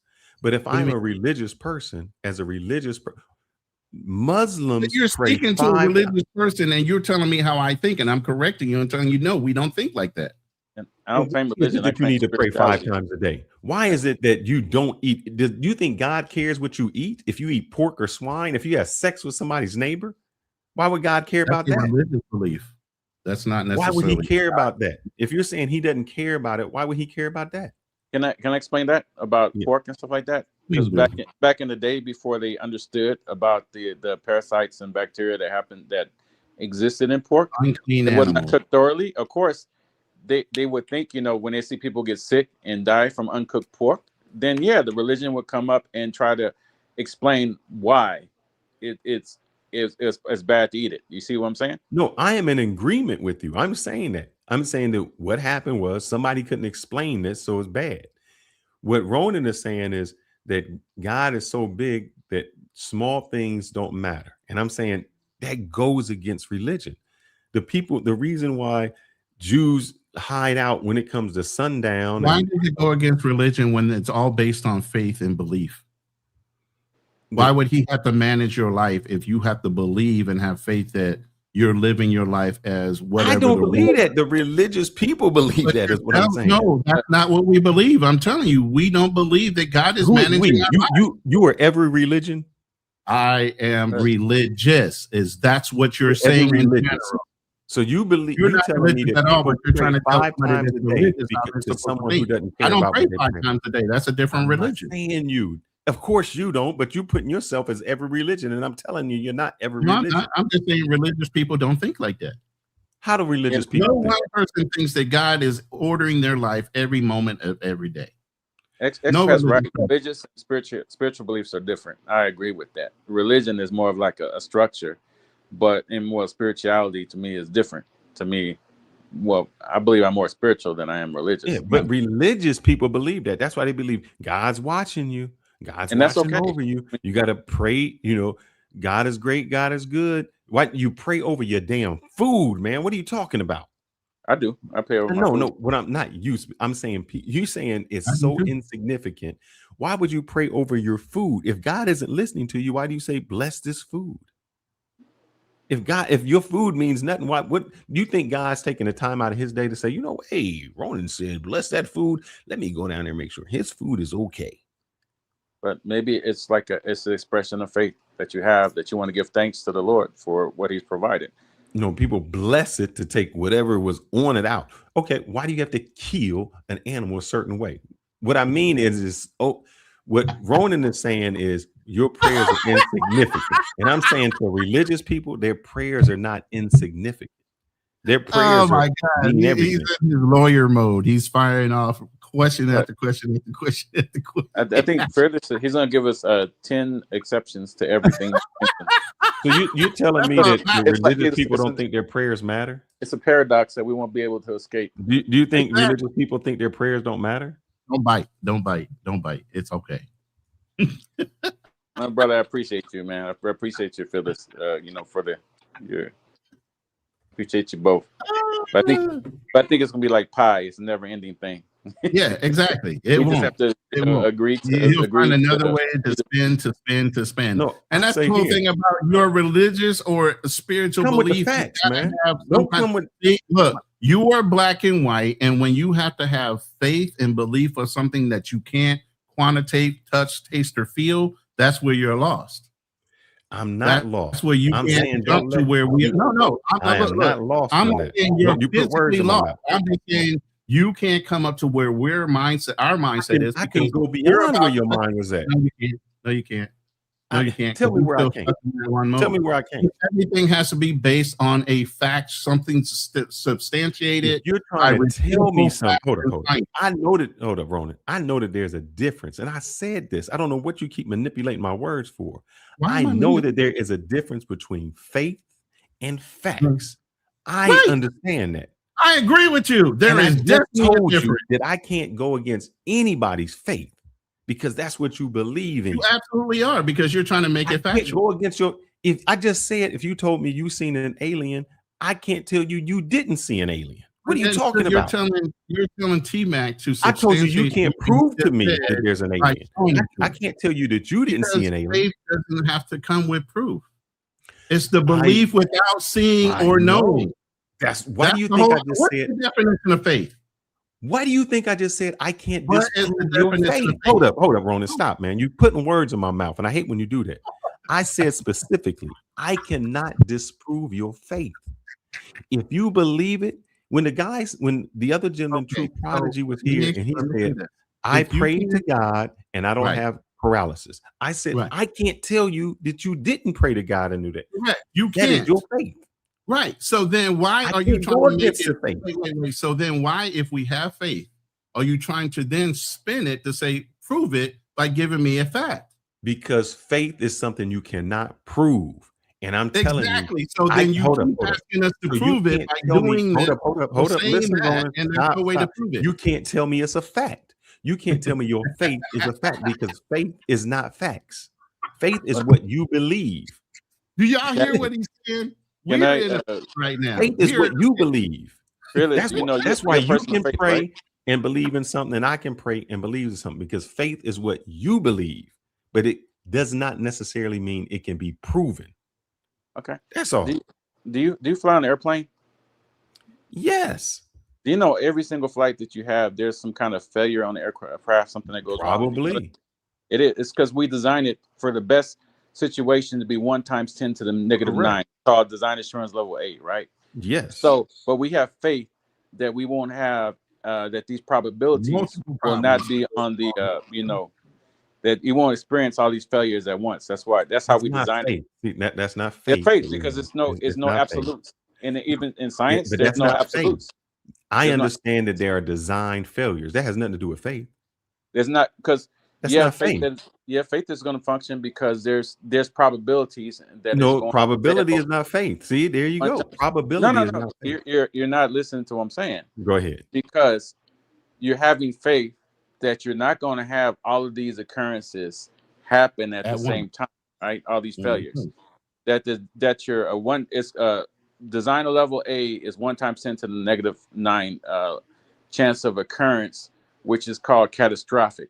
That means if you have a failure, it's going to bring down the aircraft. B is hazardous, C is major, D is minor. Okay, so when I'm flying, because I know how we design it, that we know, and I know that every single flight that I've ever witnessed, it has failures. You have minor faults and you have major faults. But I have faith that the airplane is going to take off and it's going to land. No, it ain't faith. You know that the probability of that airplane crashing gives you it to say, I want to fly. If that probability was different, if your probability was like, you know what, 9 out of, half the airplanes that fly crash, you wouldn't put no faith in it. Let's put it this way, man. Even though listen, you ain't gonna win until you listen. Because what we do is with probability. Hold up, it's with probability. It has nothing to do with. But do you know how you minimize probability? You build in redundancy so that they don't fail multiple times all at once. Is what T-Mac's trying to say. A lot of he's not. No, he's not trying to say that. No, he's not trying to say that. I am. That's how we. You're trying to say it's faith. Let me finish. You're trying to say faith is what got you on the plane. You didn't say anything about redundancy. You didn't say anything about the reason redundancy. why you know probability is better because the probability has been minimized by the redundancy factor that's built into airplanes. If one system fails, something else can then take its place in order to continue to allow that flight to be stable. If too many redundancies fail, then the probability of failure overall, meaning your faith is gone, the system doesn't work. You're betting on redundancy. I believe it does, because it's a faith is a strong nothing to do with belief, faith. It's a faith is, yes, it is. Let's look at the definition of faith. Let's look at the definition. I just told him look it up. He won't look it up. Look it up. You look at the faith. No, you need to pull it up and read it for aloud for everybody to hear. So then when you say it, anything Can you tell me what empirical evidence is? Oh my God. Okay, let me look at faith definition.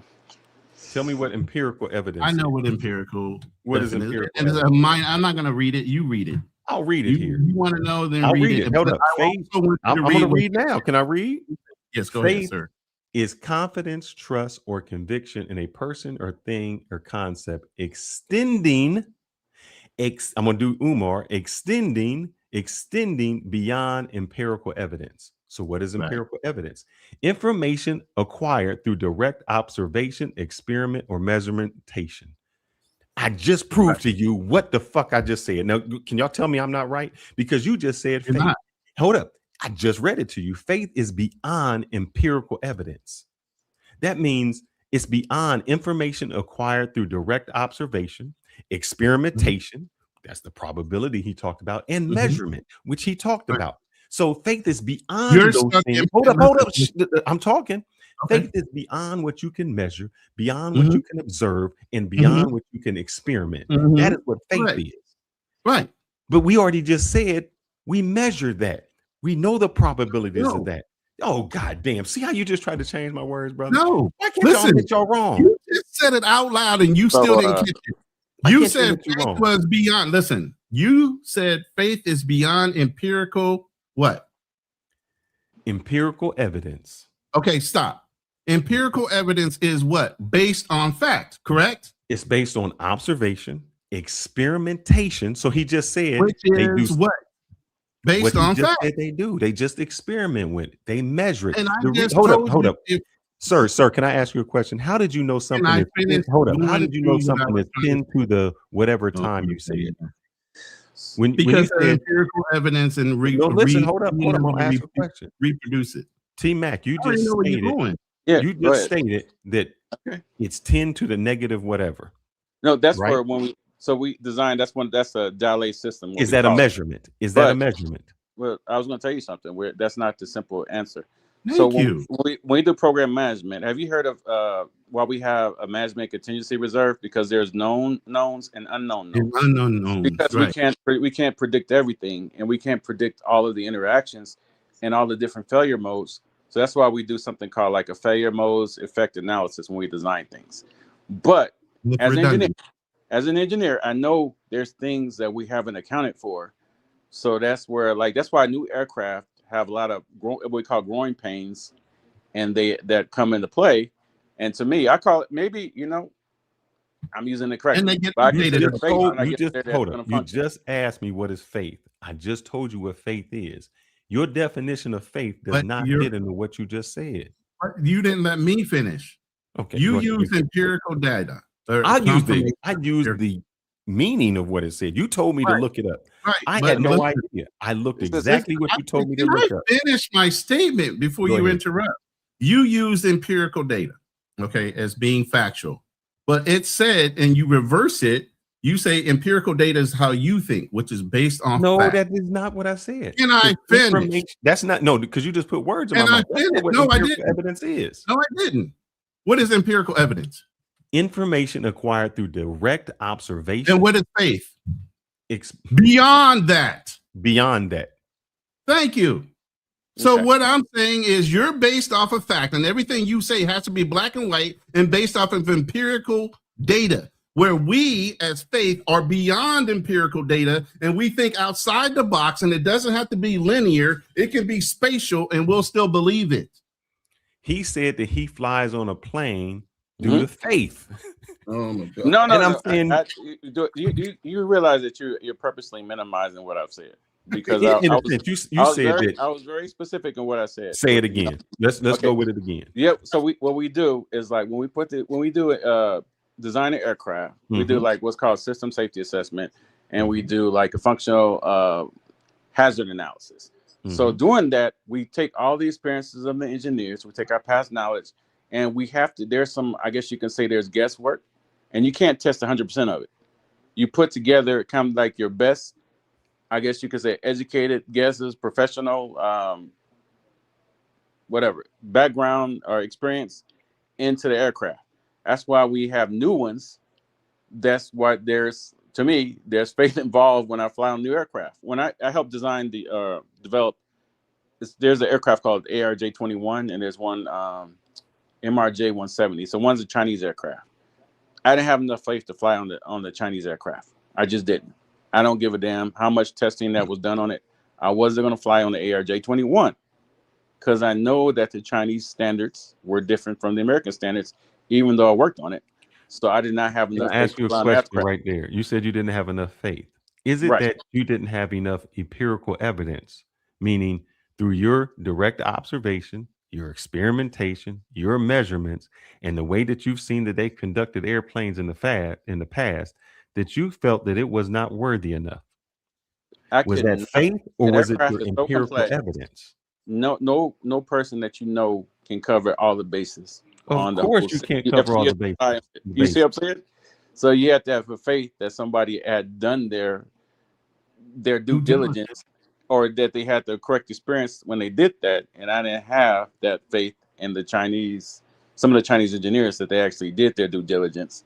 But so it wasn't faith. You didn't have the empirical evidence. You knew from your direct observation, you knew from experimentation, and you knew from your measurements that it was there.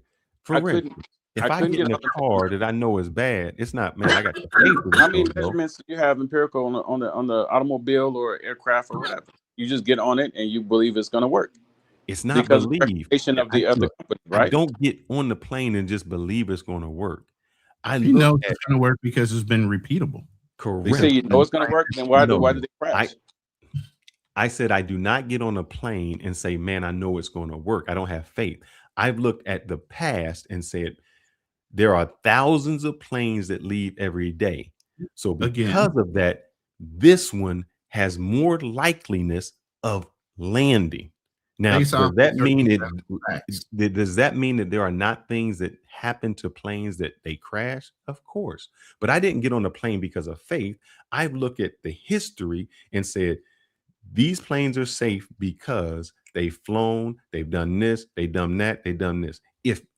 If the plane was crashing every 5 times, I would not, I don't care how much faith I had, I wouldn't get on the plane because there is not a history of safety features that get me on there.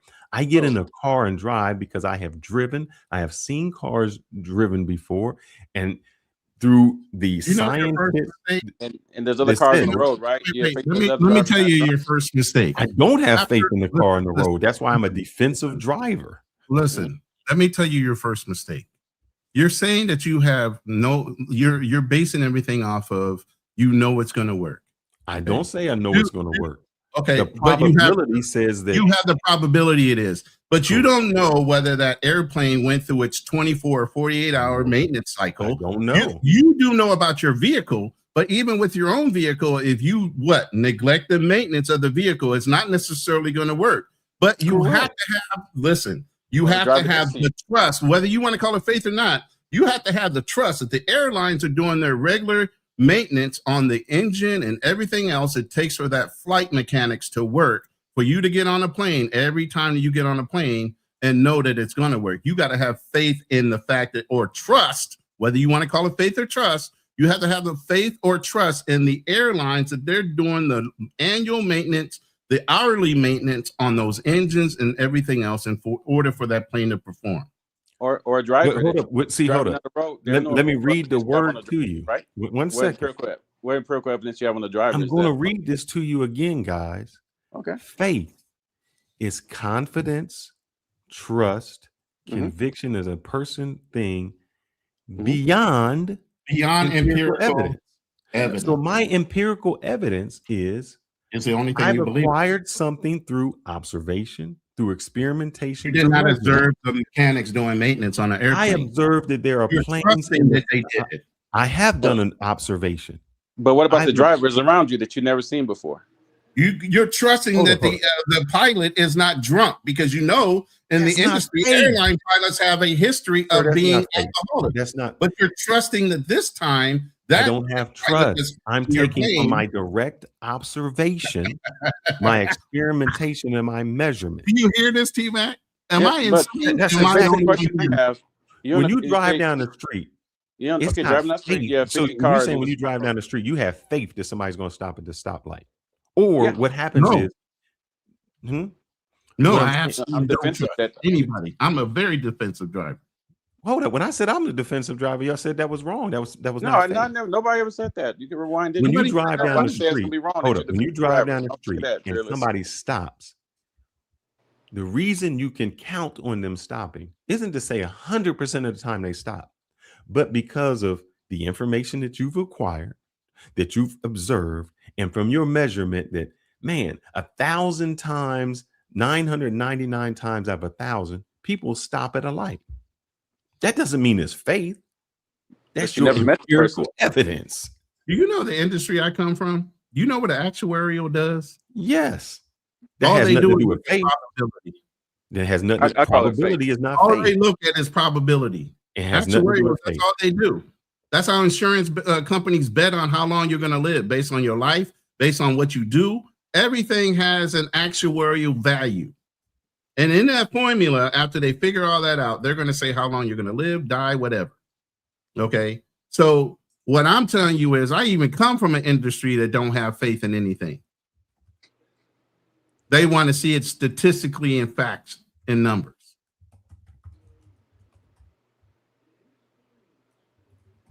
You know what an actuarial is, don't you, T-Man? Yes. Let me go ahead and do this, man, because I it's like I deal with aliens, man. That I don't that are. You see how we feel, fearless, because you No, come out this because what I do is this. I always show proof. You always show proof. But What is faith an is not actuary? Hold up. provable. What is This an is the actuary? thing. Faith is Actuary. not Hold up. You come from an actuary. Faith is not provable. Actuary science is not based on faith. Exactly. But rather mathematics, statistics. Statistical data and analysis are based So on you- all kind of different variables. You just said I you're said an the faith in actuary. the reading. So if you come from an actuary part, actuary is not based on faith. Yeah, that's what he said. If you go back and I rewind it, said he said he comes from an industry that's not based on faith. That's what he said. Correct. So I'm saying, why would you say in a plane, if you say, hey man, I'm in a plane and statistically this, but faith, you got to believe in faith. And when you're as in a an plane. actuarial, I just told you I would want to know if the maintenance was done on that fucking airplane before I got on it. No, you got to have faith. I'm not having Or faith. the pilot's not drunk. Or the You gotta have pilot's not faith. drunk. I just gave you every factual information of why You gotta I have still faith. would not have a confidence on getting on that plane like you do, just because you know it's supposed to fly. Actuaries must believe. I know there's other in their and models contributing based on a sense factors. of confidence I that understand is there's aided other with. contributing factors to that plane actually performing. And that's maintenance, the pilot, and all the other kind of variables it take for that plane to get from point A to point B, including fuel. Those are the things I look at, not No, just the you fact know that it's faith. supposed to fly. Brother, you got to have Well, faith when you get on that plane. I had faith when MH370 when I disappeared and I got my butt back on a plane, or when I got on what was it, the 737 Max? Actually, I did a whole write up on why it crashed, with the Maxes. Just because what we talked about, they lied to the FAA and said it was design assurance level B was sufficient when it wasn't. It was supposed to be design level. And they were trying to take care of that with modifications in the future, but they lied. wanted to get the plane That out fast. modification, it was just like a total violation of any junior engineer who had some experience would have found out. But beyond that point, when MH360 had this unexplained disappearance, yeah, to me, I consider it faith, man. When I get on the aircraft again, especially overseas in another country, that pilot wasn't going to way out. I mean, to me, I don't know if the maintenance guy was lazy that day and skipped over a fucking checkpoint he was supposed to do. You don't know anything. You didn't look at the inspection fucking thing that allowed the pilot to want to take off and whether he lied on it or not. You got to trust that goddamn maintenance guy did what he was supposed to do to that engine on its so many hour flight time and everything else before that plane comes up off that ground. You got to trust that pilot had a good day the day before he got on the plane, got a good night's sleep, didn't get drunk because he has an alcoholism problem because they keep him in the air so many times. You got to trust the fucking airline guy in the radar booth to make sure he don't make you crash into another plane because he's not paying attention to the radar screen and you fly into another fucking plane. You got a lot of living. I never said you have to have faith to get on a plane. That is what I'm arguing against. He's arguing against having faith or trust. He's just saying it's a proven fact that they're going to fly, so he doesn't have to worry. I didn't say a And I'm proven saying fact. I said there's the all kind of factors probability is. that contribute to whether that plane really is going to fly well or not. And there's been a lot of plane failures lately. There was just a plane that had to land because the engine was on fire right before it took off. And I think it was in Dallas. And here's the thing about it. You know the reason why in the U.S. why we won't buy Chinese-made aircraft? Because they can't certify their engines to U.S. standards. And we don't have the faith that even if they show it to us, that we're going to, or you can use let's substitute the word trust. We don't trust. So you keep that using they're gonna faith do no, wrong. I mean, because I believe that it's synonymous. But it's synonymous.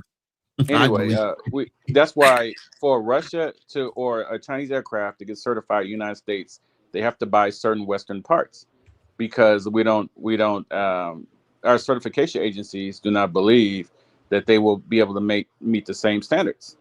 That's just the Chinese don't believe in the Chinese. You know how many times Chinese real estate people have won a bid and then used substandard metals and the buildings have fell in on themselves after they won the fucking contract so they can pocket the fucking money? China 35 times. And my first suitcase I bought at the Beijing Mall, that sucker had no handles by the time I got back to LAX. It was all taped up by TSA.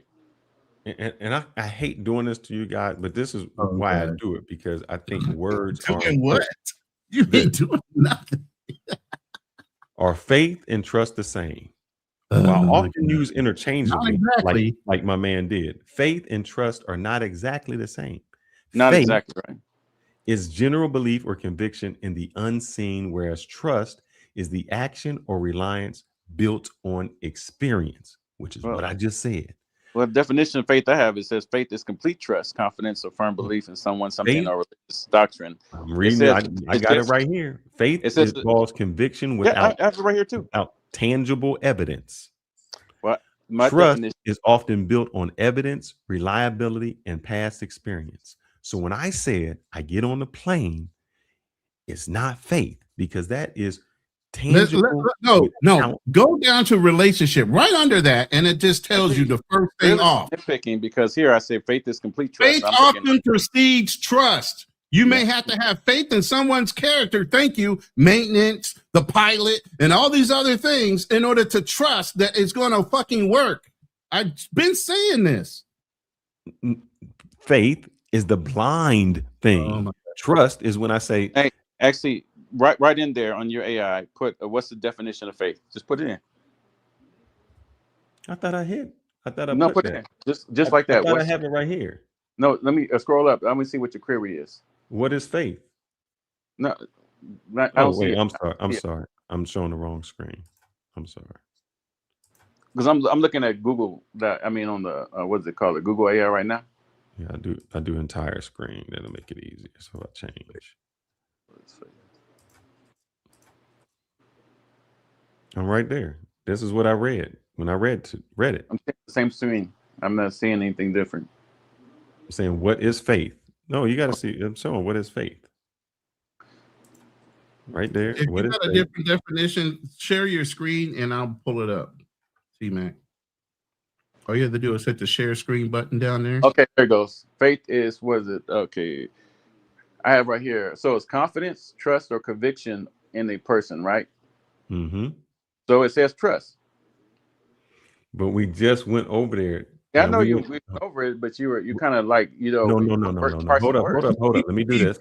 Now let me do this. Now can you read? It says faith is it's complete trust. So that means it's a subset of trust, right? No, read what I have. Please, you can read it. It's there. Yeah, I am reading. And what does it say? It doesn't say complete trust. Or conviction in a person, thing, or concept, often extending beyond empirical evidence.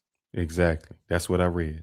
Yeah. Didn't lie to you. But it's faith. Now you look at the other definition you had too. So it says it's confidence, trust.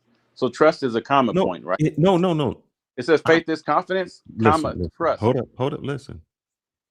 What that says is exactly what you're missing is one part. It says faith is confidence, it is trust, it is conviction, or conviction, yeah, in the person thing. But extending beyond empirical evidence. It's like reading the Bible. And you don't have empirical evidence on a driver that you don't have any experience with on the road. Empirical evidence is this. What he's saying, the empirical evidence is the fact that they're going to They're going to blood test your pilot No, it's on not. a regular basis It's to understand direct whether he has observation. alcoholism I'm problem or just- not, just making and it whether really not simple. it. I'm not whether talking the about the pilot. I'm have talking enough a pilots car on in the order road. to fly the schedule they need to fly, whether he has a fucking alcoholic You get problem. on, you Sometimes shoot that they'll look gun. past Hold up. it. You get on, you get in Sometimes the they'll plane look because past you've that seen shit so 1,000 they can planes fly. pilot No, to let's operate in forget order the to let's make forget money. about the planes because we all have experience with driving, right? Not all of Car, us have experience car, with whatever. car. Yeah, Just do a car. What car. empirical evidence you gonna have on a car? This come Oh, out can I Medellin, answer that? Colombia, and drive. What Wait. empirical evidence Ask you me gonna the have? exact question so I can answer it.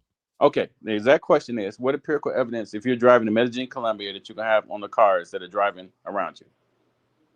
I'm driving You I'm probably won't driving even know I'm the driving significance. in Medellin, Colombia. Yes, they're driving to Medellin, Colombia Okay. in a car. What I've seen is I am driving, so I'm observing that there aren't accidents everywhere. That people that when I look it up or I've driven there before, that it doesn't say that there's more accidents or more people dying than anywhere else in the world. That I see that people are obeying the rules when they do drive, that they're stopping at the stoplights. So that is my direct observation and my measurement because I'm seeing what people are doing when they do it. Do you know what it takes to get a license here? Probably nothing. The same in Dominican Republic. You pay the money. And what does that mean? You didn't tell me. So anything. your first time getting in the car, what empirical evidence you're gonna have? Say you just flew into, you get a rental car from in Rio Negro Airport in Medellin. Mm-hmm. You're gonna have faith that you're gonna be able to. Everybody's gonna at least drive responsible enough that you're gonna make it to your destination, right? No. What empirical evidence you're gonna have? I'm going to drive defensively. It Okay, has then nothing to do with that. I'm going to drive defensively. But we I'm can't. not. We're Go basing ahead. this off of empirical evidence, right? Correct. Because So what would what happen empirical is evidence you have? somewhere I would know that if I see other people driving, then there must be a way that they are driving through my observation that they can drive. Because if they couldn't drive, there would be accidents everywhere. Really? I'll give you another example. Hold on. If I see people eating food, what's that say? What if I go to another place and I see people eating food? You're saying, oh, you just landed somewhere. How do you know that the food is good? Wow. Well, if I see other people eating it and no one is dying, I make an observation that the food is at least edible. So if I go to a country and I don't see accidents everywhere and I don't see ambulances and people dead on the street, from my direct observation, in Southern California, 405 freeway, there's accidents every single day. So it's like, hold up. But now you go with probability. We go with probability. We just said it. I just gave you an actuarial fact for Colombia. As you guys are sitting here discussing it, I'm pulling up the data on actuarial facts on accidents in Colombia. Read it. What am I reading? Tell me. Motorcycles are the most vulnerable, representing approximately 60 of the road deaths. What does that mean? 60 to 74% of the road deaths. Okay, what does that mean? 96%. You can't tell whether a motorcyclist is going to run into you while you're driving. No, hold up. See, that's the wrong You have number. a 40%. Hold up. Let's reverse it. 60% of Ron, because you're an actuary. What you did was just a false thing. 40% possibility. Means nothing. That means nothing. Does it? You know why it means nothing? Because if I say, what is the leading? So now you have a crystal ball. Listen, Ronan, that is a false. That's a false equivalency. Because if I say, what is the leading cause of Black people's death, and you say gunshot wound, and then you're saying, and I say, well, okay, how many of all the Black people in the United States, how many people actually die of gunshots? And then you tell me 1%. Should I say I'm afraid to die from gunshots? You're somebody that's based your life. No. What you're saying is mathematics. I'm showing you statistical data and mathematics. What you're showing me is you're wrong. Saying it has no value. I'll let you talk. Go ahead. Okay, so you're saying you base everything off of statistical data and mathematics. I'm sitting here telling you actuarials are taking statistical data and mathematics and telling you the possibilities of accidents for a time frame. A decent time frame that 60 to 64% of all road deaths are from what? Motorcyclists. Combined motorcyclists, pedestrians, cyclists, and everything else, 96% of traffic fatalities in Colombia. It gives you a ratio for every 100,000 in a population. Okay, but it's not 64% of the people dying from motorcycles. No, the accidents are caused. So what I'm saying is, with all that statistical data, you're telling me you're still going to be safe driving in Colombia, knowing that there's a high probability that most likely a motorcyclist might get in an accident while you're driving, whether it hits you or not. There's still a potential possibility that that motorcyclist could hit you in that accident. I agree with everything you just said. Now, so then are you driving by faith or empirical data that you're not going to get probabilities, man? So you're taking that 40% chance that you're not going to be the one. Listen, you're taking 40% chance that you're not going to be the one getting in the accident by that God damn, Ronin. Look, listen, man. Right? Just don't say nothing and just listen. Do you understand what I'm saying, T-Mac? No, I don't, because your numbers are fucked up. No, I'm asking T-Mac. I need somebody else. Ronin, just let me finish the sentence. You are taking this number incorrectly. Am I? Yes, because because what you are not accounting for, what you're saying is 64% of the people who die are caused by motorcycles. Tell me how many motorcycles are out there. All you're saying is out of 100,000 motorcycles. Listen, you keep interrupting me. I'm talking. Out of all the motorcycles, of the deaths that are caused by motorcycles, 64% of those are that. If I tell you there's 1 million people and only 100 people die of motorcycles, or 100 people die of accidents, of those accidents is 64, that means nothing. That means out of 1 million people, only 64 people died. That is what you're missing. You keep saying 64%, but 64% of what number? And that's what you're not putting in there. It's not 64% of people. It's 64% of the people who died. So if I say there's 1 million people and 100 people died in in accidents on the road, it says that right there. Mortality rate. Look at the mortality rate. It's based off of 15.8 people deaths per 100,000 in population since 2022. It already gave you the number. 60% of the vehicles in Colombia are motorcycles, so they're the majority. No, you're still missing the point. What number? You still have to say what number does that 64%. All you're saying, if I tell you per number of 100,000 per population, talking about for all the vehicles in Colombia, 60% of them are motorcycles. No, that's not what it's saying there. No, I know. I'm looking at something different. I'm pulling up different. He's looking at different data. Show your data. No, but that still doesn't mean anything. Why does it mean anything? Because I still need to know the number of motorcycles that are out there. Let me walk you through this. Let me walk you through it. Let me break you down. How many? If I tell you that 50% of people died and whatever, that number means nothing because I don't know what the entire population is. Yeah, that's what I'm about to give you. Okay. Looking at it right now, because 60% of the vehicles are motorcycles, and I need to find out the total motorcycles because you want to know the exact number, correct? I'm going by what he's saying. He keeps telling me 64% of the people died. I'm going by what the actuary, not me. Extra information because out of all the vehicles on the road in Colombia, 60% of them are motorcycles. Okay, that's what I'm saying. Doesn't give me the number. Right, that's what I'm looking for, my brother. Okay. What is the population? Approximately 52 million. Over 21,000 motorcycles per every 100,000 people. There's 21,000 motorcycles per every 100,000 people. So you could say a quarter per 100,000, and there's 52 million. There are 52 million people in Colombia. Here we go. No, I'm looking at the number right there. 9.7 motorcycle fatalities per 100,000 people. That means 9 people died of 100,000 driving. My percentage is pretty good if I'm in a car. What are you looking at? Down there, fatalities per population. That's the fatality. So there's 9 people that die per 100,000. Give me the percentage on that, because that's like 0.09%. Am I right? That means, so what you said, do I have faith? No, I don't have faith. I just looked at the numbers. You just gave me the numbers. You just messed up yourself. No, I didn't.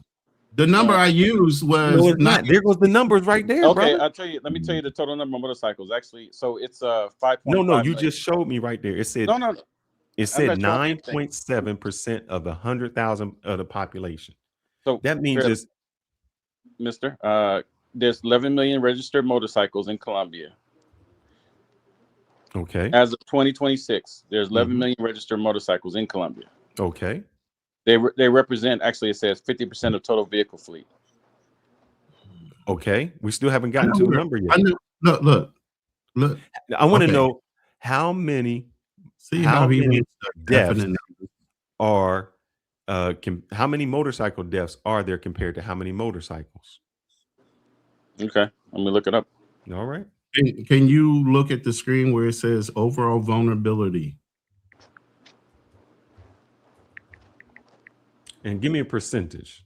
I'm gonna look this up myself.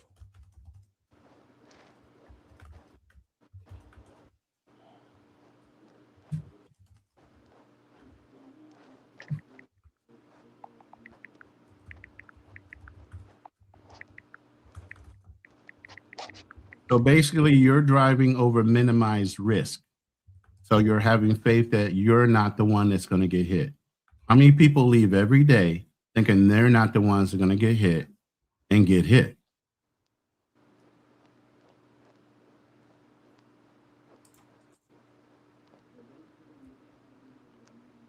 Did nobody hear the question? I'm looking at it right now. With roughly 5,213 motorcycles deaths and around 11 million registered motorcycle bikes, the crude fatality rate is 0.047% of the total motorcycles registered. So if I'm looking at it, the statistics tell me that 0.047% of all the people in motorcycles. That's you just told me it's not about faith. It has nothing to do with faith. That means less than 1%. That is 1% of 1%. What you're telling me, listen, what you're telling Hold me on. is, I'm let telling me you. finish what I'm saying. What you're telling me is you have a crystal ball and you know you're not that 1%. Damn, today. man. Come on, you got to be smarter than this. You know you're gotta be not that smarter than this. 1% today. Fuck, right? why wake up in the morning, man? I don't have a crystal ball that I'm gonna wake up. Why go outside? Lightning can strike me. Why go to the beach? A shark can get me. Right. Why cut my grass? I can fall and slip and the blades and knock me out. Correct. I told you I'd work on probabilities, man. You just making some stuff up that makes no sense. Am I? Is Yes. probability similar to faith? No. I just showed you that whole thing. Probability is didn't. not faith. Really? Yes. I think what you said which before. No, it was- that's empirical data. That's not probability. Look at probability. Look for the definition of probability. You looked up every time I empirical change data. what? No, because you keep using different words. We were on empirical data. Here we go. It's the same. What when you say what is probability? I only consider death. Here not we go. in- Probability is the branch of mathematics measuring the likelihood of an event occurring expressed by a number. So let's go back to what I was saying. Would you ride a bike in Mexico? Well, the probability of me getting in an accident if I had a motorcycle is less than 1%.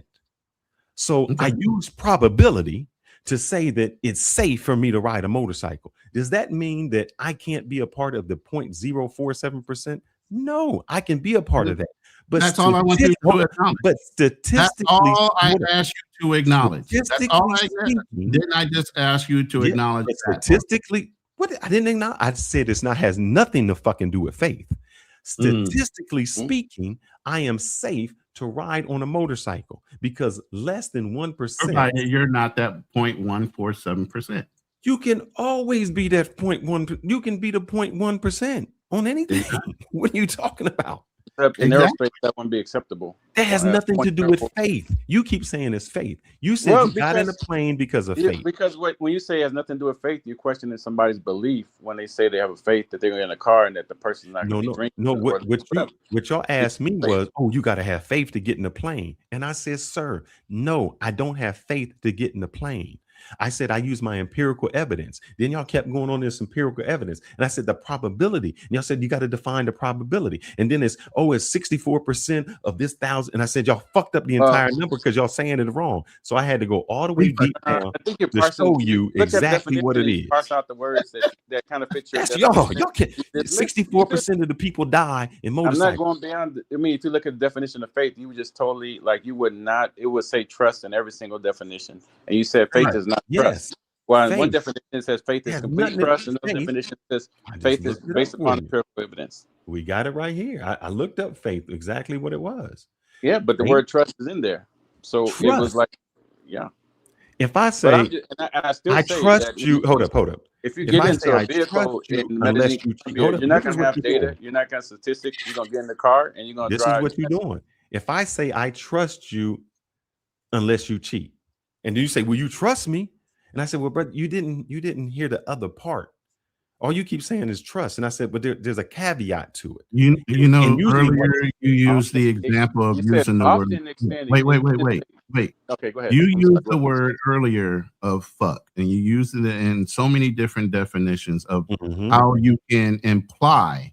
Fuck means no. I didn't say imply. Yes. It is. It means multiple different things. And if you want to get specifics, it doesn't say needing to extend beyond empirical evidence. It says often extending beyond empirical evidence, right? So we can get very specific with words, right? Yes. Okay. Well, I appreciate the conversation.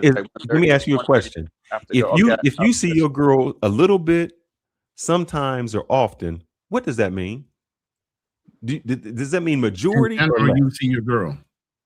My girlfriend? Does that mean you see her less or more than less? If you eat often, what does that mean? You eat. I eat often. I mean, it's like this. I eat often. No, you can't use the word to describe the word. What does often mean? But it's like, I think it's like what we say. There's multiple meanings and spins. Often is more than a little. Often it means more than little. So that in this definition, often would mean what? Often, a lot of times, experience. So if trust and all of that often means it is often, but more than time, more than normal, meaning the majority of the time. 51%. Listen. Often does. Somebody put it in there frequently. Listen, Thank you. You're twisting. Hold on. You're twisting everything because at the end of the day, faith extends beyond empirical data or empirical evidence. You are basing your life off of just empirical evidence. So all this other stuff you're talking about means nothing to us because we're telling you are living by faith more than just empirical evidence that's coming towards you. That's the point of this conversation. You're saying you only live off of facts. We're saying no, you actually extend past facts, meaning you walk into the realm of trust and faith. You're saying no, I don't. If it's not based off of empirical evidence or probability, you don't do it. That's what you're telling us. Okay, fellas, I give you 51%. Okay, that it stands beyond empirical evidence. That's often. No, it's actually more than that. But is it? Now, tell me. I don't know. Let's look it up. Let's go down the rabbit hole. Yeah. So it's like I pay attention to the words because that's the whole thing. You're still not functioning off of just evidence and empirical evidence. You're functioning off of now probability. And we're saying that you're extending past just empirical evidence. Yeah, you're taking empirical evidence and now you're adding to it by probabilities. Definitely. Yes, I never said I didn't. What are you talking about? You guys kept saying you got on a plane because of faith. And I said, I don't get on a plane because of faith. Faith and trust that the mechanic did what he was supposed to do, that the pilot is doing what he's supposed to do, because anytime you get in a car, even riding in a car, you're trusting that the driver is sober. When you order an Uber, you're trusting the Uber driver is sober. Damn that the car works. Damn that you'll get from point A to point B in the car. Yes, it's going to function. You're trusting all the other extenuating circumstances you're going to get from point A to point B if you're not driving, is what I'm saying. And if you don't want to call that faith and you're just going to say probability, fine.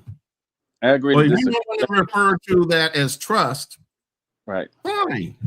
Keep it as probability. I'm telling you, you're having either faith or trust that person's going to get you from point A to point B, irregardless of everything that comes in statistical data as far as accidents, irregardless of whether he did the proper maintenance. Any of that stuff doesn't matter.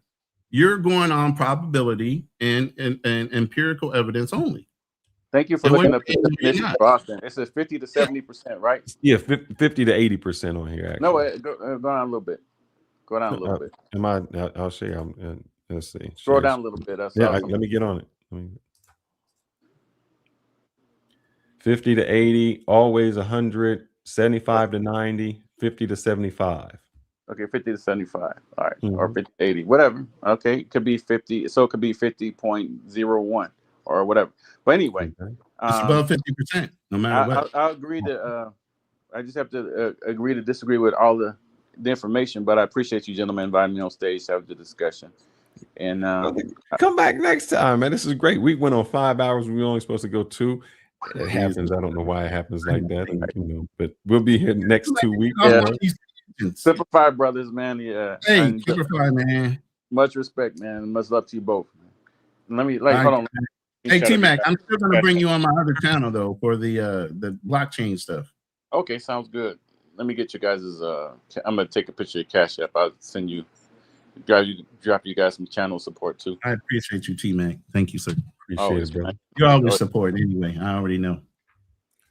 And my man, it's free to think. He says, which I agree, facts outweigh faith. Truth over feelings will bring peace. Faith is hopeful thinking, not knowing. Now, it's free to think is a genius. I think he's probably he must. That sounds like me. I might be having my own page and writing myself. That's a smart man right there. That's a smart man. He said truth over feelings, though. Faith is truth. We just went through this. With the caveat. That is a caveat. It's a caveat because it's it was in the definition. Man, I got to do this again, man. It was in the definition. It had a comma. Trust. Show it again. Confidence, comma, trust. There's no caveat. This is the caveat right here. Conviction in person. That's the caveat. No, that is. Extending beyond empirical evidence. Okay, that means going past, beyond empirical evidence. It does not stop or negate the fact that faith is confidence, trust, and conviction. It goes beyond empirical Correct. evidence. Exactly. But it does not disdain or say it's not trust. Faith is trust. Faith is confidence. Faith is confident conviction in a person, thing, or concept. Beyond it's all those things. Beyond. Often beyond. There's a comma. Read it the way it's there. Often extending beyond empirical evidence. Yes. Is faith. But it does not say that it's not part of trust. I'm just saying, I'm gonna stick to that. We can agree to disagree all day long, and that's what makes us great. It is. What a lie. I can't believe you guys stuck here for 5 hours. But what I can say is hit the damn like button. Hit the like subscribe button, to the channel. If you've been here for this whole thing, I don't know why you haven't subscribed to our channel. Exactly. Please, if you can't do anything but just push the button to like and go and hit the bell notification so you can get more of these enriching, word-defining conversations. I don't know what's wrong with you. And we're going to wrap it up, guys. But this is what I say to people on this Good Friday. Whether you have faith, whether you have trust, whether you have periodic, look, I'm gonna say that the periodic evidence and the probability is you should be subscribed to our channel. That's it. I'll say fact. But whether you have faith, whether you have trust, whether you believe or don't believe, I always just say question on anything. Question us. You know, we may not be correct on everything. We want to find out where things are.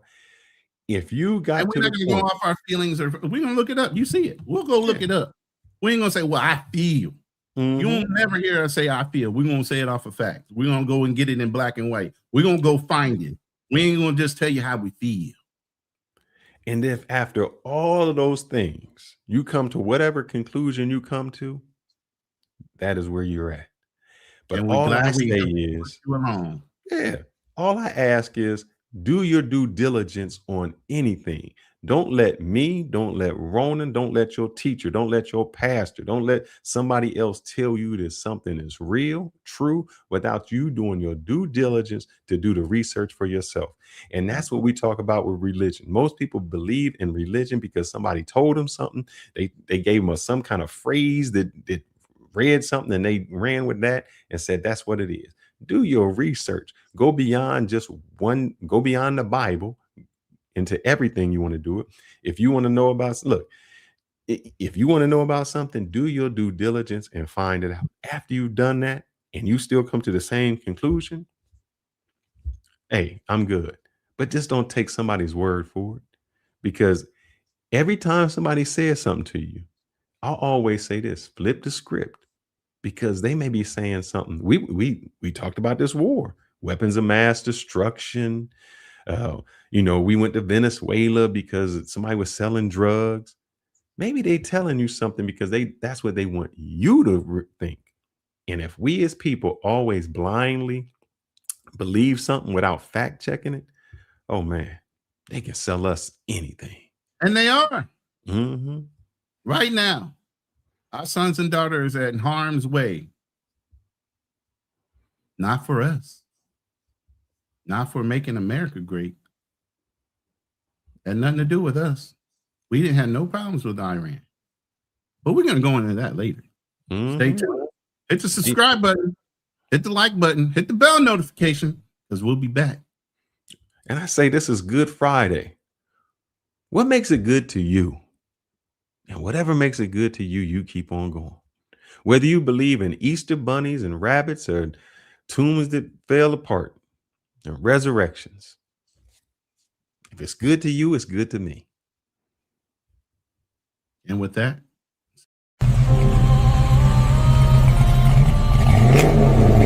yeah.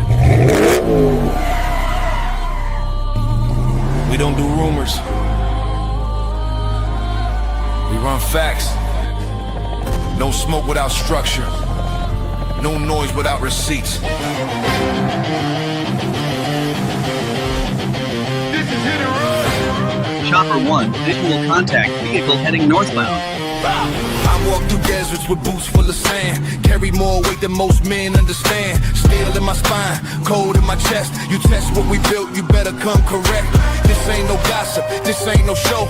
We don't chase clout, we chase what you owe. Stand on the line, never cross it for fame. We say what we mean and we mean what we claim. Seen men fold when the lights got bright.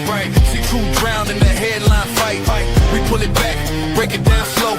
Facts hit harder when the ego go. I've seen too many lies dressed up like kings. Too many weekends pulling fake strings. So we step in the ring, no mask, no bluff. If it's truth you want, we call it rough. This is Hit and Run. Stand your ground till the job is done. No retreat, no second guess. We break it down, expose the mess. Hit and run. Hard truth overloaded guns. Say it straight, we don't sugarcoat none. We hit the facts, then we run. Fearless from the field, learn how to bleed. Fourth quarter pressure is the air we breathe. Helmet cracked, ribs taped tight. Still showed up, ready for the fight. Boxing gloves, knuckle scarred. Discipline built in the backyard. Martial code, no cheap shots thrown. We don't bark loud, we hold our own. Marcus listening, I know your grind. Carrying weight on your back and mind. Bills on the table, world on fire. Trying to keep your name clean in the wire. We ain't here to preach or beg. Just sharpen the blade and protect your head. Truth ain't loud. It's cold and clear, that's why you tune in when we appear. I've seen men lose what they work to build. Over pride, over ego, over quick, cheap thrills. So we told that line, never settle our name. Legacy heavy, we guard that flame. This is Hit and Run. Truth weighs heavy, but we still stand strong. No mask on, no filter tone. If it's wrong, we call it wrong. Hit and run. Built from discipline, sweat and blood. Facts hit harder than a loaded gun. We hit the truth, then we run. Unit 1 airborne, scanning the downtown grid. No emotion. just evidence.